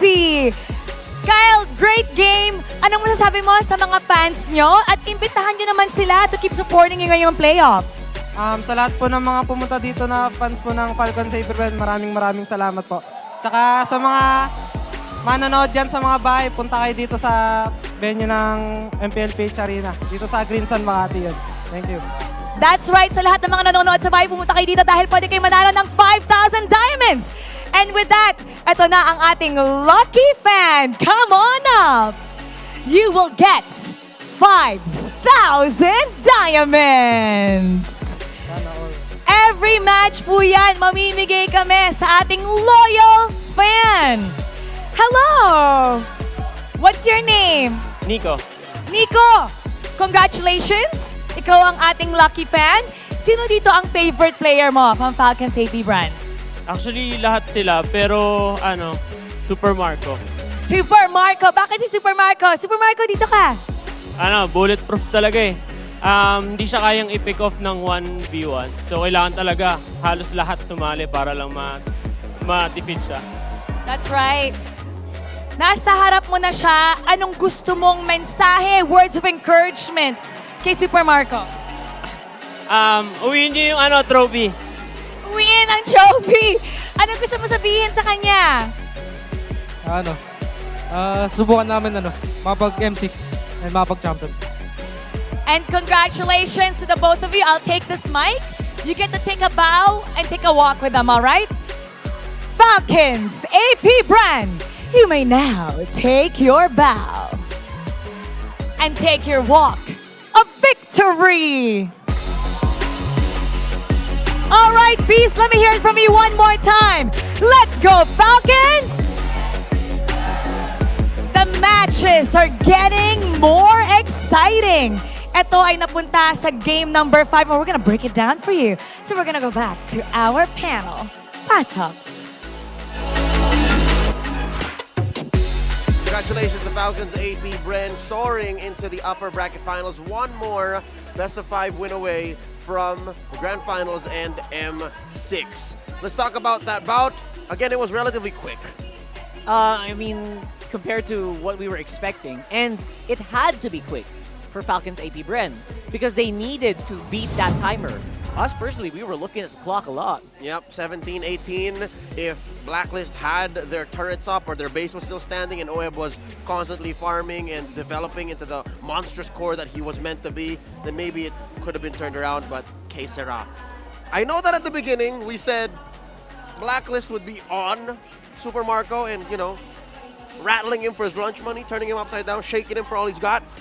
But when you look at the big picture, Falcons APBren kind of 200 IQ'd this, and instead of playing the playground, they played the stock market. They looked at the stock that was in the expensive cores of Blacklist and said, give me your 401k. Like, give me the big box, because I know you need this. I know you need the gold and the time. If you don't, it's over. In a sense, it's still resource management. That was still resource management for Blacklist, right? For Falcons APBren. They were looking at the gold markers. They were looking at the gold graph probably a lot. And they were thinking, you know what? We can afford to lose some of the fights because it wasn't super one-sided. Yeah. Despite, like we mentioned, Blacklist, they do have that more expensive lineup. It costs more gold for these heroes, the Ling, the Alice, and even the Yuzhong to activate. For some extent, yeah. Yeah, right? Because you need items if you want to be a tanky Yuzhong. For sure. So it happened. We did see that scenario. They were fighting back, but they were fighting back a little soft. You know what I mean? And they definitely were keeping their eyes on Super Marco. That's right. It wasn't enough to rattle Marco in the submission, and it wasn't enough to stop the big picture plan of Falcons APBren. Something to note about Fuse Jushin here. He rocked it with a common emblem. So despite the changes to Jushin in the recent patch of not taking up mana when you're hitting minions with her second skill, he still needed the extra regen. So that means he's expecting to always be in a fight to help speed up that clock against Blacklist. Yes, if you go basic, that means you're expecting a lot of downtime. You're expecting a lot of times where you might be forced back into the base to regen. Can't afford it. And he can't afford it. That's why he went that way. Less damage, understandably, but more for the... He just wanted to go for lanterns, right? Yeah, more uptime. Lantern hits. More uptime, more efficiency on the map. And that's why they nipped it at the bud. Again, 16 minutes. If this crossed the 18-20 minute mark, would have been difficult. And it played a role, all right? Blacklist International's lack of base defense played a role. They have to fully commit to throwing their bodies at minions to be able to stop the waves. And FCAP wasn't having any of it. That's right. FCAP knew that they were also on the timer, so they actually sped it up. That's why Kyle Teasy, he was everywhere. He was 10-0 in this one, by the way, in case you didn't notice that, guys, earlier. MVP. He's MVP, and he knew he had to speed it up. He knew he had to speed up control on the map by pushing out a lot of these minion waves and making sure that no minion waves are going towards the B side. And then they could focus on the objective. Him and Flap. Him and Flap. Flap and him, again, the mortal form of Suyu gets additional movement speed. So it's not as fast as a Sandwalk, but it's pretty fast. You combo that with a Tap Surge, and you're just flashing into random waves and whacking them with Sever. That's right. And that's because of that, you know what, Blacklist could go for these fights, but they were always going to be behind on the waves. And when you're behind and you have a very expensive lineup, it's just but a dream and a meme. Let's throw over to Midnight to break down further game number 5.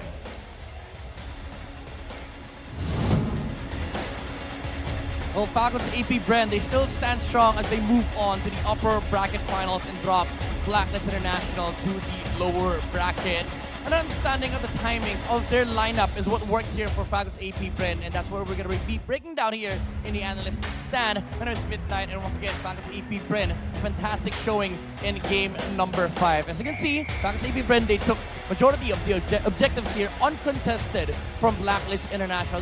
Even before the first turtle, we saw Kyle TZ already invading the jungle of MP the King, knowing that they have the stronger early game composition and also understanding that if they drag this out to the late game, they are not going to be able to match up Addis. And as the panel has mentioned, there is a switch, there's a swap between the XP and the Mage. Few was leading by 1,000 gold over Haji by the 5th minute mark, and the timing was perfect as well. This was the time where Flap TZ was able to pick up the Thunderbolt on the Khalid, and as we are going to be able to see in the item progression, it syncs up really well. 5-minute mark, Thunderbolt was coming out from the Khalid, and they started utilizing Flap TZ on the map, making sure that there's enough support to be able to add pressure on the side of Blacklist International, giving them more resource control over Blacklist International, and that allowed Falcons APBren to have a much more faster pacing in the middle game. And MP the King were scouring for resources because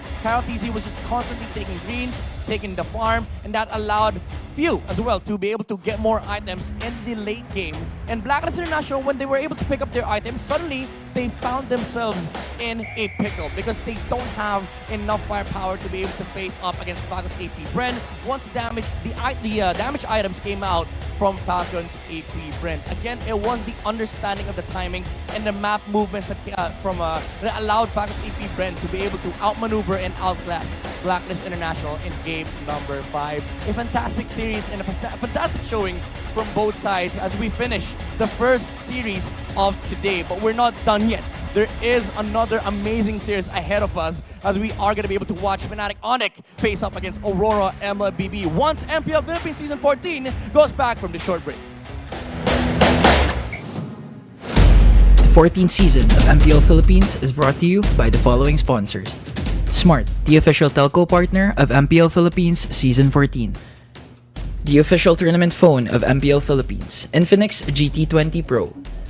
Official supplier, EMC Asia and Index Salon. Don't miss any MPL action by following our official Facebook and subscribing to our YouTube channel Follow MPL PH on TikTok for more content. Experience the Lakas ng Pinas playoffs of MPL PH Season 14 action live at Green Sun Hotel. Grab your tickets now via official MPL PH website. You can also get a chance to win 1,000 diamonds by sharing your hashtag MPLS14 live experience on Facebook and TikTok. And to ensure the equality and fairness of our games, MPL Philippines is also monitored and supervised by the Games and Amusements Board.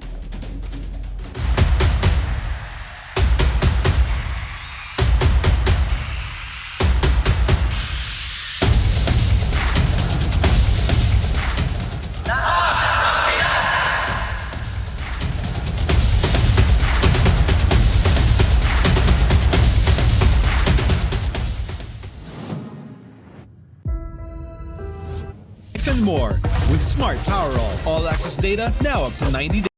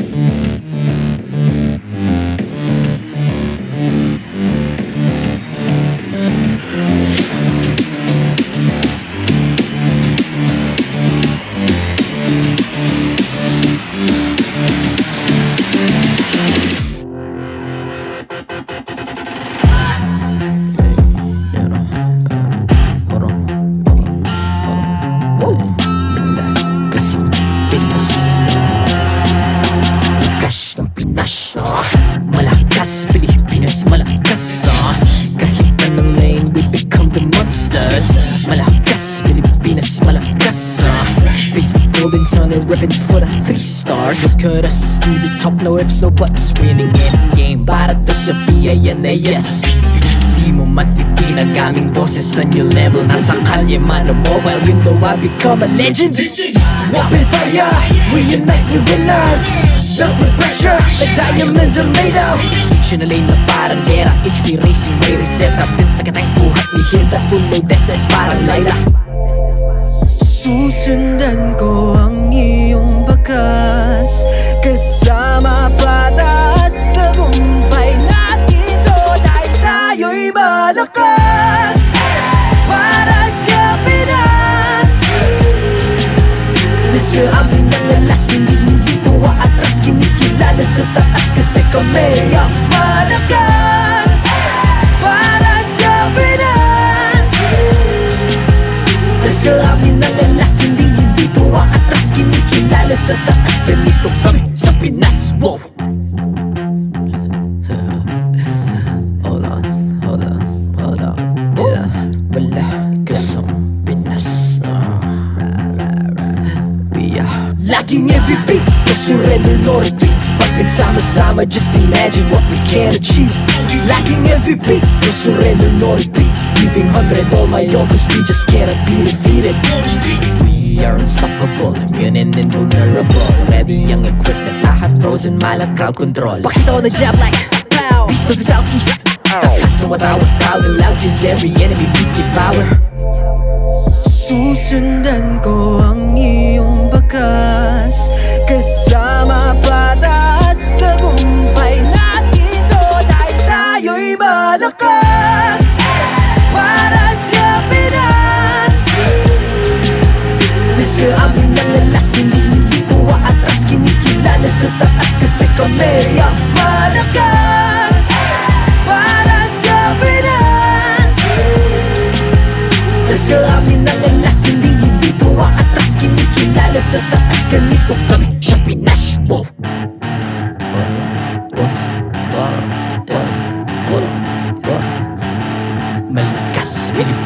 malakas kahit anong lane, we become the monsters. Malakas, Pilipinas, malakas face the golden sun and repping for the 3 stars.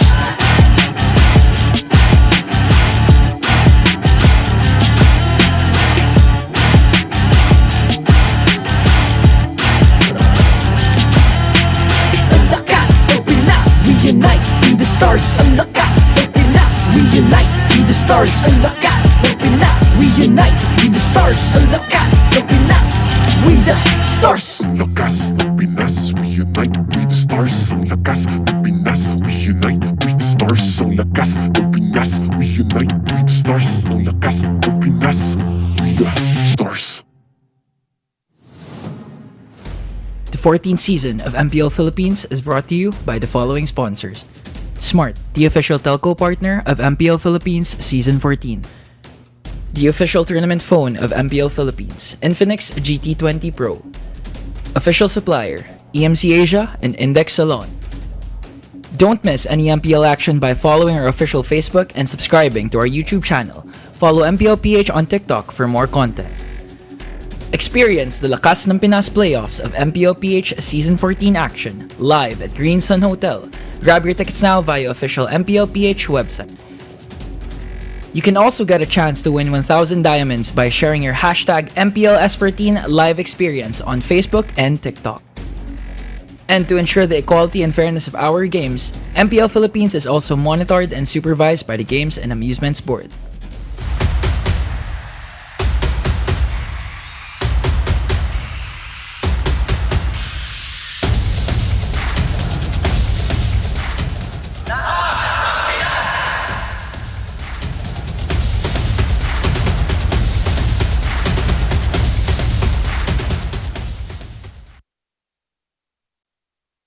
Welcome back to MPL Philippines Season 14, the playoffs.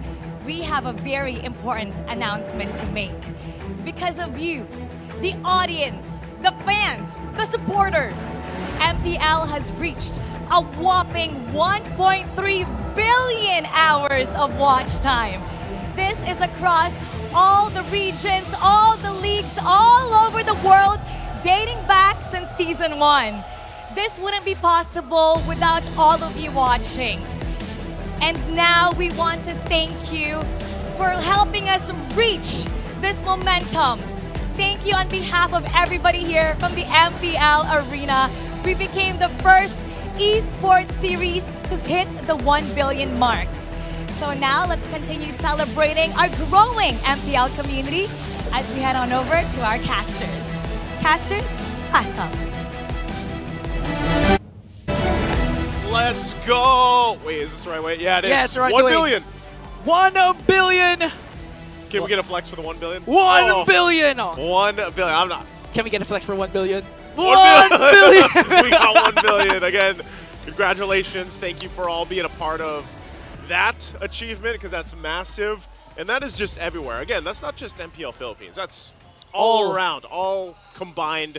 So again, we thank you guys for helping us get to that achievement because it is a huge, it's a huge mark for the esports in general for MLBB. Yeah, that just means MLBB is on top this time of the esports world. And of course, we would like to thank each and every one of you for your undying support. I mean, even the fans here in Green Sun Hotel keep shouting, keep screaming. That's why we love you, all of you. We do. And we also love our sponsors, of course, because without them, this also would not be possible. So level up your game anytime, anywhere with Smart's Power All 99. For just 99 pesos, you get 8 gigabytes for all your favorite apps, plus Unlead TikTok and Unlead Text to all networks. And stay connected, improve your MLBB skills, and keep the fun going with your friends no matter where you are. Load up now and enjoy non-stop gaming with Smart.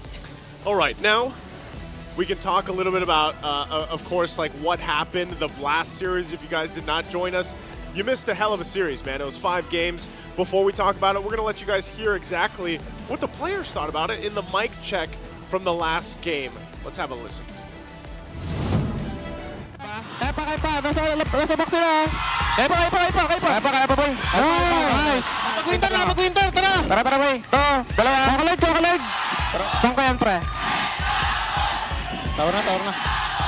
Nice one, boy. Nice one. Robon nyo na! Nasa skill ka liga. Learn na kayo. Retry mo na lang. Wala kang ano. So for our international viewers, you probably heard a couple things like Lord and maybe Retry. Winters or Retry, you know. But yeah, essentially, it's FCAP pulling through to Game 5. Really good comms as we always go ahead and listen to them. The very well shot calls throughout for FCAP. But this is again the updated playoffs bracket here. You guys, this is interesting because I just don't know who's going to end up at the grand finals #1 because even with this. Remember, it was a 0-16 game 1 for Blacklist International. Like, they just stomped FCAP in game 1, and then we got a 5-game series. I hope between Fnatic Onic Philippines here and Aurora MLBB, we get a 5-game series again, because I know there's still some lives there that they get to go down to the lower bracket, but it's great to see how competitive we are right now. Yeah, I'm calling it nice too. Tell me. I would risk my beautiful hair. I would shave my head if this series doesn't go to 5 games. That's how confident I am in both of these teams. I'm not going to say who's going to win, but it's going to be 5 games. Are you saying you would risk your hair if it's not 5 games? Yeah, I would shave my hair by tomorrow if this doesn't go to 5 games. Are we putting that out there? Yes. This must be the 1 billion effect. Guys, leave it up to Ingon. If this does not get 5 games, he's going to do something with his hair. Let's throw it over to the panel. Rockhart, Leo, hopefully you're safe over there, boys. We're more than safe. We're fine. Thanks for asking. Yep. My name is Dan Leo Cabangay at your service. Carl Rockarto. Happy 1 billion MPL. 1 billion. 1 billion watch hours. 1.3 to be exact. And as we bear witness to this amazing milestone, we as well bear witness to Ingan committing to, what was that? He was going to go bald? He's going to go bald if he doesn't we don't get 5 games. So any less than 5 games, he goes bald tomorrow. He goes bald. Tomorrow. All right, put it there. Okay, ladies and gentlemen, let's talk about the next matchup, a best-of-5 between Fnatic Onic Philippines and Aurora MLBB. I know just by saying the name of those two teams already, you got chills, you got the goosies. Given the 5-game series that Aurora played yesterday, knocking out the defending champions, now they have to face off against another titan in the making, Fnatic Onic. And again, Fnatic Onic is, they're a Titan not because of accolades, not because of like trophies, but just because of how dominant they were for 2 whole months of MLBB in the most competitive region in the world. Hence why Titans in the making. They're on their way to making their mark on the MLBB Mount Rushmore just yet. All right? They are worthy contenders to the title, and now that our defending champion has dropped, the pool of possible grand finalists, the pool of possible champions ever grow smaller. And I think, this is just my opinion, Fnatic Onic's share in that little pool is same size. It's still pretty big. Much. Each and every one obviously has a 25% chance of winning it out, of becoming champion. But let's talk about these guys. That's right. Again, you're looking at Kelra, who his accolades speak for themselves, but a lot of people will remember he's never won an MPL championship. Yeah, some people would call him an uncrowned king. That's right. But then again, it's tough to really put them together side by side here. So I love this. I love this huge stark comparison. Doming relatively newer to Kelra, obviously. In MPL franchise history, Kelra spent about a year with Fnatic Onic at this point, and he's called the gold standard for a reason. Now, standing opposite him is the next standard, Doming, who is now with a new team, making their debut in Season 14. And just in him alone, all right? In Doming alone, he's gone further than he ever has in his MPL career. That's right. So this guy, who does, again, feel like a newer guy here, is also on the road to maybe possibly just snatching that crown away from a guy who has been chasing that championship for how many years now already? This Kelra is almost 4. Almost 4 years chasing the MPL championship. So imagine that. Count 7.5 seasons of MPL. He's been this close. Always so close. And his whole franchise has been this close. Multiple-time grand finalists in MPL Philippines, and they are at the forefront of this bout. Robert, did you know that a lot of people online say that it's FNOP versus RORA in their finals? Yeah, I mean, I see that. Right? I saw that. Yeah, actually. A lot of people are also like pushing Aurora to maybe make it to grand finals, but FNOP feels like they have the more streamlined way to do it. And of course, they're going to have to do it here. No one's going home yet today.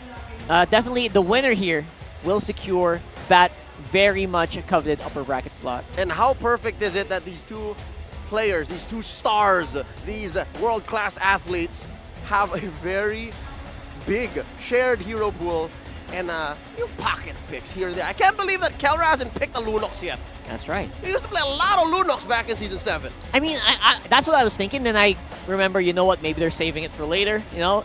And this is FNOP's first playoffs game. So we haven't actually seen them play with the Suyo.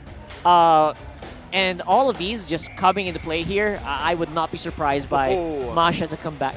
No, I'm kidding. Okay. No, Maybe later. It's in my face. Maybe later. It can't scare me anymore. It's in my face. We saw the Masha. Carl, we saw the Masha. We saw it, yeah. Now talking about their hero pools as a whole, here's what Fnatic Onic have brought out. These are their best picks from roll to roll. My eyes are on that Edith. Kirk is a beast on the Edith. 5 reps, won 4 times. And in all these reps, I think you can kind of just get into it that Edith is definitely going to be highly contested, not just because of that, because of Kirk and Edward, but because the roamers are also quite flexible as well. And again, Renegade very adamant that he has the ability, or this team, their team, has the ability to actually take on FNOP. Yeah. He said it multiple times already. And it's going to come through not just Doming's gold lane prowess, but as well, of course, the Hitman's just everything. His charisma, his everything. voice, his style. I'm sorry, that's out of the game. Never mind. Wait, I'm distracted. All right, I'm distracted. Let's reel it back. You watch yesterday's games. Yeah. And you will know exactly why the world over is a fan of Renegade. Much like how few in mid, no one can hate. Show me someone who doesn't like Renegade. I agree. That's something I completely agree on. Right? Even with people who was kind of scoring him in the past are now really rallying behind this guy just because of what he can do, especially on heroes like the Tigreal. And again, the flexibility of this guy on the Matilda, he literally took down a Titan with that pick. Exactly. He did it yesterday. He did it last night. So with that said, it's these many different reasons why these two teams are on many people's grand finals predictions. It's why these two teams are many people's picks for MPL Philippines Season 14 champion, and that's why they are both very worthy contenders. Because, again, reality check, Fnatic Onic, sure they had a killer Season 14, Yep. but they're not champions just yet. And they have been vocal about that too. Fnatic Onic has been vocal that, you know what, 12-0? Nah, not really. 13-0? Nah, not really. This is not what we want. We want the big one. We want the big trophy. We don't care a 14-0. They were vocal about that. And they put their money where their mouth is. They let actions speak louder than words. We don't care if we lost that one in the 13-1 because we're going to do better in the playoffs. Now, will that come to fruition here tonight? That's a big question. And again, a question of consistency here for FNOP, being able to do what they did for 2 months, 8 weeks of regular season of just slaughtering everyone that goes their way. I mean, not anyone can do that. Not even Titans can do that. That's something they've proven. Even Titans fall. Even Titans stumble. If you'll remember earlier today with the 16-0, but a lot of bees would tend to forget about that. This is all about FNOP versus Aurora here tonight.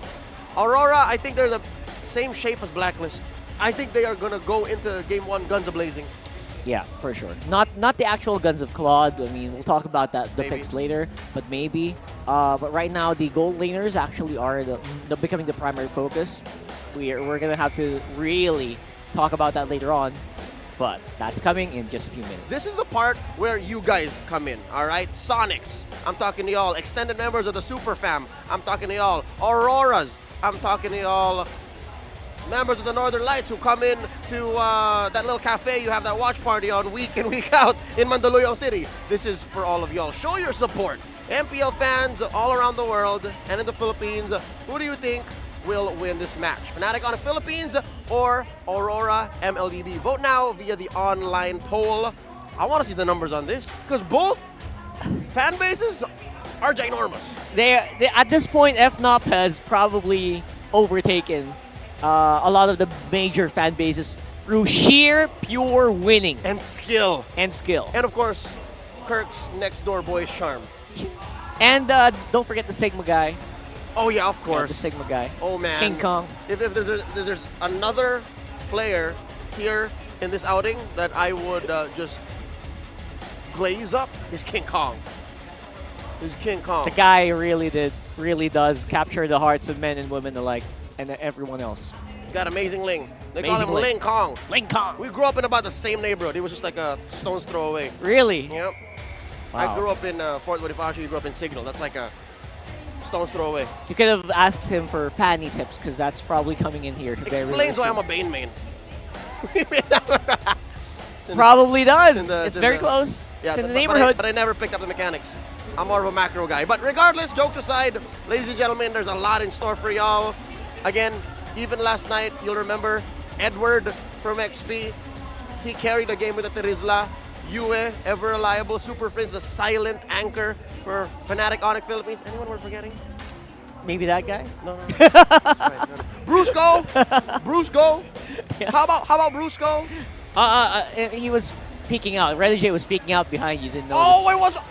I'm sorry. I was. That's why I was pointing, man. I'm sorry. I'm too the locked in. The guy is right there I'm behind. I'm too locked in. I have trained myself to not get carried away with Renegade when I'm on broadcast. I'm a professional like that. You're a professional, for sure. Regardless, ladies and gentlemen, the draft is almost upon us. And of course, we still have to welcome our players. And I think we're going to hear from the Auroras and the Super Fam in just a bit. You know what I'm excited for? What? The Super Fam Palag.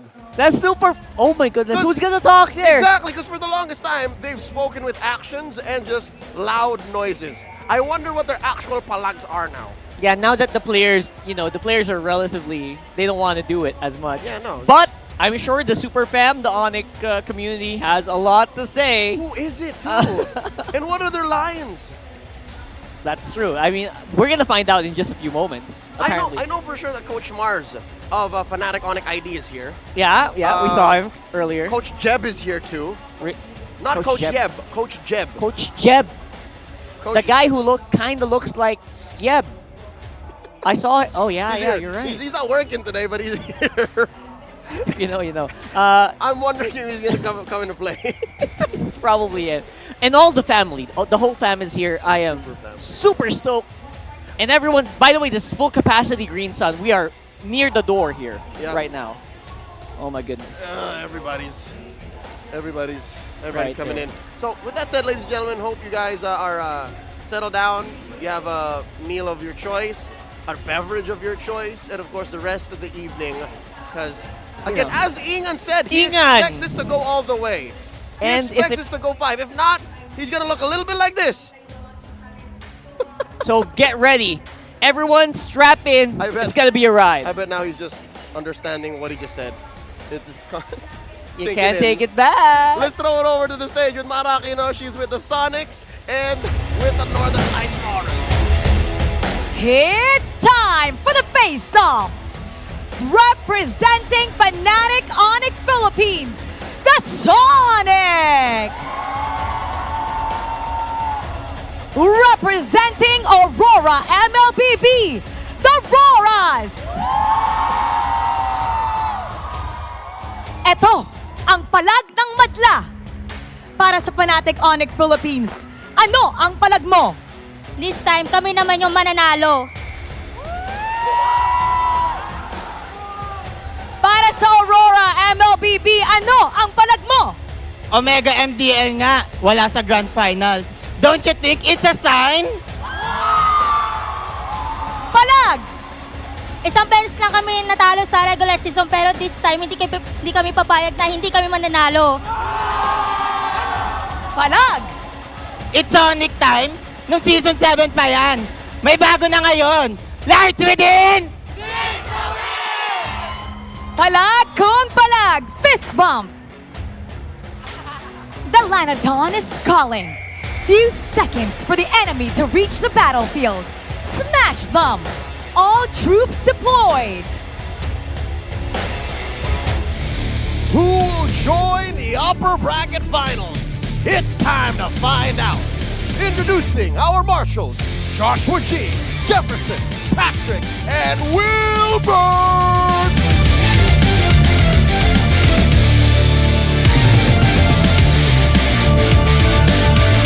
The Sonic Super Family face off against the Northern Lights in this best of 5. First up, in the XP, it's Kurt versus Legend Zero Edward.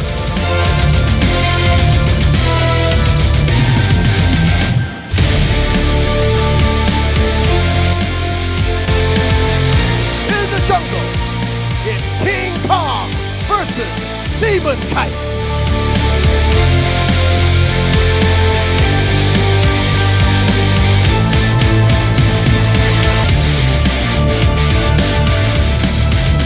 In mid, it's Super Friends versus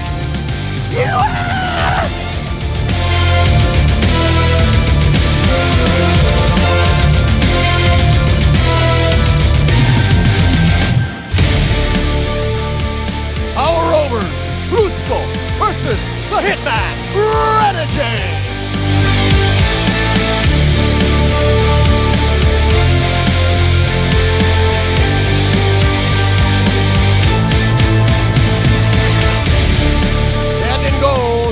It's the gold standard, Kelra versus the next standard, Domi!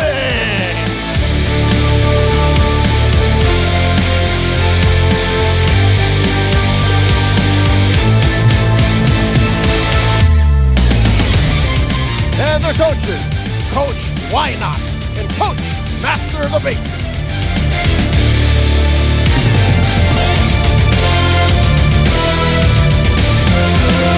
All eyes on the upper bracket finals. Once more, it's Fnatic Onic Philippines versus Aurora MLBB.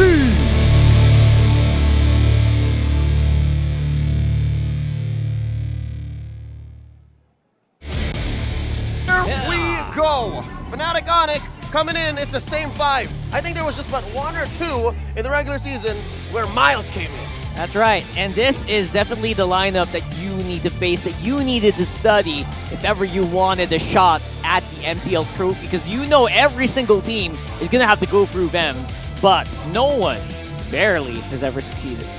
I think our community lead from the Sonic said it best. We will win this time. We will win. Twice. He said it twice. She said it twice. Maybe she said 3 it times. Regardless, they're facing off against Aurora MLBB, who legit did not change their lineup. It's the main 5, it's the starting 5, whatever you want to call it. I do appreciate, though, that Ben Things he comes in like every week, every match, to show support for these 5 dudes. 100%. I'm sure he has done a lot to make sure these guys are tip-top shape, making sure they're ready to take down FNOP, but that's easier said than done, again, in this matchup. It's a stacked matchup. Again, you'll see here, Aurora trumping Fnatic Onic Philippines in kill participation, in first blood rate just a wee bit, and check it out, a whopping 51 unique heroes picked. 51! That's actually a lot. Honestly, that's a lot of unique heroes. And again, in all hopes of taking their enemies by surprise and making sure they get the edge. Rockart, you're beating out in unique heroes the team that actually debuted a Masha Gold. I mean, that just means that their average number of heroes per role is just that much higher, right? That's all the explanation there is. It's ridiculous. I chalk up a good chunk of it to Renegade. He was at week 7 or week 8 tied with Shaknu as #1 most versatile and most diverse hero pool. They'll probably pick a Layla jungle, Layla roam if they need it. That's how good he is. Rather not. Let's check out the Infinix keys to victory. For Fnatic Onic Philippines, you gotta continue being a miss on the Hitman's list, so basically just dodge Renegade. Yeah, he just miss out and make sure that you don't get locked down. Tigreal probably gonna get a hit because of that. And for Aurora's help the Hitman cross Kelra off his list, Kelra has been elusive. Believe it or not, there was a time in 2021, Season 7, wherein Kelra and Hitman had a rivalry. Big rivalry. And it was all over social media. And now look at this. About 4 years later, they're facing off on the grandest stage of them all, MPL Philippines, the upper bracket semis. And for both teams, just flex your versatility. Again, it just doesn't come down to that big number at the end. 47 unique heroes. That's not all. That's not it. Sometimes there's versatility in your play style. I'll tell you now, I can't even explain in simple terms, what Fnatic Onic Philippines does best, because they do everything good. They do. That's also very hard to quantify. All you have to do is wait for them happening, hop in on the map, and just watch the magic, right? Yeah, they're good on the defense, they're good on the offense, they can choke you out, they can make backdoor plays, and now Fnatic Onic, what they're going to do with that is play proactive. They're going to pick blue, and they have an 88% win rate on blue, and they have an 81% win rate when they choose their side. Rockard, these are numbers through the roof. That's right. Very few teams have actually almost reached this. Most champions reach around 60-70% by the end of the season. It's still healthy when you consider that. That's right. But they're at 80 plus. And that just means that they are here to win. They win almost each and every time they go against. Sometimes they will go 2-1, but they'll still come out with a dub most of the time. We're trying to forget when they pick Masha Gold, but here we go. It'll come down here to the draft. Again, not a single pick and play I expect will go by either of these teams. Fnatic Onic on the play, banning out the Matilda, the Jushin, and the Aurora. Wow, the DNA of Blacklist runs deep, even in Aurora, this far off in the Season 14. It does seem to be true, and Why Not is very aware of that, making sure that you have the alpha checked out. Suyo definitely is a big question mark still. Suyo King Kong, oh god! Suyo King Kong, imagine if he can do stuff that people can't talk about with a Fanny. What more with a hero that is proven to be through the roof right now? Oh, there you go. Master the Basics banning out the Ling Kong. Kind of forcing it as well, right? The Fanny and the chip. Yeah, no. Again, you saw Kyle TZ earlier. He played a really good Suyo, and our jaws were already dropping. Now, if King Kong picks up the Suyo here, I'm gonna have to buy a new pair of pants. I'm a big fan of Aurora right now. Obviously, I feel like the way that they're doing, probably on their trajectory. Oh, there it is! I still have to say, King Kong is one of the best junglers in the whole league, and in extension, the whole world right now. I'll tell you, the whole world. Right? Check out one pair of. All right, cool. Right, the whole world. I just bought a new pair of pants. I'm expecting this to be amazing performance, as you say. You can probably get changed in a bit, because right now we have some time. I gotta keep my eyes on the game. Get your eyes on the game. So what's left out? The Gatot is open. The Tigreal. I guess a big question is, what do you actually do once your opponent first picks a Suyo? What's the most damage you can do against that lineup, right? Right now, there doesn't seem to be that many straight answers. Because of the way the draft went, what you do against a Suyo is just play your game. Play what you know. Yeah, so you still pick up the Phoveus, still a solid pickup here. And the Moskov. Moskov is Aurora's #1 gold pick. Yeah, and Domin plays it to a T. He has played 1v3s, 1v4s around it, and somehow has survived. He's great dueling with it as well. So, you know what? Master the Basics says we don't need to overthink this, guys. We can just keep doing what we did. We've beat teams with the Suyo already. Yep, that was yesterday. And with this Phoveus, Edward beat Liquid in the opener. So that's something to remember. Fnatic Onic closing up their first phase with a Lo Yi and a Edith. Oh no, the Lo Yi! Oh, the Lo Yi. That's Super Prince, Lo Yi! Feels like the bane of Aurora at this point, right? TLPH also, like, they haven't won with TLPH picking Lo Yi. I think even if Liquid did bow out, Sanji's Lo Yi might still be sitting at 100%. It is. That's true. It's actually true. I checked. There you go. So, my goodness. So will Fnatic Onic extend that streak? Wow. Here's an old flame for Julian. Demon Kite, the Julian. Haven't seen him in a while, but correct me if I'm wrong, this might be the first Julian we've seen all playoffs. Yes, it is the first Julian for all playoffs. Wow, I wonder. It does get banned out against certain teams, specifically TLPH as well. Right. So I don't know if this is actually gonna do much against Suyo in a straight up 1v1 matchup, but it does feel like it can have opportunities to shine. What I know is, it was a shame that, you know, we didn't see it really come through in the last series. Yeah, well. so this is going to be a revelation. We're going to learn exactly what the dynamics are between a Suyo We and haven't seen them interact. Julian. Yeah, because a lot of people will describe them to be similar, right? They're heroes with 3 skills that you play around with. Yeah, very mechanically demanding. Has iframes. Has iframes. So here we see Aurora batting out the 1-1, so they're closing off Kelrod's choices. The Vexana taken up by Fnatic Onic. When Kirk was asked about his goal, he says, my goal is to make it to M6. Step by step, I want to become a champion. Whether it be on home soil or somewhere around the world, Malaysia this year, That's what Kirk wants to do. This is answer to All-Star Magazine. And Kirk is, he's a man on the mission. He is always focused. He barely talks out of the game. Even on like times where there's no cameras, I see him on the corner. He's just playing. He's just sharpening his tools. He's a sweetheart, and he's a consummate professional. He's good at what he does, and he knows it. And he has a goal, and he's gonna reach for it. By hook or by crook. There's the final bans. The Harith for Aurora, and Fnatic Onic taking out Renegade's Tigreal, as you should. As you should. You do your homework against Aurora, you ban out that Tigreal if you're not going to use it. Now, I know it's very contradicting and polarizing how I'm talking about my favorite player of all the world and all time, but sometimes you just gotta know, you know? You gotta be real. Bro, stats don't lie. He just wins. And even in the games that they lose, he gets 4-man, 5-man sets nonstop. No question. Just ban it out. All right, so there's the Valentina going to the hands of Yue. Maximum comfort. Soft counter to the Edith. And I don't know if we're going to see some diversion plays from this Valentina. But now Fnatic Onic, it's up to them. Is it possible to see a 1-3-1 rock hard? Would you 1-3-1 a Suyo? I think they do. It clears really quickly, and it can actually invade pretty early as well. It can remove the first 2 buffs in a short amount of time. But the Beatrix is something I didn't see. Never mind. I didn't see that coming. No need to put a fighter into the hands of the gold standard here. He's picking his signature Beatrix. Right off the bat. Who I think has a 100% win rate. Yes. It's at 100%, and no wonder. That's why folks who partake in first pick, more than half of them would say, Beatrix, Kelra.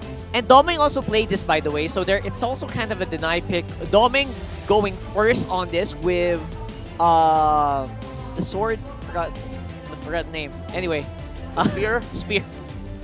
Anyway, it's a great deny pick for Aurora. For sure. Just because it will close out some of these plays. All right. It's a Rome Terizla. Right. I'll be damned. I love it. It's not the first time. I love it. Yeah, it's not the first time. Yes. But it's still an off-meta pick. It's Win still rate's not that high, but on the roll, but... still a little spicy. Spicy, yeah. It's gonna have to do some magic. It's squishier than the usual Terizla we expect, so don't expect it to be super duper tanky, but it can set plays early on. I mean, later on. I'm not gonna expect much from that Terizla. I'm gonna allow myself to be wowed since it is Renegade. But I think a good chunk of this match will be off the back of our side laner. Probably, right? Especially if Edward's on the Phoveus.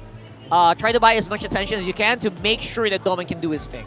Let's see if he picks up a Thunderbelt or not. Let's throw over to Ingan and Naisu to bring us into game 1. And here we go. Game number 1.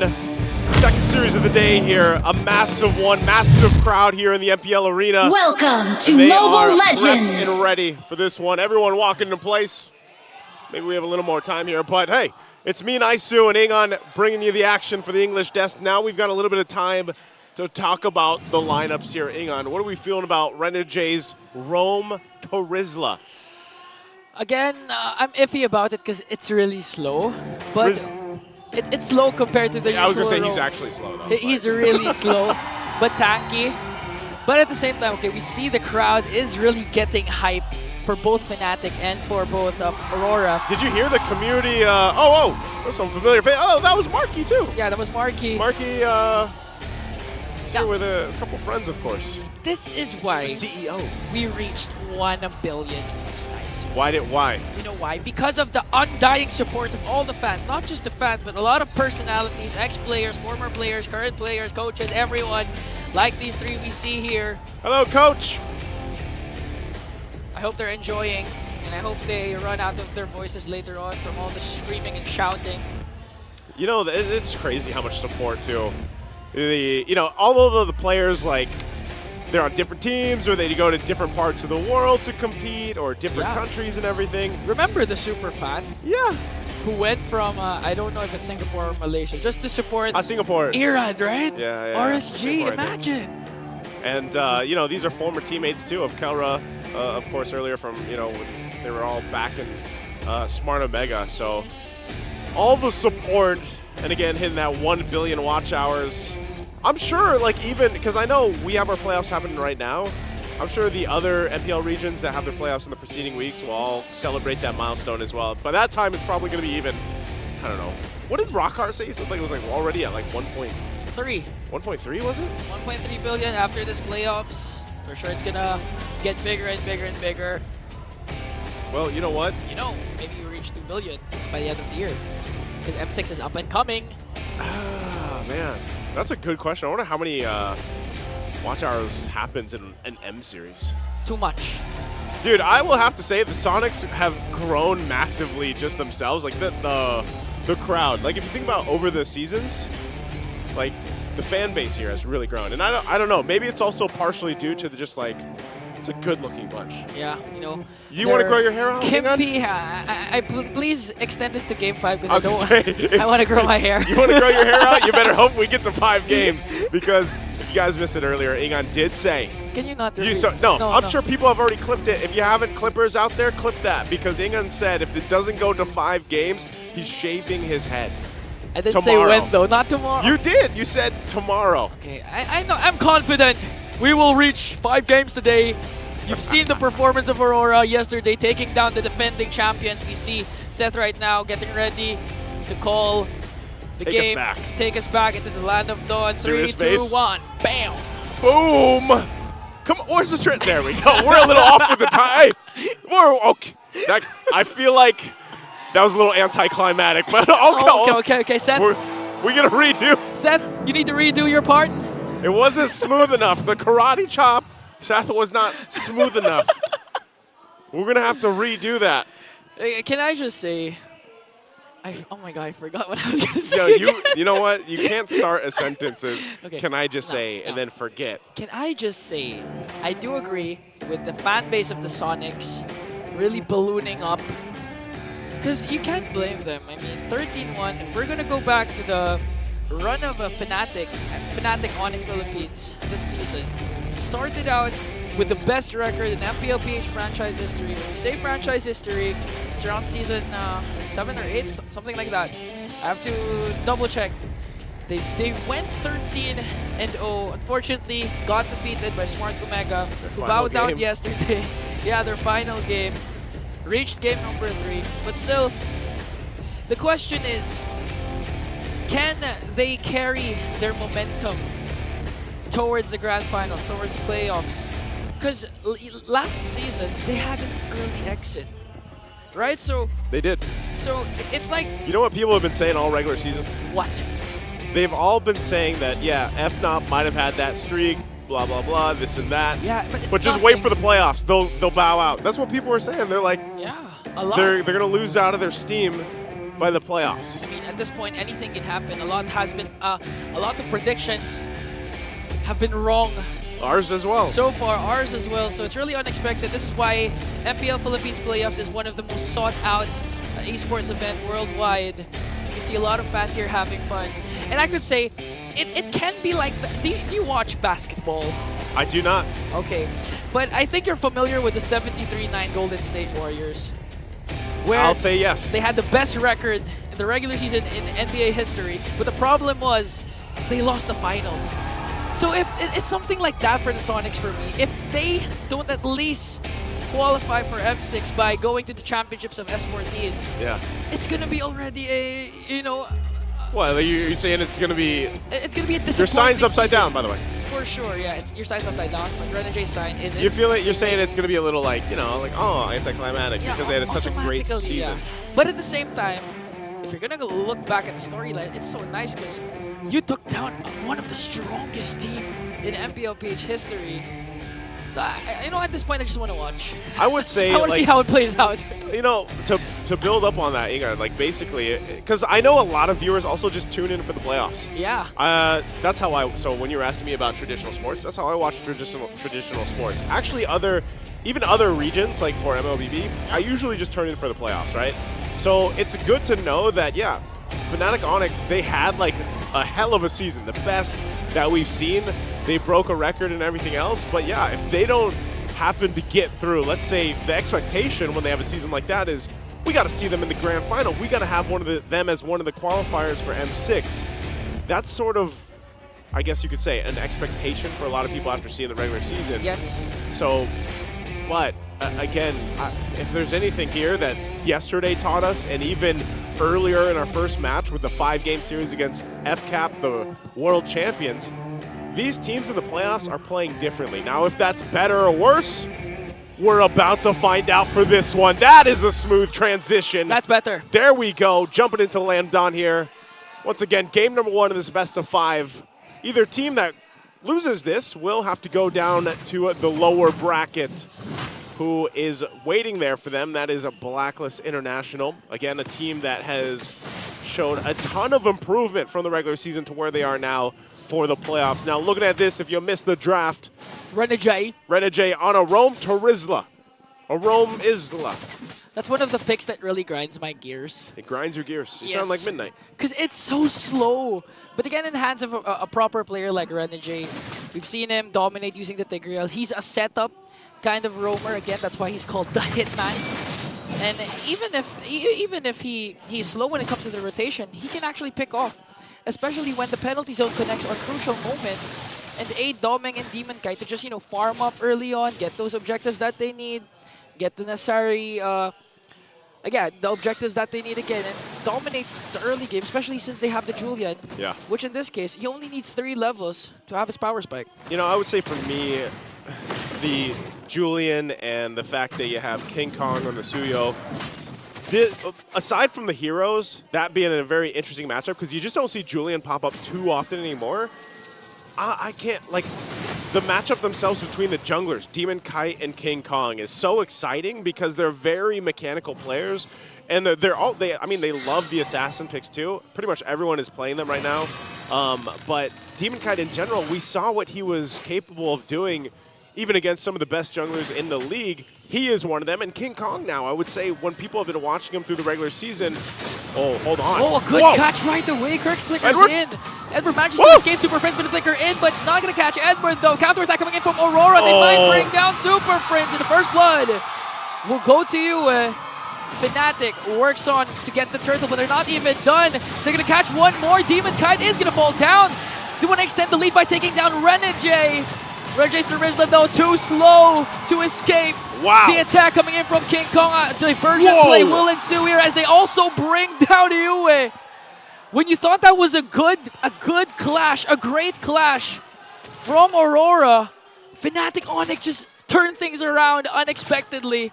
I thought they were just going to go for the turtle and that's the trade. Stop it at there. And that was, again, I don't know if we're going to see it, but a replay would be great because that was so great. They punished Super Friends for missing, by the way, and aggressively flickering. They punish them. A King Kong actually stops the turtle for a little bit, re-engages, gets the turtle, then they get a couple kills. So FNOP goes up, turns a bunch in their favor. And it could have gone really bad if it was just a punish on Super Friends for flickering forward. But man, that's hopefully a preview of the series as a whole that we have unfolding in front of us. Here we go, jump in from Brusco. Brusco goes with the AOG Kelra. Look at the rockets coming in from Kelra, bursting down Renegade. That's a great pickoff once again from a very active Brusco. Now, so far, we've been seeing Gatot Gacha in the playoffs having a hard time, but Domeng, though, getting zoned out by King Kong and Brusco.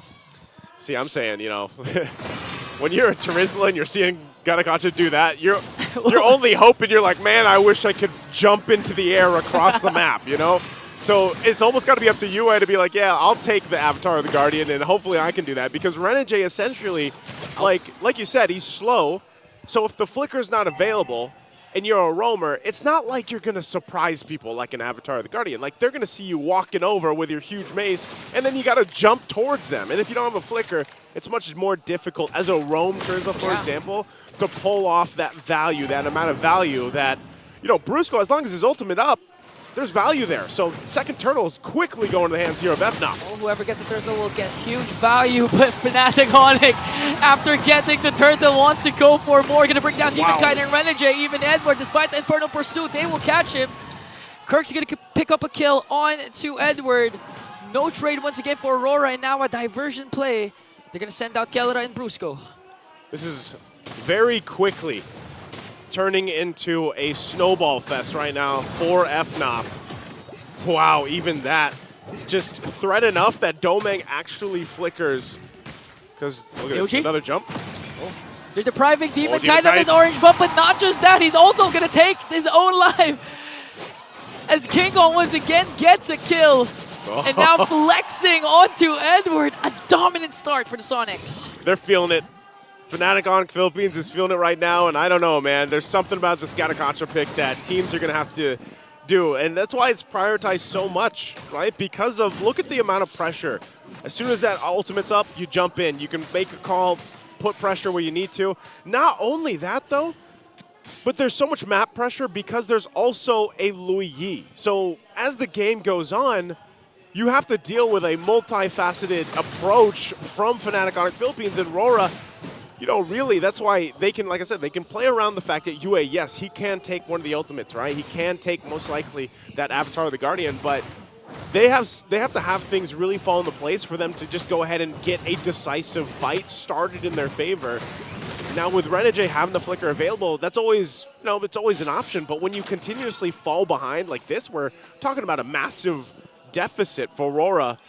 It's going to be tough to even fight if they even get that setup right here, because even Demon Kite falling behind. Okay, another catch from Kirk. Renegade is going to fall down. Spear of Destruction is going to connect, but is the damage going to be enough though for Aurora? Now they're taking away once again Demon Kite's purple buff, and at first play they're going to catch Demon Kite! Wow.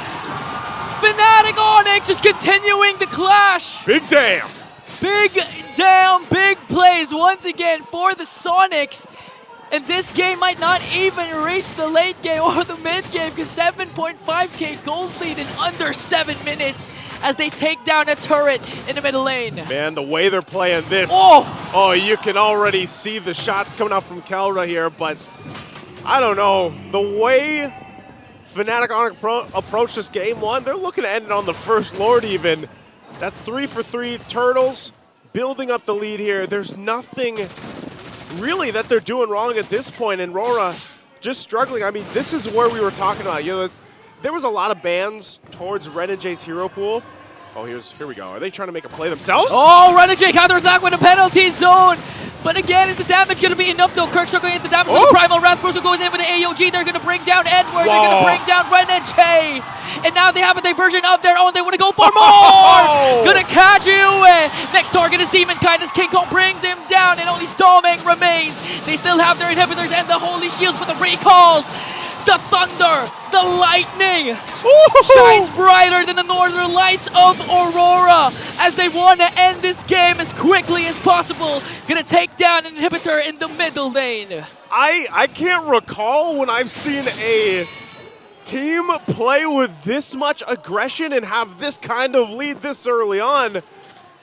But Fnatic Onic Philippines is definitely playing like a Sonic here because they're still pushing to the base. Look at the shots even coming out from King Kong with the Queller. So you're still 40 seconds away from this Lord here. And I don't know, they might be, you know, at this point, it seems like RORA is just kind of, they want to make some desperate moves to try to turn the tide. Yeah, eventually Aurora's going to lose if Fnatic Onic plays as disciplined as possible and gets the future Lords. So I do agree with what you're saying. They're just going to throw a Hail Mary, try and salvage a play, try to make the most out of the situation. Because honestly, 8 minutes, even before 9 minutes, Naisu, look at the gold lead. That's 12.9k for the Sonics. Kill scoreboard 15-1. You know, this is scary because I'm pretty sure Fnatic's hungrier this time. We can recall their last regular season series was a loss onto Omega.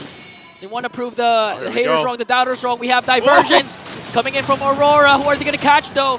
Again, is the damage going to be enough? Even Kelra trying to bring down Domeng. He will. 3 members are down for Aurora. In exchange for Kelra's life, Bruce goes in with the AOG. And a diversion play for Super Prince. They're going for the minions into the middle lane. And that's it.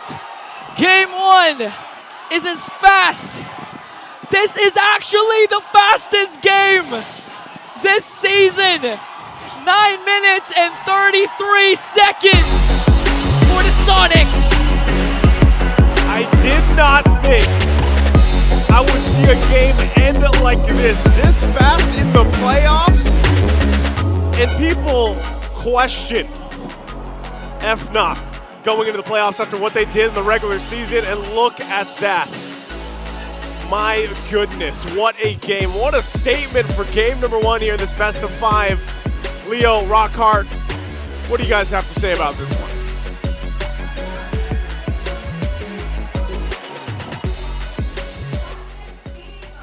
Wow. That's what I can say. Wow. You say something. Wow. 9:22 is the new record for the fastest game in all of MPL Philippines Season 14. And Fnatic Onic Philippines playing their first game in all of the playoffs like they've been playing from the very start. You know when a team comes up into a playoffs after taking the first day off, you kind of expect them to have some jitters, right? Kind of like need to get the rust off the hands. Or warm up, but Fnatic Onic beating their own records, making Aurora look like they weren't the team that they were last night. What does this say about Fnatic? What now the people who are online saying there's still the playoffs? It's a very different beast. I'll tell you what a different beast is. Brusco on that Gatot Katcha. 2-0-16. He's the guy who just keeps on diving, keeps on jumping in, just refuses to go down. 90% of the games, fights, he was there, and he was happy to take it. And again, in a relatively quick manner. I didn't even know towers could break that fast. I lost track. Honestly, at about the 6-7 minute mark, I was just about to come up with my thesis statement of how Fnatic Onic are outplaying, outclassing, outmaneuvering, and outgunning Aurora. Mainly it's because of their range. The diversity in their engagements and the kind of damage profile that they have, it's just the perfect mix that Aurora can answer back. Rockhart, you know why the MVP is Gatot? Yeah. Why the MVP is Brusco? He's the perfect example of how you cannot pick a fight against Fnatic Onic. I mean, I guess he does embody that, right? If you pick a fight with me, you better make sure you can finish it because you can't run away. Exactly. Up close, I'll taunt you and I will out-sustain you. Far away, I can stun like 3 of your friends and then still fight. So you always got to keep me on my toes or else you're going to lose out. And in fairness to Aurora, multiple times, wow, what a catch, by the way. 9:15 is the moment where my jaw dropped and my new pair of pants could not come any sooner. Did you see that play? The answer to the diversion stolen away by Aurora? Dude, they were playing man-to-man. How do you man-to-man defense in a play wherein you're the defender? Yeah, I mean, it's just straight to the base. You go, I guess. You skip so many steps. It's like they're attached by the umbilical cord. That's right. I mean, it was not a perfect game by, there were some slip-ups here and there. They died a couple times. I think it was a sacrifice necessary to kind of speed it up and make sure there was no room for Aurora to actually fight back. Smart trades. Right? I would trade some kills just to make sure I could end the game right now. Something like that. Looking at the item builds here, Aurora, they couldn't build much, all right? Look at Demon Kite, forced to rush that Blood Wings on his way to a Feathered Heaven, nothing. Looking at Renegade, couldn't even build a full item. Edward, again, being who he is, doesn't really like the Thunderbelt. Built his War Axe first, so that means he's soft. And again, this is also the reason why I don't really like Trizzle on drone is, that. I mean, Tigreal, you can go all game long without an item, you could still make a big impact. That's right. Trizzle kind of has to stay there for a few seconds. And the fact that Body of Smith now scales, meaning if you end the game fast enough, that means Body Smith would have capped at 20%, 25%. That's right. And you can't really maximize it. That's baby damage reduction. That's true. And you're standing there and it's so hard to... No matter how skilled you are, by the way, no matter how good at you are at moving, at playing, at casting skills, if you're as squishy as hell, you might as well just pick another one. And that is the dilemma that Aurora has on their hands right now. They picked up good heroes, yes. Roll to roll. Asterisk on maybe that Tirizla. Good try, Renegade. NT. But big picture, it doesn't come together as good as how Fnatic Onic made theirs work. That's right. I mean, this is a lineup that can move across the map with relative ease. It can duel each and every lane, and you'll probably get a win 6 out of 10 times. And that's conservative numbers. That's conservative, right? I mean, initially, before they start playing, for sure. I think they already had like a 60% like advantage. Minus a snowball. But yeah, they did go into snowball mode as well, so that's like double damage, double the amount of pressure you could put out on the map in a short amount of time. There was no need for Fnatic Onic to actually speed up. Like, they could have won still at 12, 13, 15, but the fact that at minute 1 or 2, if I'm not mistaken, Super Prince forward flickered.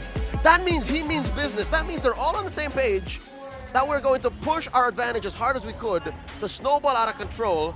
And I'm sure that was just an additional check off the list, but they broke their own records. The fastest game in the season. 9:42. And again, I didn't believe it could happen in the playoffs, bro. Come on, that's like just they're just trying to outdo themselves. And again, if you're trying to improve yourself, that's the best thing to do. You just try to be a better version of who you were yesterday. And first, they did some magic, I guess, during the downtime, 10-day downtime. Some Onic magic. Onic magic was pretty much around the corner. It was Fnatic Tastical. Fnatic. That's the word. That's the word. I believe you. This leaves us now to ask the question, what could have Aurora done different? Because their draft was fine. Their play was clean up until it was out of their control. Something tells me Midnight might have the answer. He might be able to give us a little more in-depth insights on what happened in Game 1. Fastest game ever, and here's how it went. Magandang buhay, my name is Andy Anara, and welcome to the analyst stand kung saan break lang naman ng Fnatic Onic Philippines ang kanilang record na CNET in the regular season, and the entire lineup of Fnatic Onic Philippines, the super family, on its own has lockdown. They have the ED and they have the Gato Kacha. And what makes this special is the fact that Brusco doesn't hesitate casting the Avatar of the Guardian whenever he can. We see in the early stages of the game, he caught Renny J towards that turtle pit, and that paved the way for them to be able to amass a huge amount of gold earlier on into the match. 5 minutes in, they had 1k gold per minute, and then when the time came, they had 11, 12k gold against their opponent. The entire lineup of Fnatic Onic Philippines moved so fast to the point that Aurora MLBB wasn't able to respond properly because they have the ultimate coming from the Louis, the lockdown coming from the Edith, the Gato Kacha, the damage output coming from the Filipino Savage. And if we are gonna look at the item progression, specifically coming from Kelra, he had the audacity to be able to build the Blade of Despair, mostly because of the fact that he was able to farm earlier on into the match. It didn't come to a point wherein Kelra was suffocated in his lane because we saw how Aurora MLBB wasn't able to respond, as I've said earlier, and the tempo and the momentum of the entire matchup was dictated entirely by a Fnatic Onic Philippines. And as we see here, we've been able to see just how the super family sticks to their guns. Nakita natin kung paano nila pinatunayan na super family sila all throughout the match because they stick together and they were able to do what they do best. It seems as if the regular season curse isn't true in the case of Fnatic Onic Philippines because they were able to execute their entire lineup properly, and that is how they were able to set the new record. But now, we'll head on over back to our panel. Thanks, Antianara, for adding a little bit more detail into the breakdown of game number 1. Anti mentioned farm.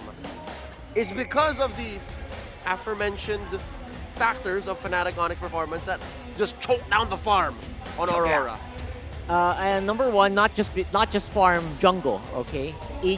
Every single lane's farm. And again, it just kind of boils down to resource management at this point. Throwing where you can afford to throw King Kong, at the same time juggling his duties as clearing your own camps. It was just efficient. It was so efficient, and that's the only way that you can reach this 9:42 game time. 9:34 is the final number. 9:34. Just got word from our producers, 9:34. And as well, a quick update. That's a 4-0 now, Rockhard. 4-0 on Beatrix for Kelra, and then 5-1 for Kirk's Edith. I mean, we don't count the stats here. Again, this is asterisk, including the stats from this match, but it just shows you their mastery. And again, if you're talking about mastery, who else? Who better masters a Beatrix than Kelra? Who, by the way, didn't buy a Sky Piercer. We don't want to start no online flame wars, all right? Of course. Consider what you just said, but yeah. Yes, it's true though. Here in this match. In this specific match, if you're putting in the bubble, it's hard to argue against Kelra's Beatrix, who I was surprised by his runner's apathy turning it into a shotgun most of the time. And again, didn't build a Sky Piercer, didn't even bother with a Sky Piercer because they knew they were going to end this very quickly. He didn't need to save up. Again, he knew that the game was ending soon, and the rest of the team knew the game was ending soon. And that's how we end up now at game number 2, 1-0. Again, the shortest game record in Season 14 broken. Considering what happened and all of the factors mentioned, how this how we come to this, like 9:34. Yeah. What are our best practices for Aurora? What do they take in the game? What do they take in the game number 2? I'm gonna just say, don't bother banning out heroes like the Suyo, the Fan. I mean, wait, don't bother? Yeah, here's the thing. Okay. The hero pool for King Kong is just too massive now. He has too much. He has so many heroes now. Maybe just try to choose your poison better. Allow Demon Kite to at least have a fighting chance. Yes, that's my point actually. You can't really efficiently ban out first phase against King Kong, so I believe just try to make space for Demon Kite so that in the draft you can get a better pick for him earlier. Something tells me they also have to watch out for the Tigreal. I mean, it did show its face in the bans earlier. Yep. But just checking the stats, it's both Roamer's #1 pick. Brusco and Renegade. Tigreal, Renegade. Not surprised. Tigreal, Brusco, it's just things of beauty. Mwah. So don't bother. Yeah. But you know what, for me, in terms of the Sonics, I believe it was so smart of them to actually kind of force Renegade into a pick that's not a Matilda. Yeah, not a Tigreal. Yeah, how they managed to do that? Like, is the meta so bad for heroes like Minotaur? They lost on the Minotaur yesterday. Yes, they did. At this point, I'm still trying to forget what happened there in Game 4. Don't watch it. It was so watch quick. the highlights, but so quick. It's a quick game anyway. Very game bad. 4, yeah. Renegade played a Kaja yesterday. Hey, it worked. Maybe that worked. Maybe you could go. That worked. Play for the Kaja Beatrix. I mean, it was really spicy. That was spicy, but yeah, no, Fnatic Onic is not gonna fall for that. It's so mechanically linear. Like you can see it, they can probably see it from a mile away. We'll talk about that more in a bit. I'm sure I would love. I think we can base it once we know who goes first. Yeah. Right. That is a side selection coming up in just a bit. But first, we would like to invite everyone to celebrate the achievements of our teams, our players, and coaches in the Alamat Awards. That'll happen on the 3rd day of our playoffs tomorrow, October 18. Mark your calendars and be a part of the Alamat. And you don't want to miss out who becomes a legend as well. Again, these are not like the Hall of Legends. I think we might just move that soon. That's gonna be happening some other time. But for now, we want to know who like the regular season MVP is, right? Rookie of the season. Stuff, Rookie of the season. Most improved. And all of that is coming. We're gonna reveal all of that tomorrow. So make sure to set your alarms. You never know when it's gonna happen. Maybe start of the game, maybe start of second series. And all the more, it's another chance for you to see if your vote paid off, because this guy didn't. Yes, that's correct. It's factual. I missed the deadline. I tried, but I missed the deadline. Catching up to MPL workloads takes its toll, but hey, he'll be here tomorrow. We'll all be here tomorrow to celebrate, and that's enough. Personal pick, let's just air out personal picks. Yeah, okay. Most improved, I think, is Perks. He went from 0 to 10. Sure, my most improved is Andorio. I mean, come on, that guy was a beast. Regardless of where they are ranked. Anti-OMG, but I still think, yeah. Yeah, right? So far, people have transformed. And here we go. All right, more of the Alamat Awards tomorrow. Again, come on down, celebrate with us. Let's talk about side selection. Game 2, away team chooses, and away is Aurora. They say blue. They're at 59% win rate on blue, and their prio pick win rate is 54%. Call it 55. Let's call it 55.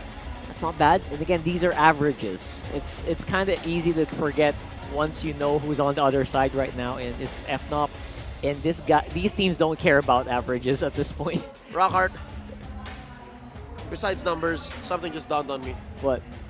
Fnatic Onyx average game time started at 16.26 minutes, or 16:26 minutes before the game 1. That 9:34 victory is going to pull that average way low. Way low, for sure. I think they're about to become #1 fastest. And I guess that's one of the keys as well, right? Like making sure that you can kind of close out these games before they actually get started. That did the trick for them in a lot of lineups that want to go late game. So you know what? Onic knows when the team is kind of trying to buy time, and they know how to stop that. So here, I think Coach Why Not and the rest of Fnatic Onic, they read the room, and they say Aurora is a late game team. Let's end it quick. That's right. And again, tools that can do that probably are in their pockets right now. Like the Fanny, the Low Yi can rotate to gold laners who are struggling. Yep. Right? So the Ling can do the same. The Ling, Even exactly. if it's technically a scaling hero, the way King Kong and the rest of Fnatic Onic play it could change that. That's right. King Kong is called Ling Kong for a lot of reasons, and one of them is that he can fight and he can find these really weird scenarios where he can still get an edge even if he's behind. Yeah, we've seen his Ling in the regular season go up to like 10, 11 minutes without a single kill, and then just suddenly end at 15, 16. That's right. Like, it's just from out of nowhere. So with that said, we're about to head into the draft. Again, RORA at blue. So there's a lot on the plate for Coach Master the Basics, Coach Dexstar, Fnatic Onic, Coach Why Not? Coach Hayes barely even breaking sweat. Yeah. Can't forget about Sky King Ling Kong. Hey, are we allowed to say that? Not really. I retract that statement. You're starting up a lot of ish online, Rockhart. I retract that statement. All right, here we go. Opening volley for Master the Basics. The Lo Yi, the Fanny, and the Zhu Xin.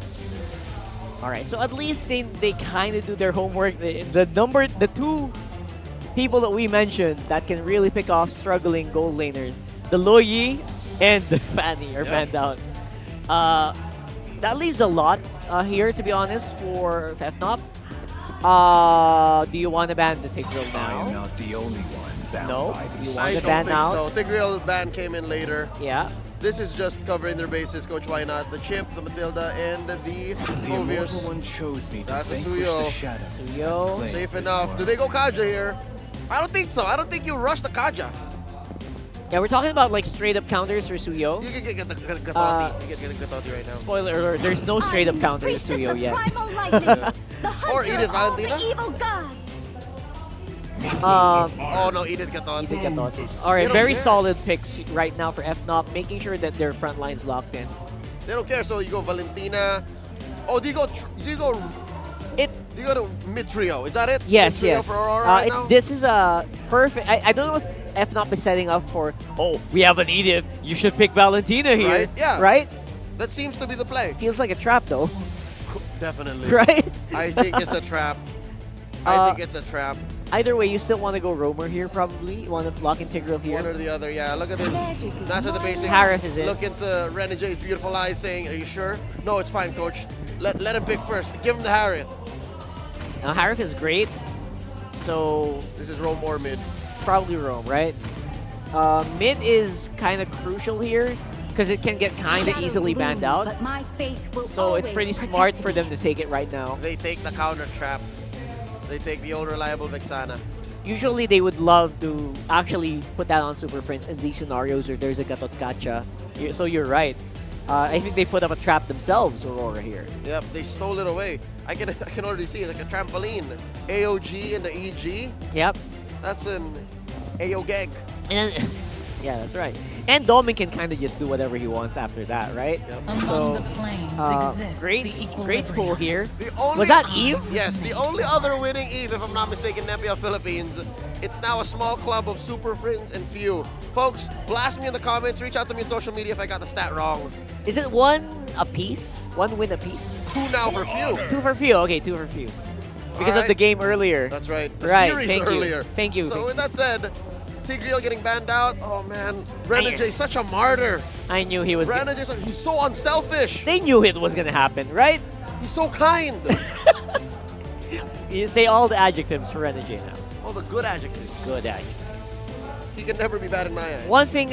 One adjective you can add to that is also flexible, very versatile. Oh yeah, he does not. What was the care. number? 16, 17 picks? 16 picks, yeah. Dear Lord. And that includes picks like the Terizla, like we mentioned earlier, which again didn't really work in game 1, but who knows? Maybe if you add it in this one, maybe. No. With this 3 here, I don't think Terizla's chunky enough to hold the line. They're just gonna die and evaporate. Just gonna die. Sand rises when I give the They word. ban out the Khalid, given that it is still Edward and Renegade lacking their picks. Another gold laner. Run deep. Oh, it's okay. Oh wait, yeah, I didn't notice. Wow. I didn't notice they didn't have a jungler yet. Correct. That's not usually how they draft. So are we gonna see the Hayabusa?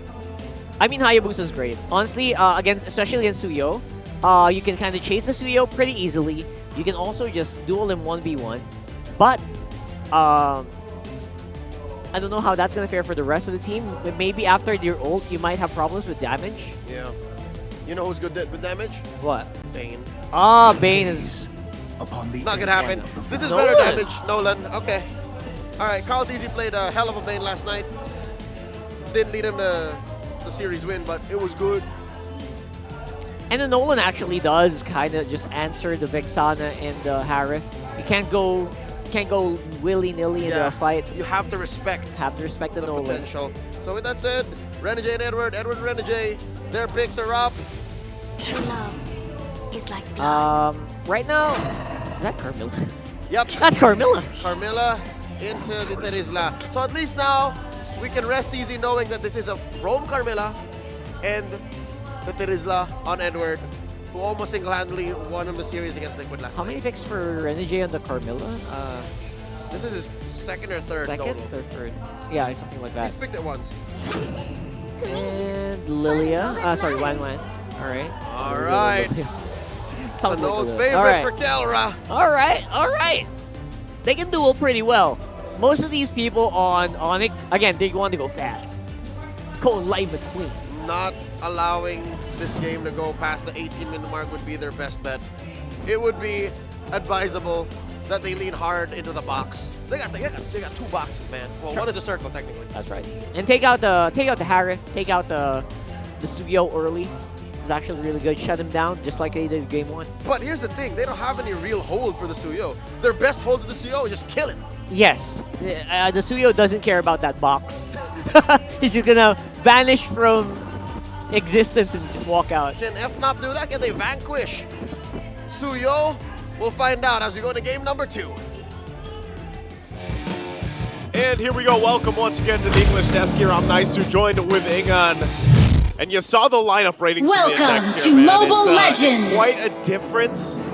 About a 7.5 versus a 4.9 or so. But this time around, we'll see if RORA can at least get to a later game. Because if you missed game 1, it was because it was a record-breaking, 934 or so. So we'll see. Adjustments here. Ingan, how are we feeling about the lineups? Okay, so far, I like that the Terizla is finally on the XP lane in the hands of Edward, because yesterday we saw Edward rock this Terizla. Huge win, huge gameplay coming in from Legend Zero. So, and looking back at the lineup rating again, Aurora has a more balanced lineup. So I think they can counter out or at least prevent the early aggression that Fnatic Onic plans to do. Yeah, part of this too is, I mean, we've seen this a couple times now, like Leo and Rockhard mentioned, the Eve, it's only, maybe 2 players, right, that have found success on it. Few. Super Prince and Few being those 2. Few players. Yeah, literally a few players. And, for the most part, you want to fight around the box, but I think even regardless of the Eve or not, the big thing here is, once again, Brusco having his hands here on the Gatakacha, this is going to be a problem, I feel like, for RORA. Okay, stun onto Brusco. They want to burst him down. Wow. But instead, Renegade is the one who's going to fall. First blood will be picked up by Brusco, the one they were targeting. Fnatic is turning it around. As I was just saying, that is the big thing for me, because right now the teams that do go ahead and grab the Gatakacha, he's a little elusive, because when you are targeting him down, even this early point in the game, and he has a Revitalize, and he's tanky, and then he get that little extra heal from his passive, like it's tough because you think you're going to take him out, and then all of a sudden, boom, he gets a shot in, passive procs, Revitalize goes through, and then next thing you know, he's half health, right? Yeah. And also the fast star response, the teammates of Brusco to aid him in bringing down Renegade, a Carmilla who's quite tanky, as Brusco is even just holding the turtle and eventually waiting for a King Kong to appear with his Nolan. So let's see. Fine. They're going to approach this. Edward, like you said, this time around, he'll hold that front side, does have the penalty zone and the flicker available, so they're actually going to take this very slowly. Super Prince also waiting around the corner. There's a knock-in. An onward combination onto Renegade. King Kong just waiting for the perfect opportunity. But still, Demon Kite gets it. Edward goes in as well as Brusco, and Renegade again will fall down. But Demon Kite will get the turtle. Yeah, Demon Kite gets the turtle. That might be all they're looking for right now. They don't want to give too much over to Fnatic Onic Philippines. Again, this lineup that they have, especially the fact that we have Renegade on a Carmilla, they want to be able to play into their team fights, especially later on. And what I mean by that, too, is for Domeng to use that Harith later, once that Curse of Blood is used, or UA lands that knock through with the Eternal Guard, then that's great. But they need certain timings with Aurora's lineup, whereas Fnatic Onic, they have enough crowd control and just kind of innate durability on the lineup that they have that they can actually just fight. They can skirmish. They can be fine. And whether King Kong is there or not, you'd be surprised at how much damage is going to come through between, you know, Super Prince, Kirk, and Brusco, especially because Kirk has the Warcry emblem, and he already gets the Thunderbelt locked in at this point in the game. Yeah, he actually likes it when you're dealing damage to him, because eventually, when his passive is stacked, and he casts his Primal Wrath, boom. Oh, you're the one who's going to need an ambulance. Yeah, and that's what I mean, like the durability of this lineup is tough. Whoa, here we go. This is, by the way, real quick, the all-time total damage taken in MPL Philippines from Season 1 to Season 14. That's a whole lot of numbers. 1.380548055. That's 1,380,548,055. That's a lot of damage. So now there's a big race. Damn. There's a big damn race between total minutes watched, hours watched, versus total damage. We're all about billions today. Yeah, billions. Man, what would I do for some billions? Billions of what? Pesos. Pesos? Pesos or dollars, whichever, you know? I mean, you know what I would do? I would get all the recalls of all the teams in MPL PH. That's the first thing you would do if you had billions. All right, you know what? That means I need a financial advisor.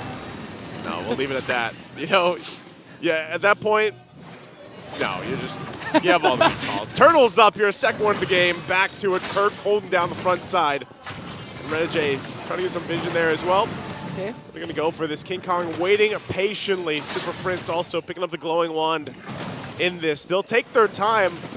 Is Demon Kite able to get this? Brusco with the AOG, and this time King Kong gets the turtle. Brusco pops his Revitalize, still wanting to go over to Renegade. Edward goes in with a penalty zone, plus the removal manipulation coming in for Super Prince. And let's see, because King Kong's still working on Yue, and he's going to bring down Yue. A turtle plus a kill. No trades for Aurora. Yeah, that time around, Aurora doesn't get the turtle, unfortunately for them. And you see how like slow they're taking those too. Like they're taking them, that turtle to about half health or a little bit lower. They wait, and wait, and then FNOP just like, yeah, we'll fight you. And that's the power, once again, of having this real-world manipulation, having the options to even just jump in with Brusco with the Avatar of the Guardian, because you can see this, you know, he doesn't even have that first item locked in, but what is there is that Thunderbelt for Kirk. You've got the glowing one, like we mentioned from Super Prince earlier. Counter-Strike only here for King Kong, but the fighting power is going to come later for Aurora's lineup, especially when Domeng starts joining the fights, and they hopefully can play into that Curse of Blood, like I said, from Renegade, but Renegade's nearly having the same experience that he did in the previous game. Yeah, he's having a hard time easily getting bursted down and targeted out by even Brusco. And I like the dynamic between Brusco and Kirk, because Kirk is the frontliner, the zoner, the vision provider, and Brusco's just waiting for the brushes for the perfect AOG like this. Gonna catch you, gonna get bursted down by Super Prince as they work on the mid lane turret. Now Demon Kite trying to go for a trade, a cross map play up top and down bottom for Domeng, and they will get a turret. I'm telling you, man, this, I like the way Leo mentioned it earlier. Gato ka cha. Like, this hero is so annoying for the team going against it, because you're not even safe under your turret. You always have to worry about where is this guy hero landing on. Like, that's what he's doing. He's the epitome of tower dive. Literally He's diving. literally a tower dive. He's literally a tower dive. Might be even tankier than a tower. Yeah. As King Kong works on the top lane turret. But Renegade though, he has a stun, okay. But he's gonna wait patiently for the perfect opportunity to strike. This is his moment, but is there enough follow through and a follow up from this? Turtle's gonna go for a reset. Oh, Crossbow of Tang onto Doming. There's a 1v1 between the two gold laners. oh, they're duking it out. Okay, now good zone here for Renegade onto King Kong as Aurora works on the turtle. They will get an uncontested turtle. Now they want to go for more. Working on Brusco. Will there be a counterattack coming in from Fnatic though? And there was almost a kill from Kelra onto Doming. He was able to cast a crossbow tank but still lacked the damage to do it. He canceled this recall! He wanted to go for Kelra! Oh, he wants the kill! The next standard! My fallen hands though of Super Prince and Kirk. There's the counterattack and the recall from Kirk. Kirk! Oh man, you gotta love that. You gotta love their recall here. Renegade, does he want to fight this? Okay, they're able to avoid the curse of blood. Brusco, King Kong, Super Prince is here. Real world manipulation again from Super Prince. Bounty zone, but Kirk's gonna fall down. They want to go for more. King Kong has to escape. They're up against 4. And there was a trade Aurora was willing to take. Good fight there. I was a little worried for Aurora, but luckily they rotated fast enough. They got that down. They also got the flicker out from Super Prince, and then Demon Kite swept in, got the Soul Sever off. So that's the thing. It's respectable damage, especially with the Suyo here. It does get the BOD now locked in, so he's got the Hunter Strike, the Blade of Despair. So that damage is starting to come online. Even so for Domeng, it was a very aggressive, I'm going to take you out, Kelra. He got him. And so now he is also in a position where, all right, he's better off, right? He's got 2 of the items that he needs, Starlium Scythe and the Feather of Heaven. They're good. At this point, RORA, if they can catch a member or 2 off from Fnatic Onic, play into the fact that Renegade, yes, his job is literally get a stun and maybe drop that Curse of Blood. If he can do that, or they follow through off of Edward's penalty zone for these fights when this Lord comes up, that's going to be great for them. But look at this push. Kelra just going full force on this tier 2, unbothered down the bottom. Yeah, he knows that in terms of 1v1 up against Doming, he's going to have a hard time. Again, this is a Harriet that has an advantage, especially at this part of the game. So as much as possible, he's going to try and avoid those 1v1 skirmishes and make use of the mobility of 1-1 and just go for the turret pushes as Fnatic Onic works on the Lord. All right, they're going to go ahead and spot out Kelra here. Lord is up at this point. Fnatic, uh-oh. King Kong goes in with a fracture though. Okay, Kelra just continuing to free hit. All right, they'll keep him at bay. No one goes and presses it forward. You can still see if they can play around some of the macro, push to the side lanes, put some pressure somewhere else, they'll go for it.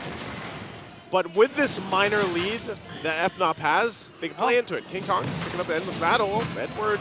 King Kong's up top. Aurora, will they burst down this Lord though? They're respecting the 2.7k gold lead that Fnatic has and the potential of Fnatic to just go for the kills instead of the objectives. Just trying to spot out what he can. Knows where Demon Kite is now too, so they'll go ahead and get repositioned. No one really has to commit to the Lord at this point because either team can really just win a team fight, right? There's nothing hugely in favor of Fnatic's lineup except for the fact that, again, rearward manipulation around a Lord is great. So that's why you see, even for Aurora, they kind of have to worry about where's that setup going to come from, where is also there going to be a jump in. That's always the problem when it comes to these fights. Brusco jumping in. Renegade also holding down the front. He's going to go in for the stun. Okay, Curse of Blood. Going to be casted, but Kelra though still able to free hit. Edward has to use the penalties on the one-way AOD! Connecting on to 2. A double kill from Brusco. King Kong works on Demon Kite as Demon Kite backs away. And a perfectly executed Lord Dance for the Sonics. I don't know, man. I think Brusco's after the MVP again. It's Garakacha. You can't even run away. You have one way to exit, and he's just like, nope, that's not happening. Boom, Avatar of the Guardian. We're going to take a look at the Infinix replay once again of this fight. It was quite messy. Like, Renegade goes for the stun, and then boom, Unbreakable gets the taunt, forces a defensive penalty zone, sees the opening, charges up, Avatar of the Guardian, hero landing, Brusco, double. Like, this is why I don't know, you gotta not give up the Garakacho in this kind of series, especially with this kind of case. Like, you lose those fights, you lose those battles too easily. And this is what you were saying even down to game number 1. Like, if the AOG is being casted in your Terizla, Yeah, where are you gonna go? Where are you gonna go? You already defensively used Your penalty zone and the flicker. Like you're a sitting duck. You know, you're not gonna get far from that. Here it is again. Okay, AOG again connecting onto 3 just to zone out and make sure Fnatic will indeed secure an inhibitor turret. Curse of Blood will be casted as well, but the Kelra is able to walk away though. In exchange for Brusco, Fnatic Onic might be able to get an inhibitor in the bottom as soon as the minions will arrive. Beautiful manipulation coming in from Super Friends though. And Aurora just continuing their immense defense. And now here comes Kelra, trying to work on Renegade. He had no stacks yet for Kelra for the crossbow of Tang, as Domin casts a Zaman Force to make sure to defend the inhibitor turrets. That time around, Brusco jumps in, hoping that they can at least get that turret off that first Lord. Doesn't happen, so RORA does go ahead and defend successfully. 1 HP on that turret left, but nonetheless, a good defense given the circumstances. So we have to start thinking, all right, RORA. They show that they can fight, they show that they have capabilities, and yes, they're down 5,000 gold, but they're in a position where they can at least fight. They can at least go toe-to-toe. Not sure if they'd actually completely win as long as they're fighting into that death box, and that's where this is difficult. Interesting pickup, by the way, the Malefic Gun. This is an item that you don't see often. It was brought up with all those new items that did come up, but not many people pick it up, and it increases that range, so this is also going to help Kelra, you know, hopefully get that airtime a little bit faster, a little bit easier to get those weak points down as it increases the range. So yeah, he misses that Beatrix. Yeah, he misses the sniper the from Beatrix. He misses the sniper. But you know what? Overall, because Kelra doesn't have to worry about too much. You know, like it's more so of what is RORA going to do and how does he respond from it. And a lot of times when you have this Ganakacha, you just respond to him and where he's jumping in from. Yeah, it's like follow the leader. In this case, follow the Brusco. Follow the Brusco. AOG. And for Aurora, the thing is, you have a lot of kit. You have the Curse of Blood, you have the Penalty Zone, a lot even Zaman Force, and of course the ult coming in from Yue. I think at this point, with the lead established by Fnatic Onic, 6.2k, you need at least all to connect. So you have a chance in going up against the Sonic, especially with the second Lord. Even with that lead, look at this. They're still going to take some time off this Lord. Not going, oh no. Renegade goes in with the Curse of Blood onto the backline, but gonna get punished by King Kong with the Fracture. AOG again coming in from Brusco, but Doming answers right back with a kill of his own as Kirk brings down Doming. Here comes Kelra all the way from the back, working on Demon Kite. Not even afraid to go up against 2. Edward getting back up a kill onto Kirk. And a 1v1 between Kelra and Yue. And that's it. King Kong works on the base, but Demon Kite and Edward is here. They have minions onto the bottom lane. It's going to be enhanced. Kelra just continuing to work on Edward. Here comes the crossbow of Tang. Eventually he's going to bring down Legend Zero. Legend Zero stays alive. And the defense from Aurora will succeed. Oh, I thought that was going to be it, man. But unfortunately, not enough. And King Kong was marching in with those minions. But Aurora will live to fight another day. That body of Smith passive really came in clutch there for Redward. Not going down, but right now the Lord is up. FNOP will go ahead and get in position for this. RORA, it looks like they still want to fight, possibly, to try to steal this away or do something. But again, they're just throwing their bodies towards FNOP, really wanting to fight. Oh, waiting for a better result. Okay, AOG coming in from Brusco all the way to the back. And Demon Kai gets the Lord, but they're going to bring down Doming, Renegade, and Demon Kai. Fnatic Onic doesn't care about the Lord. They want to go for the kill. Goodbye, Yue. Goodbye, Game 2. Fnatic is on match point. Took them a little bit longer, but they're going to charge up and wait to march into the base here as they go and show off. They're all charged up.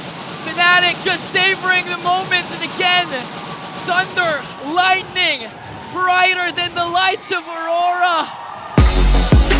Match point for the top seed this season. Thunder struck right there, Fnatic Onic Philippines. They make it look too easy right now. What's going on here? This is definitely a refined version of what we even saw in the regular season, if you could get better than that. But panel, Leo, Rockhart, take it away. And in a flash of light, Fnatic Onic, after a false Lord take, wipes out Aurora to hit match point. Welcome back to the evening's Game Tambayan. Leo here, alongside Rockhart. Is it just me, or did Ingan sound a little scared after making that final call? He did. And I respect Ingan and his opinions, but you also have to respect that he said something very, very spicy earlier. And we'll talk about that just in a bit. What they deserve, though, the Lightning Gods have descended, and I actually didn't know you could improve on what they already did. It feels like they just keep getting better and better. I don't know how they do it.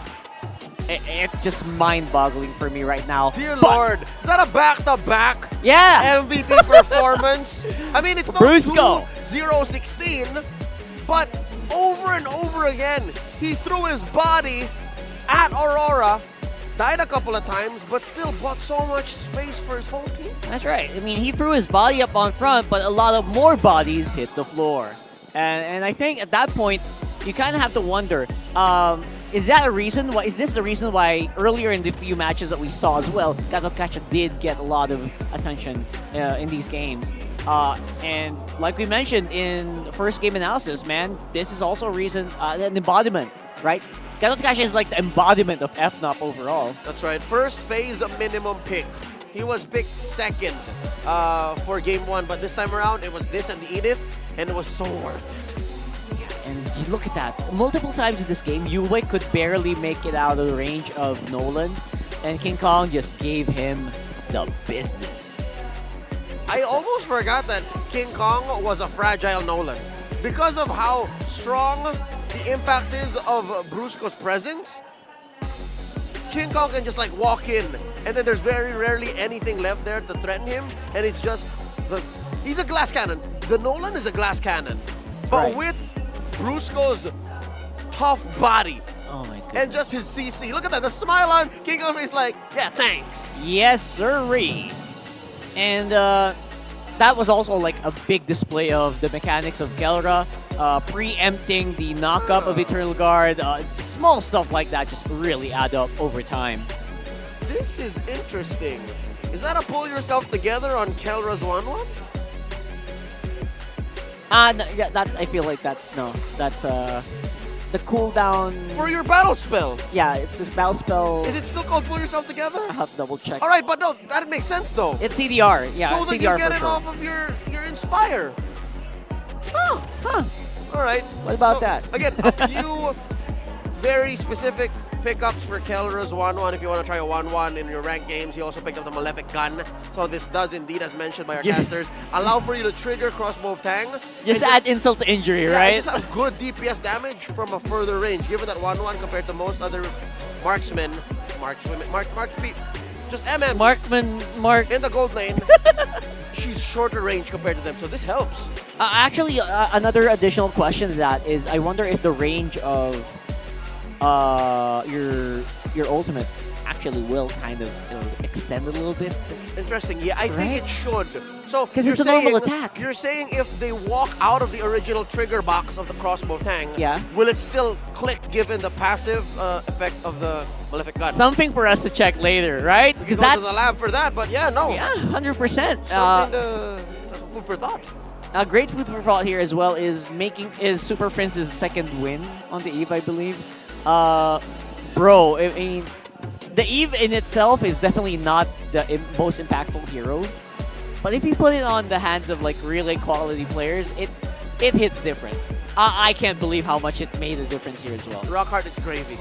It trapped Aurora into a bad situation when they pick fights. Because look, there's a box for the Harith, there's a box for the penalty zone, there's a box for the Feast of Blood, and if you put up a real-world manipulation around it, you neutralize those effects. You literally contain it in a box. So there's so much that Aurora are doing within a zone. If Super Prince answers back with an RWM, or worse, if he sets up the RWM first, it makes Aurora's layered approach harder to execute. And all these, exactly. I mean, you nullify how many heroes, right? Like 2-3 heroes already with just one ult. The it's math amazing. doesn't check out. That's like not, it doesn't compute in some terms. But then again, that's FNOP making things look so simple, right? It's so simple for them. It's these little decisions and how fast they're able to deploy and adjust on the fly along with each other's communications that make Fnatic Onic the scary team that they are. And I don't know how they can get better than this, to be honest. It's hard. Maybe our analyst can tell us more. Auntie Nara, what else can they do better in Game 2? Family is now at match point. Kaya naman isang magandang buhay. My name is Auntie Nara at nandito tayo ngayon sa ating analyst hand wherein we will break down everything that happened in game number 2 between Fnatic Onic Philippines and Aurora MLBB. We've talked about how proficient Brusco is in terms of using the Kacha. But what matters the most is the fact that FNOP seems to just get whatever the factor is when you have to pick the Gatot Kacha in your lineup. All throughout the match, they knew that someone needed to be in front to tank and soak up all of the damage output necessary so that the Gatot Kacha will be able to set up using that avatar of the Guardian.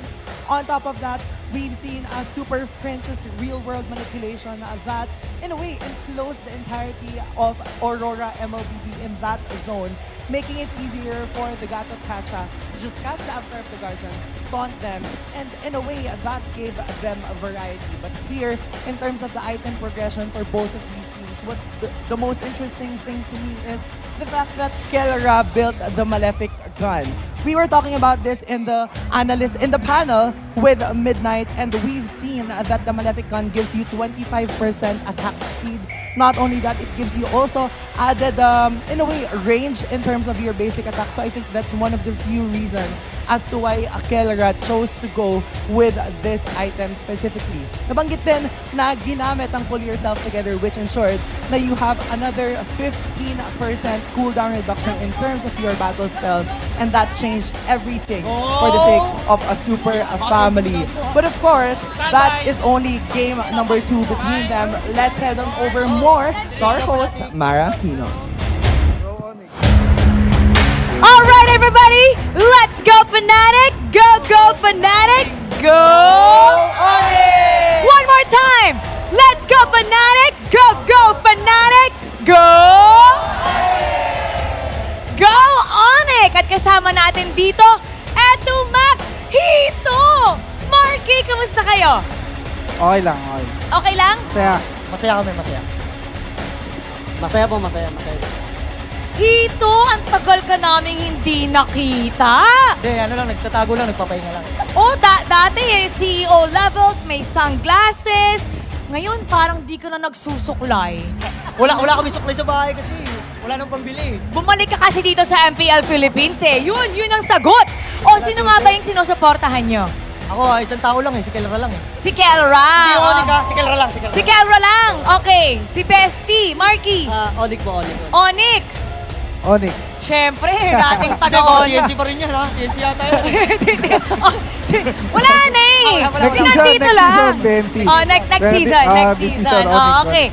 Sige nga, ano ang mensahe mo since ikaw, dati kang nandun sa Fnatic Onic, anong gusto mong sabihin sa kanila? Yun, good luck sa Onic, kunin nyo na to. Kunin ka ulit? Hindi, kunin nyo na yung ano. Okay, kunin nila to. Okay. Kunin nyo na yung kampiyonato. Okay. Kala ko nagpapa-wink-wink get a clue ka dyan eh. Oh, Hito, anong gusto mo sabihin kay Kelra, yung bestie mo? Kasi si Kelra, gusto ko talaga siya yumaman. Gusto ko siyang mag-successful para kasi yung kayamanan niya, meron din ako. Kaya Kelra, galingan mo, Kelra. Sige, kung nag-champion, anong gusto mong, anong ang aas mo kay Kelra? Wala, request ko na dyan, Mustang tsaka House and Lot. Mustang. Tapos pagka may sobra pa siyang extra, Rolex. Sino naman pala? Ikaw naman, Marky. Anong gusto mong sabihin kay Kelra? Good luck. Sana makapag-MC sila. Okay. Now, eto. Nandito tayo ngayon. It's 2-0. Ano ba ang prediction natin dito? Match prediction. Wala na, sweep na yan. Sweep. Sure na, sweep. Sure na sweep? O pag hindi sweep, anong gagawin mo? Wala, hindi na mangyayari yun. Sweep na yan, sure. Anong 100%. consequence? Paano kung makaisa yung RORA? Wala, hindi na yung makakaisa, sure. Sasayaw daw siya. Sasayaw. Sasayaw kasama mo? Hindi, siya. Kasama ko siya. Oh, sige. Sige, magkasama kayo. Hindi, kahit anong mangyari, wala na. 100%, 1,200. 1,200. 1,200, okay. Ay, ikaw, prediction. 3-0 na din yan. 3-0? Aurora, ano? Ano? Ano yan, Aurora? Onic. Onic, may 3-0. 0 ng dalawa na nga eh. Tatanong lang. Ay, sige. Marky, ikaw naman. 3-0 na lang po.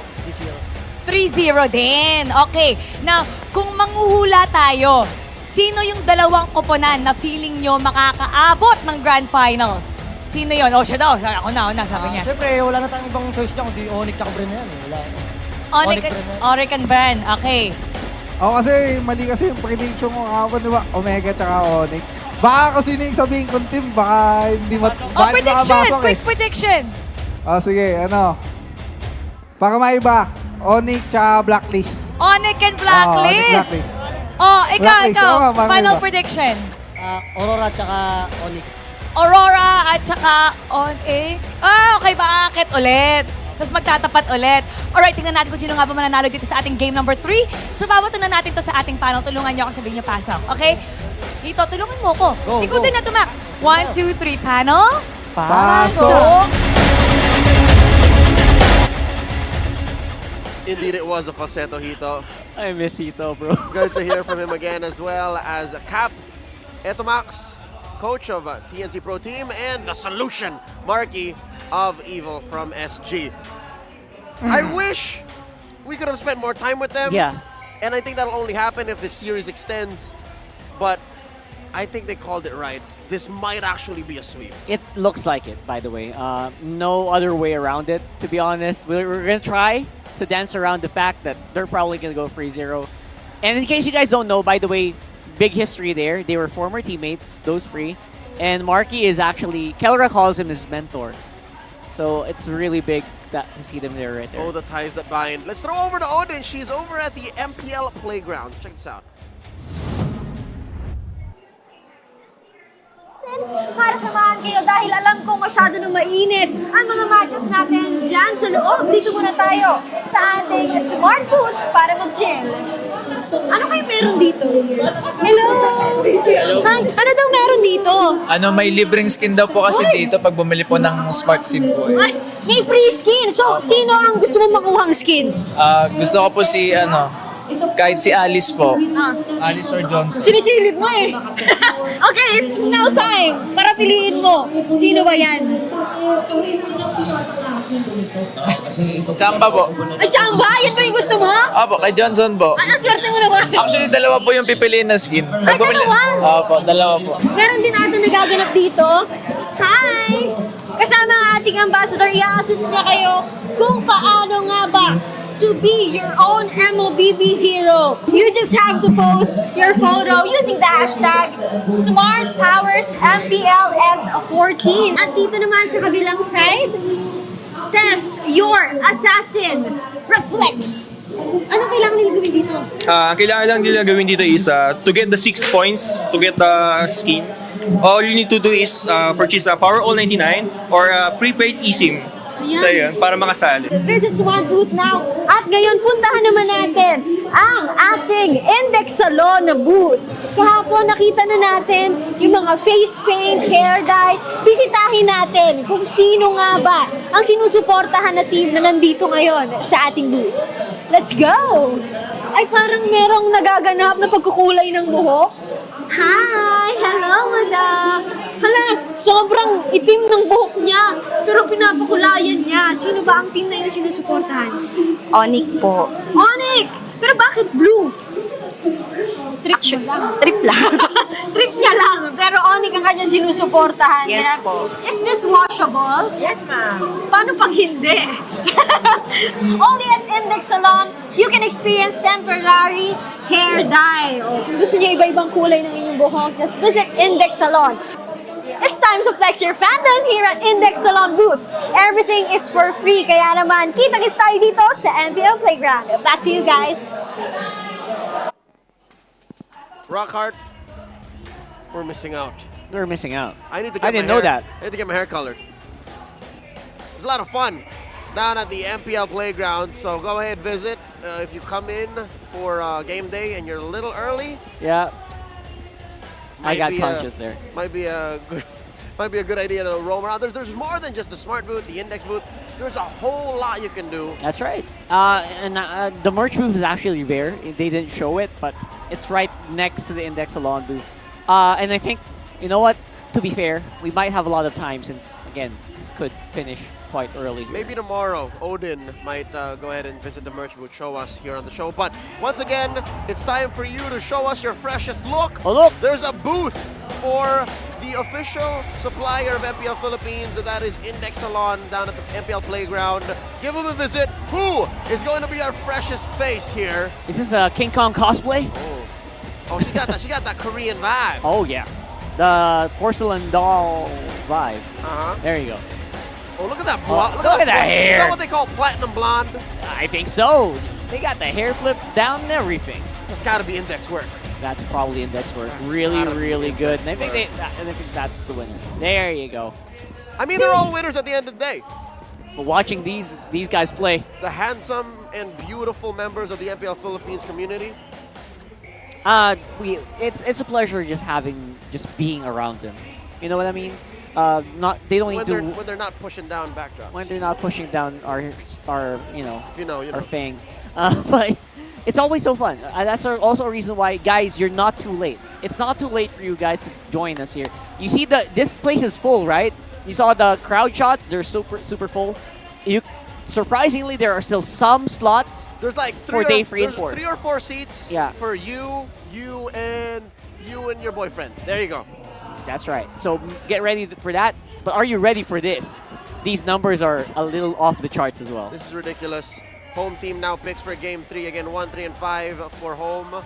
Away picks 2 and 4. Fnatic Onic back in the driver's seat. They say we're blue, and they have an 82% win rate when they pick their sides, and they are approaching the 90% win. Rock, this is what you're talking about. The 90% on blue. That just means there's a 90% chance that they win a game if they pick blue side. They win. And they go blue side now. 90%. 90% of the games. In blue. Sorry, 90% of their games. Dear so, Lord. Bro, I don't know who else can do that in MPL history. Maybe another team in Indonesia. SRG is close to that SRG is number. close as well. But yeah. But to do it in the Philippines. To do it here. Bro, it's different. It's different, right? So we're going into game number 3 with some pretty low expectations. I'll be honest, right? I voted Aurora. I predicted Aurora, but it's pretty slim, bro. The chances of them. You voted Aurora? I voted Aurora in my posted Here prediction. in this upper bracket match. In this upper bracket match. All right, let's see. It's you and Ingan who are now biting their nails. Him for more obvious reasons. Yeah. The first volley of bans from Fnatic Onic, the Matilda, the Jushin, and the Phobius. MTV for Aurora, taking out the Louis, the Fanny, and the Chip. So still open the Gatot. I would say Gatot now. Oh no, Suyo first. That's a Suyo first. I was actually half expecting that to happen, Right, but Gatot Gatot is first, great. right? Yeah, Gatot is great. Steal it, actually. steal the Gatot, take it away from Bruce. No, they're not. They don't care what it. Why is Aurora doing this? They're doing their own thing. All right, they get Renegade his signature chow and Demon Kite Sling. That, if I'm not mistaken, should be the #1 pick for Demon Kite all season long. No, it's not. It's the Julian. And probably Hayabusa. No, it's Yeah? Hayabusa. Hayabusa, all right. Highest, his best performing jungle hero is Hayabusa. This is a chow for Renegade that goes all the way back. You think Coach why not saying, yeah, let's not wear out the Gatot? Too much, right? But they could still pick it up here and it would still look good. That's Oh, Tigreal! wow! The smile, the sinister Oh, smile boy. on their faces. How about this? Okay, coach. Okay. You know when Brusco picks it up, bro, coach, I'd win. It's coach. the signature Edith and the signature Tigreal. Best performing heroes for Fnatic Onic. This is wild, Rockhard. This is wild, honestly. Khaled's open though. Maybe they That's can true. answer that. Maybe I don't know if Edward can be ready with that pick. I wouldn't say. I couldn't say. Maybe not. Yeah, right? it's so hard to actually think that can happen. There's so many ways to stop the Khalid from doing his thing with an Edith and a Tigreal. Yeah, body slams. I'd reckon throw it out. You invest in mid or gold this early. Obviously for mid, so many options. I think Valentina is great, but they go the other route, the Faramis. Pick the Faramis. Just to make sure they have it. Ban the Valentina. Oh, Valentina's banned. Yeah, they're gonna ban No, it. you ban it, yeah. Right. So the whole Valentina, Edith situation, it's a soft counter. Yeah, it's not something that's really hard, high up on the priority list of these coaches, honestly. Not a catch-all. You won't win instantly. It's just it makes it a little awkward. But It's just nice to do it, when you're you know? playing against a beast of an XP laner like Kirk, There's the Val ban anyway. exactly. A little awkward ain't enough. Just to make sure that every single bit will help, right? Yep. If you're facing a caliber of a team like Onic here, every advantage you can get, you take it, no question. Say what you will about me, Rockhard, or any of the talents glazing up Fnatic Onic, but if that's your thought process, you haven't been watching Season 14. We're just telling the truth, folks. You just gotta watch all season long. 2 months of them just destroying everyone. And this is the same for me and Renegade. If you think I'm looking up to Renegade a little too much, maybe you're right, but this guy turned things around. So maybe this is what they need. Maybe they need a tempo breaker. Maybe they need to get the Cho on him. It's a 2-2 right now for his record in Season 14. Yep. Edward lost within the XP lane. Are we expecting a switch? I did consider that now. Now that the stats come up, I didn't expect that maybe, yeah, you could throw that out to Edward. I believe they haven't had that much of a win against it. But again, it's just still on the table. And it kind of depends as well on the last 2 picks here of FNOP, I guess. They're allowed to flex, I see what you're saying. So this is a gold lane on 4, and then the last flex on 5. There you go. Okay. Pretty safe. Super Friends, we mentioned this for quite a while now, that he is a guy that you gotta actually, he doesn't talk as much, but you gotta watch out for this guy. His game talks for him. His game talks for him, man. And he's super loud in the comms. That's true. Something that we didn't know until like a few weeks ago. When you get to know him, he's a very loud guy. Yeah, so. Coach Jeb would know. I know Coach Jeb would know 100%. Yeah, I'm sure he played with him once or twice. Coach Jeb and I spent a weekend with Fnatic Onic, and Super Friends was pretty loud. There you go. All right, so with that said, I'm expecting that this is indeed the hero pick. You're going to see a gold laner here. Harrod's still out there. Harrod feels like the easy pick. Harrod is safe. You have a Faramis. You can kick people into the Zephyr's Force. You have, oh, what? There is the first? Oh, they're protecting Doming. I mean, I guess they can kind of pivot here. Doming can still kind of force himself into a weird Beatrix situation if they pick up the Harith. But trying to go for counters. I can see now signs of frustration sinking in. Because there was a choice. You protect the overall lineup and you hide the flex, or you just protect Doming at all costs and you reveal who the XP lane and the gold lane is immediately. 100%. The free people here, except for the save for the lane, are meant to just protect one guy. Yeah, and this is the last pick. Oh, they take it away too! That's what we're talking about. They were running out of options and they made one choice, and now Fnatic Onic is going to pick the better of the two. They picked the Harith and the Lilia. Oh dear lord. I would say Prince has uptime up the wazoo. I would say that's a great move, honestly. Just force out Doming into a weird scenario. 100% Beatrix is gonna go down here like a fly if you put the Beatrix here. Oh dear.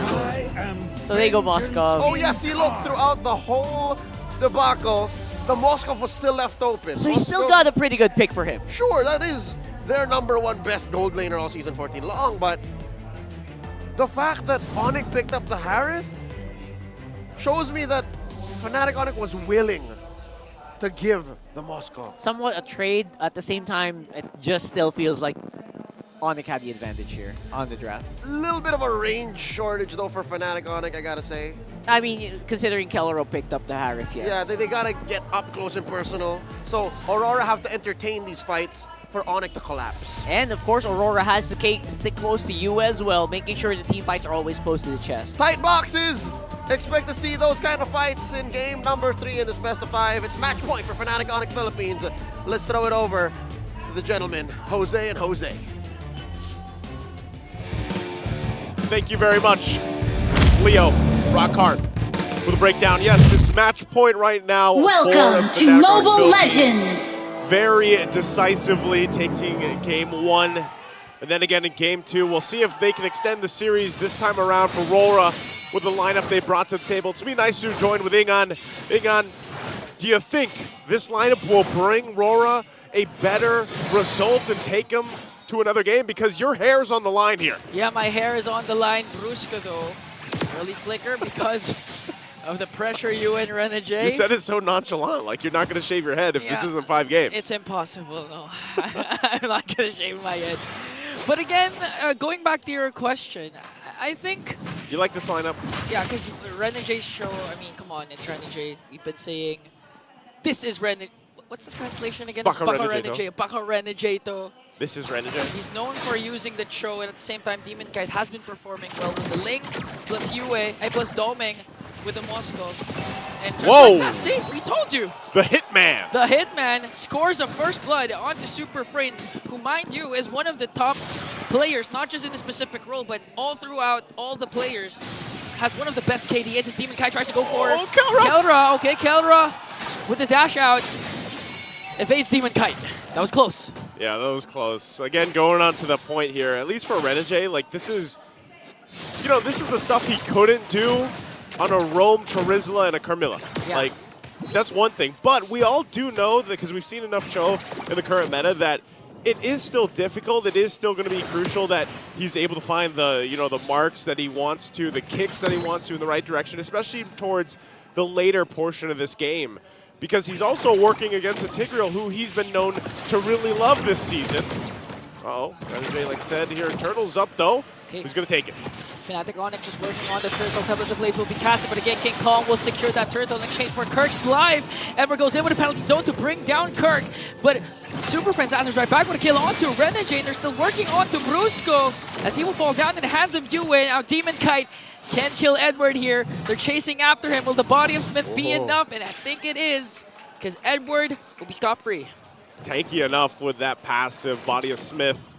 But yeah, that was, you know, Fnatic Onic, King Kong able to get the objective. Renegade again. Oh, and the concussive blast.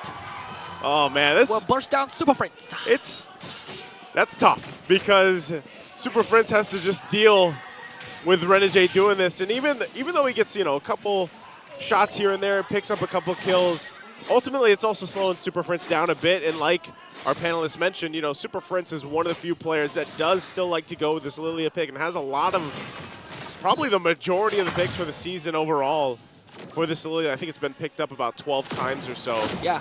So now looking at the items here, first items not falling into place. There's a kick though. Good kick onto King Kong, but Kelra answers with a Zaman for Spear of Destruction will connect though. King Kong in his mortal state now for the extra movement speed.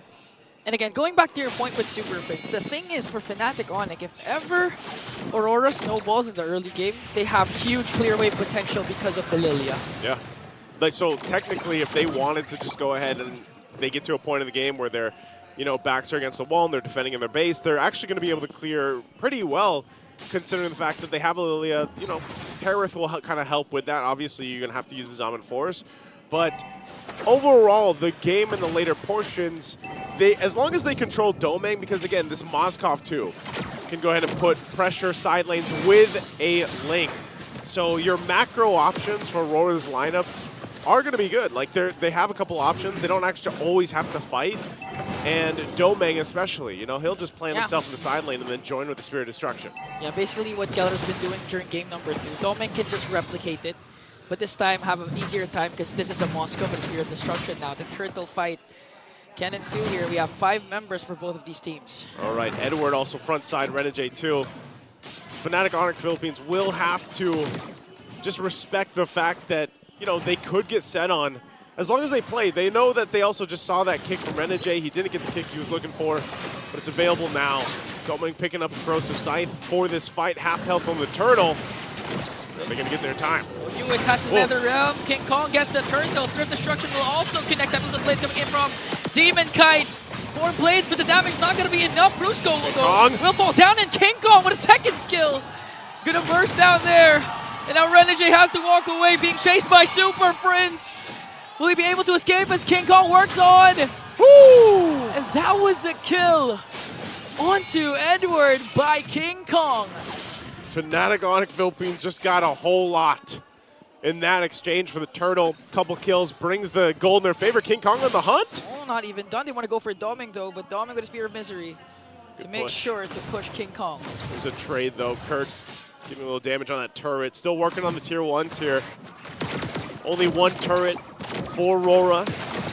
They got on the top side, and they'll continue to try to find what they can. But you're seeing it, right? Some of the team fights that we're talking about, the more of the delayed fights that even happen here for Fnatic Onic, they're playing into that. First items all locked in, nearly across the board at this point. Conceal. Who got the purple buff though? Not quite sure, but they're ganging up on King Kong. A good kick, but Brusco answers right back with an implosion. Here comes Yue with another realm. And a counterattack from Aurora might be able to bring down Brusco. A 2-for-none trade and a quick response for Aurora. Edward's not even done. He's going to cast the penalty zone onto Keller. Keller answers right back with his Admin Force though. Are they going to be able to bring down Edward? Edward flickers out. Edward again is safe, but Aurora got 2 kills. Yeah, they weren't able to go and respond fast enough to help King Kong. But he was doing what he had to do. He wanted to put the pressure on Demon Kite to force him to get that retribution and get the purple buff that he needs. And so, you know, he had a little lead, but he got punished. So good pick up there for Aurora, and now they can go ahead, play around once again with this lead they have. It'd be good for them if they can go ahead and grab this next objective. This turtle's up. They have the space to work with. It looks like they're going to bring everybody here. Demon Kite's still kind of handling that top wave. They're on the top side, but he'll make his way eventually. Nothing even happening just yet. Renegade will take a couple shots, but he's just going to go ahead and plant himself right there in the face of Super Prince again. It's been all over him majority of this game. So they'll go ahead and get in that positioning. They're going to keep Domeng top side, so he'll join the fight if he wants to, and Demon Kite just there too. Yue with the NetherRealm Tear of Destruction will connect. Edward not on time to cast the penalty zone. Renegade gets a kick onto Brusco. Tempest of Blades coming in from Demon Kite though. Domeng? Look at Domeng being worked on by King Kong. A double kill for King Kong. Keller also. What? 4 members of Aurora went down in the hands of the KK Connection, as they take a turret with them in the middle lane. And the lead Aurora established earlier is on Fnatic's side with 1.9k. I don't know. We got to get a replay of that. That was a play and a half. And also, King Kong, man, what a play, getting that double. I thought Domeng would at least be able to get him, but he didn't. So, hey. Quickly swinging over in favor now for Fnatic Onic Philippines. Massive win right there. Just in that fight alone for the 3rd turtle, giving them a big momentum swing. That's going to be a tier 1 going down as well. So for Aurora, you're seeing that struggle. You're seeing almost getting to a point too of a little bit of a desperation. What can they find? They can't deal with kind of the pressure that's being set all around from Fnatic Onic in terms of the team fights, but they should probably play into the strengths of dealing with some of the side lanes for now, pushing where they can. But the pressure now on the buffs is what's problematic for Demon Kite. Okay, they're going to steal away the orange buff. Now the problem is for Aurora is that the NetherRealm's always being casted early because of the potential of the burst. Now Renegade with a good seal. But Brusco knows this also. They might be able to sandwich Renegade though, but they're going to focus instead onto Edward. Penalty zone defensively with the NetherRealm as well to try and evade the attack coming in from Fnatic. Now they're working on Renegade though. But the mobility of the show is there. He might be able to escape, but Super Prince cutting him off. Flickers out. Renegade is alive. The hitman by King Kong with a Queller! Queller! And there it is. Thunderstruck once again. And they're feeling good. Good attempt at trying to escape. Go around everywhere. But Renegade won't get away from that one. Look at this. Fnatic has time to flex their recalls, which by the way you can buy, because they will get an uncontested Lord. Huge, huge swing. Huge momentum boost for the Sonics. Wow. Man, it's at this point, if you're Aurora with this kind of lineup, it's almost, you're almost wondering, you know, what do we do here? what can we find? Renegade, he's the guy that tried to get the pick off like we've said, but I said Cho struggles. Zaman Force. Oh, goes in right away, working on Doming. As Renegade tries to zone them out, here comes Demon Kite though, surveying the scene. Fnatic Onic gonna play this methodically, gonna wait for the Lord, and eventually burst down the inhibitor turrets, plus the shields have been popped. Fnatic with a 5.3k gold lead, they can easily end this. We're gonna go ahead and deal with this Lord. Jay jumps in a little bit. Shields are the goal right now for Fnatic. They get the top one, bottom one too. Mid, it goes down as well. Turrets are still up. A couple poking here from Renegade on the front side. Spear of Misery into the wall, but they'll hold on to the base turrets for now, so RORA will keep things together, at least in their base. But they're still struggling, being kind of outpaced everywhere from Fnatic Onic. Yeah, outpaced, literally, outset, outmaneuvered. Fnatic just playing out of their minds again. Beautiful setups coming in from Brusco. And prior to that clash, you could forget the time that King Kong and Kelra both have their respective double kills. So it seems like Fnatic isn't bothered by the huge start, amazing start of Aurora for game number 3. Now for Aurora, what do you do in this situation? Again, going back to your point a while ago, they have an advantage when it comes to macro because they have the Ling, they have the Moskov, and they still have their inhibitors intact. They can go for the macro game. Try to create slow pushes, try to create split pushes. Yeah. But Fnatic Onic, with their mobility, they also know the potential of Aurora that they can do this. That's almost a problem though too, because with a snowballed Suyo on the other side, even if you're trying to push like the side lane, you know, with Domeng even, you could kind of just get almost deleted. You know, you got to purify, that's about it. King Kong can just hunt you down and work from there. Whoa! As you were saying, my goodness. This is, I guess it was an understatement that you're taking out an instant, man. Instant. That's why Yue also has to pop his Netherrealm right away whenever clashes start because of the potential of the burst. A conceal coming in from Fnatic Onic onto the bottom lane. They're going to force out the clash here just to get an inhibitor turret. Domeng with Spear of Destruction will connect, and they're going to burst down the inhibitor turret. Kelra goes in, Edward as well. Zaman Force coming in from Kelra as they work on Brusco with a setup. Yue again with the Netherrealm. They're going to bring down Renegade. Demon Kai still not in the picture here as Brusco will fall down as well. Now they're going to jump right after Yue. King Kong goes after Domeng. Demon Kite is the one left. 1 second before Yue respawns here, and Fnatic has minions. They have the minions. Couple members to defend. Zaman Force for Kelra working on the minions before the rest of the Aurora response. Tempest Blade coming in from Demon Kite. Fnatic just finishing things off, and they will advance and face Falcons APBren in the upper bracket finals. We didn't expect this. A sweep against Aurora. Clean every single game, from the fastest game to the cleanest game. Fnatic Onic Philippines. What a performance throughout the series. They're looking like contenders to be champions for Season 14, that's for sure, because man, oh man, even that Suyo from King Kong. Man, I don't know if it's the parent buff here or what, but I know his dad's got a smile on his face out there. His parents have been here supporting them all throughout the season. But just as a team, it's hard to find a weak point here with this lineup from Fnatic Onic. Scary. This version of the Sonics, hungrier, more motivated. And again, you said that they're looking like contenders to take the championship for S14. Yeah. I gotta say, they're looking like contenders to take the championship in M6. They're definitely going to be a force to be reckoned with if they get there. Yes. But one thing's for sure, one of them, either them or FCAP, are going to end up there for sure, right? Because that's who we're going to go against. And man, that's going to be an amazing series once we get there. And now also we know it's going to be a classic match both ways, man. Blacklist, RORA down there, lower bracket, FCAP, FNOP. I can't wait to see what they have to say. We're going to head on over to the stage with Marakina and FNOP. That's it from me and Egon here on the English desk. So we'll hear from you guys tomorrow. But for now, let's go over to the stage with Mara, Fnatic Onic Philippines. Ladies and gentlemen, Fnatic Onic Philippines will be going to the upper bracket finals. Congratulations. Kelra, ito talaga yung perfect example kung paano nyo ipapunish ang inyong opponent. Complete domination. Talagang pag nakita to ng mga taga-ibang bansa, kakatakutan kayo. In fact, you guys beat your own record. Kanina, I don't know if you know, game number 1, fastest game so far, 9 minutes and 34 seconds. So ganito ba talaga yung plano nyo? Be aggressive and finish the game early? Was this the plan all along?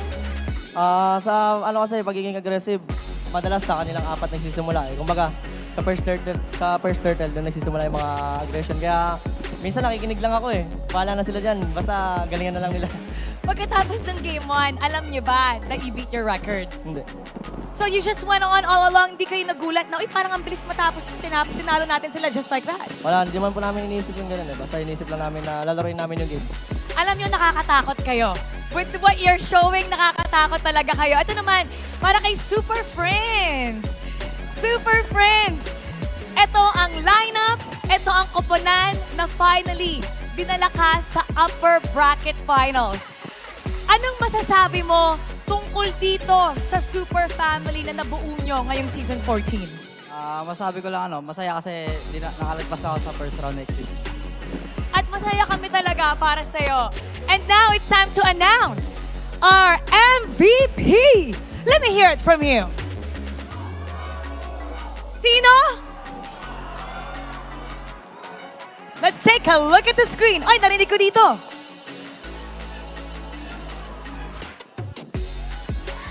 Brusca! MVP! You're heading to the upper bracket finals. Express mo naman sa kanila yung tumatakbo sa isip mo at anong gusto mo sabihin sa supporters. Feel ko lang parang iba yung laro ko ngayon. Kasi nanonood yung Nanonood si girlfriend!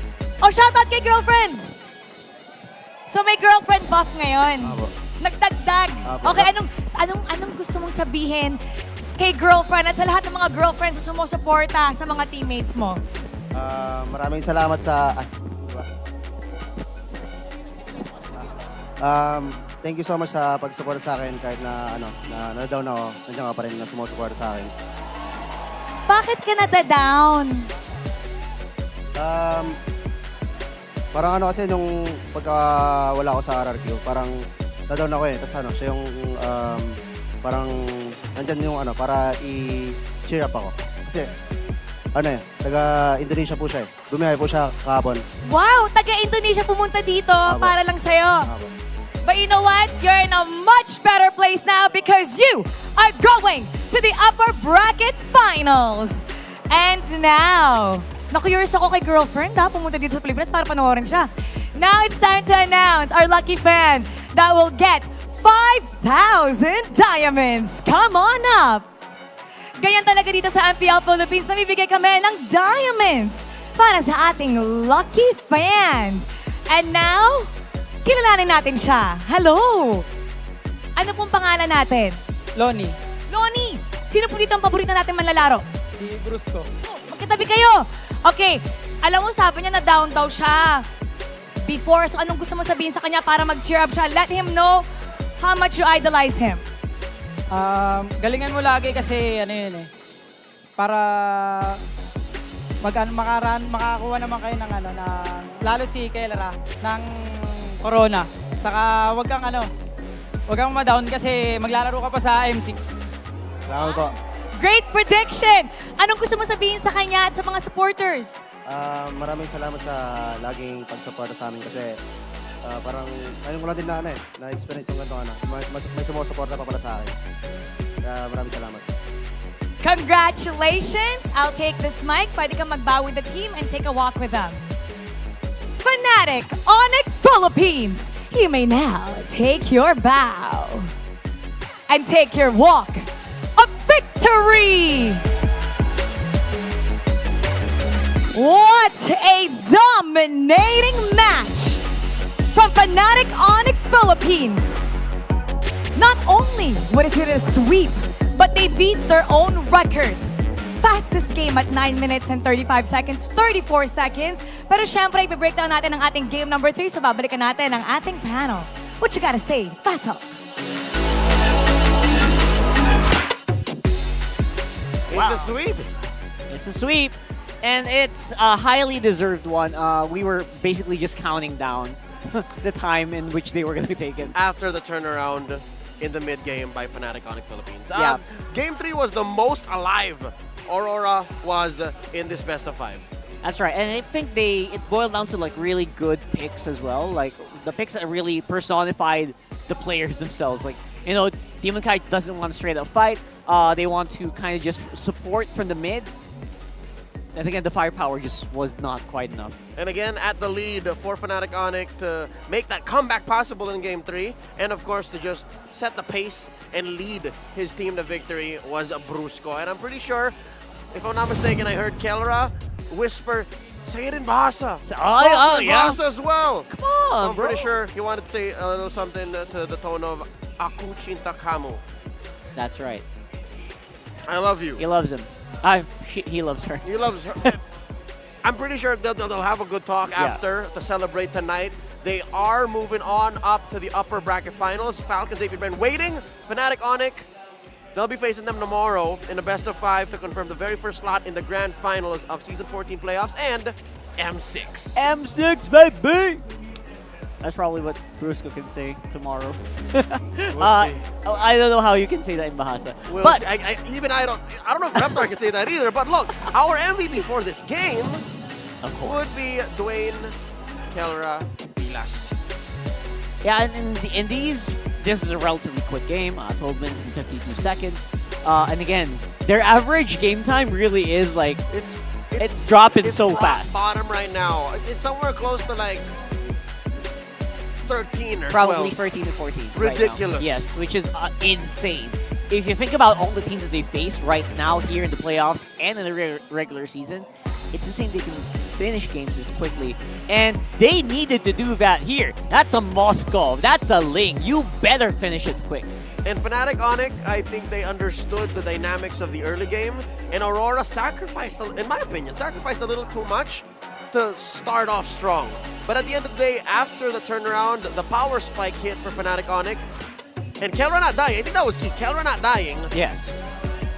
They crossed the path of no return.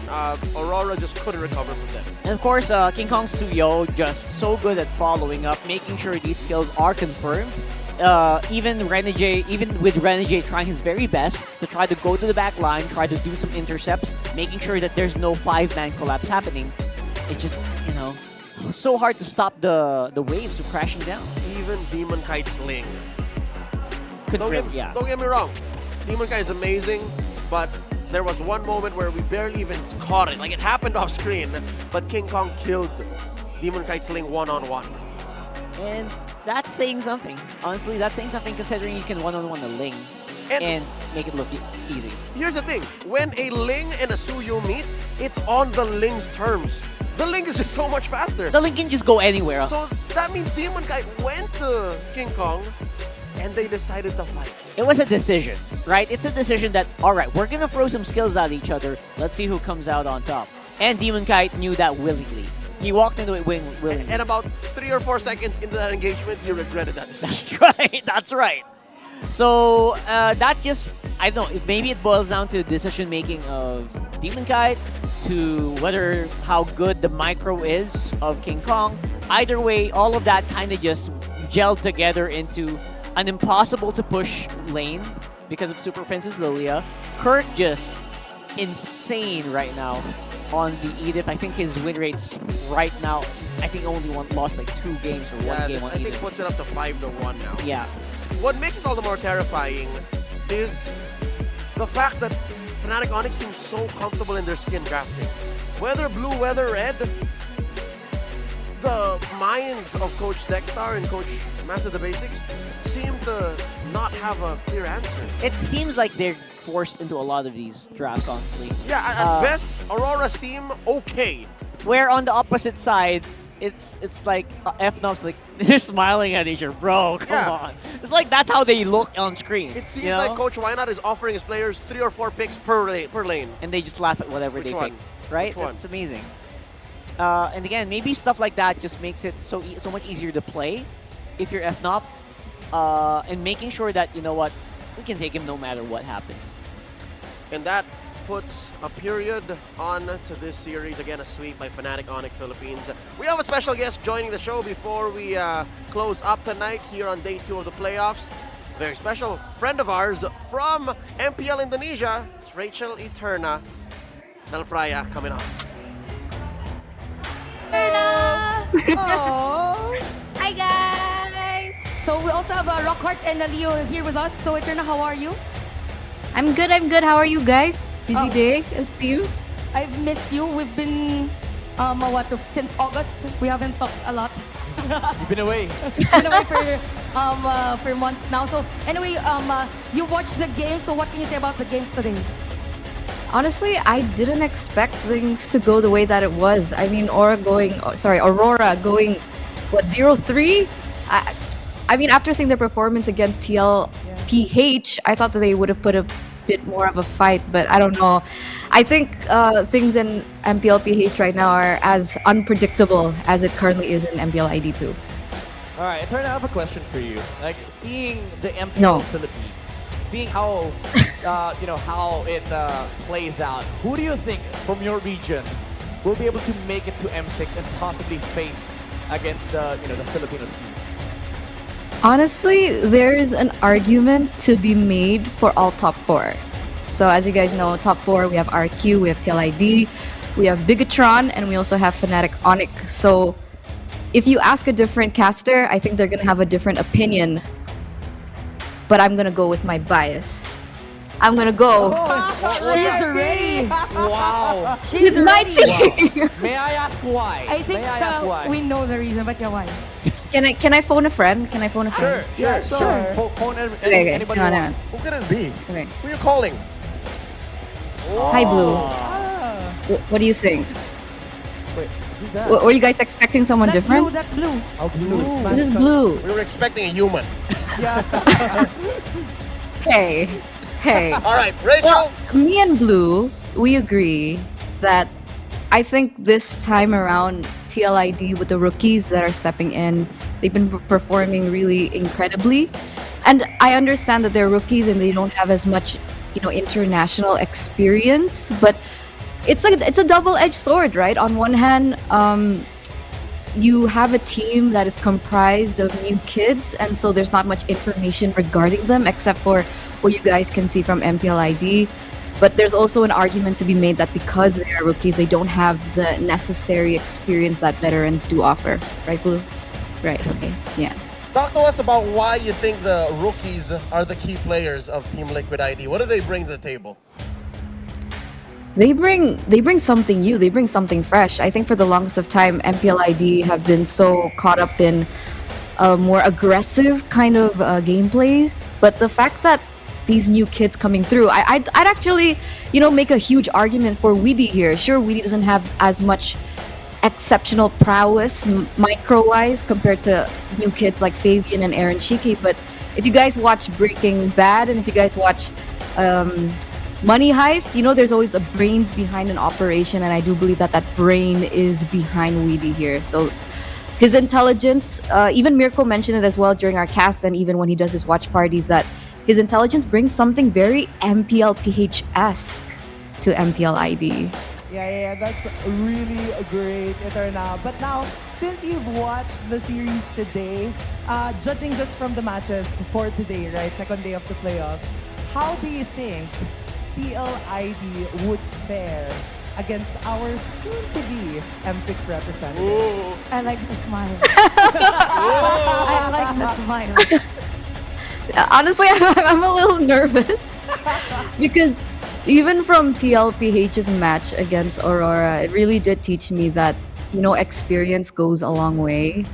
And so with the rookies that I have in TLID, I'm worried. But I'm hopeful that they do have the ability to adapt on the fly. But with how crazy the new format is, by the way, what is going on, guys? I'm honestly worried, but I'll hope that they do have a standing chance against the top MPLPH teams. Okay, so this is going to be the final question for you, Eterna. So for MPL Philippines, you have this thing. And I'm pretty sure that you're familiar with this question. Are you ready? Is it Komusta? Oh, Well, I'm okay. Okay lang. Okay, so Okay lang. anyway, here's the question. Here Okay. is the question. Ano ang palag nyo? Oh man. I'm gonna have to phone a friend again for this one. You have another friend? Okay. Yeah, I have lots of friends. Hang on. Oh. Hello? Hello? Can you guys hear him? Hello? Oh. So it's an actual friend this time around. Yes. Oh, you can't talk right now. Oh! Oh, it's okay. I thought it was a real Yeah. friend. He is a friend. Oh, he's a friend. He's a friend. What did he say? He said, what edge do we have? We have Yaoi. Oh. Yeah, okay. You gotta go? Okay. Sorry to bother. Bye. He was Alright. training. Yeah. Why you call him during training? I'm sorry. I'm sorry. Okay, thank you so much, Eterna. Any final words to our viewers and you invite them to support MPL Indonesia? Wait, what? Support our viewers. Invite our viewers to support MPL Indonesia.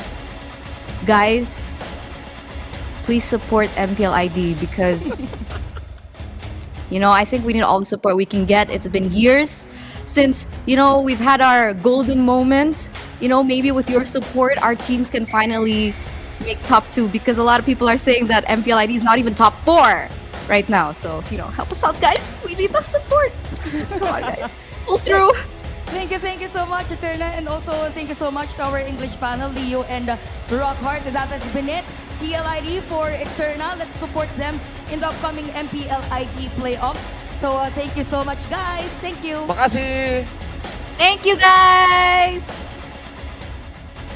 Grabe ang laban You know, ng Carl, mga she didn't friend seem so ni confident. Eterna. Yeah, that was that's not the usual Eterna, It's a bit lukewarm. She did glaze up her team, right? Liquid ID, definitely on top of their game in Season 14, but I love it though. she was so honest about maybe we need the help. Maybe. That's what I like. I like her honesty with this one. So I can't wait to see her again soon. If she's nothing, she's not honest. So that's for sure. Let's check out the mic check from that series.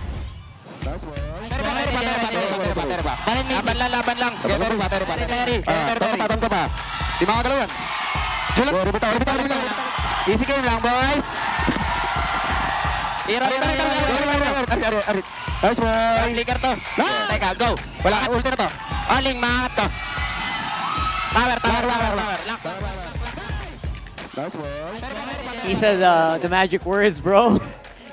Easy game.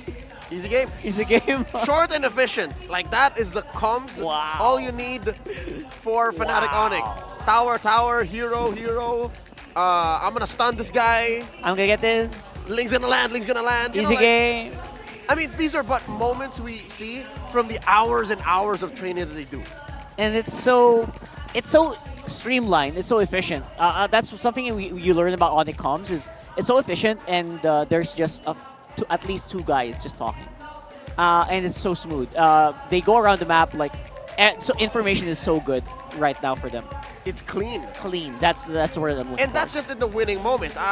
To be a fly in that room wherein they're just looking for kills and just playing the map. That would be a whole nother kind of communications that they will keep a secret up until they win that championship. Right. Especially the Lord fight. I wanna be a fly on that room. Oh yeah, how they juggle so setting well. up the Lord shuffles. Grabe na ito. Yeah, so I'm super curious and I'm super happy with how they are Sa improving. dinami-dami na And here's the magkakatapat bracket. sa lower bracket finals. Upper bracket Talagang finals, yung, Fnatic Onic dating, facing off parang against Falcons APBren in the best of na 5. team. And in the lower bracket, 2 teams fight for tournament life. Blacklist International and Aurora MLBB.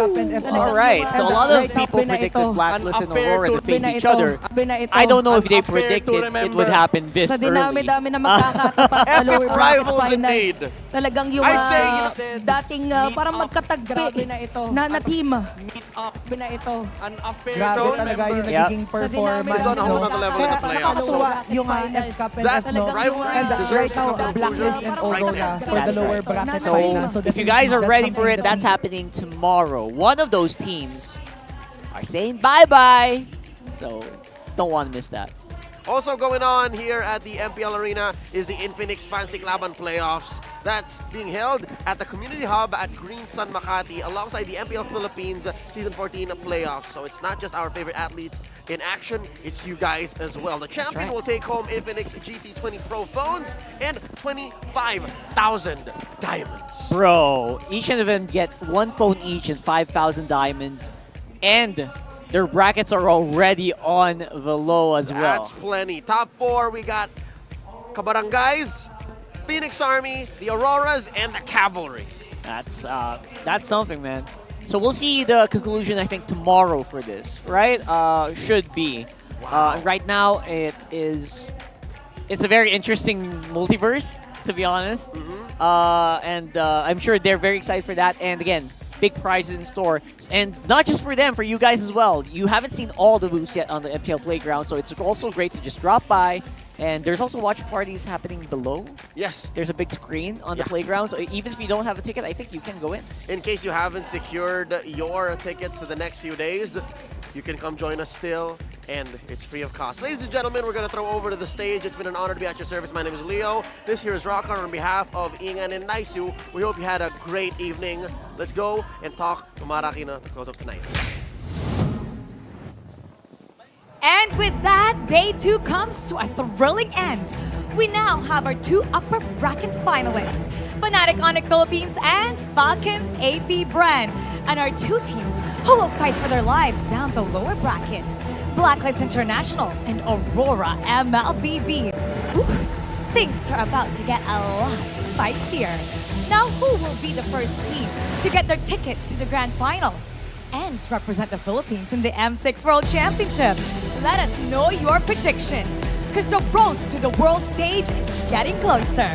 I'm Mara Aquino, and you've been watching MPL Philippines Season 14, the playoffs. Keep it good vibes, everybody, and see you day 3.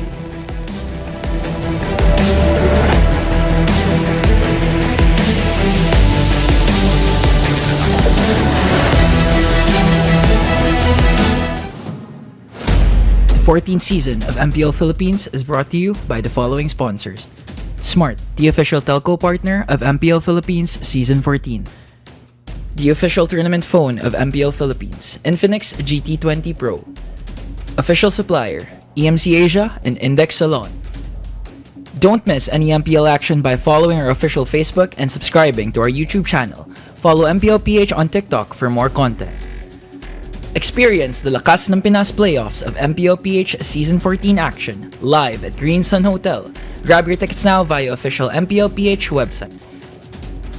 You can also get a chance to win 1,000 diamonds by sharing your hashtag MPL S14 live experience on Facebook and TikTok. And to ensure the equality and fairness of our games, MPL Philippines is also monitored and supervised by the Games and Amusements Board.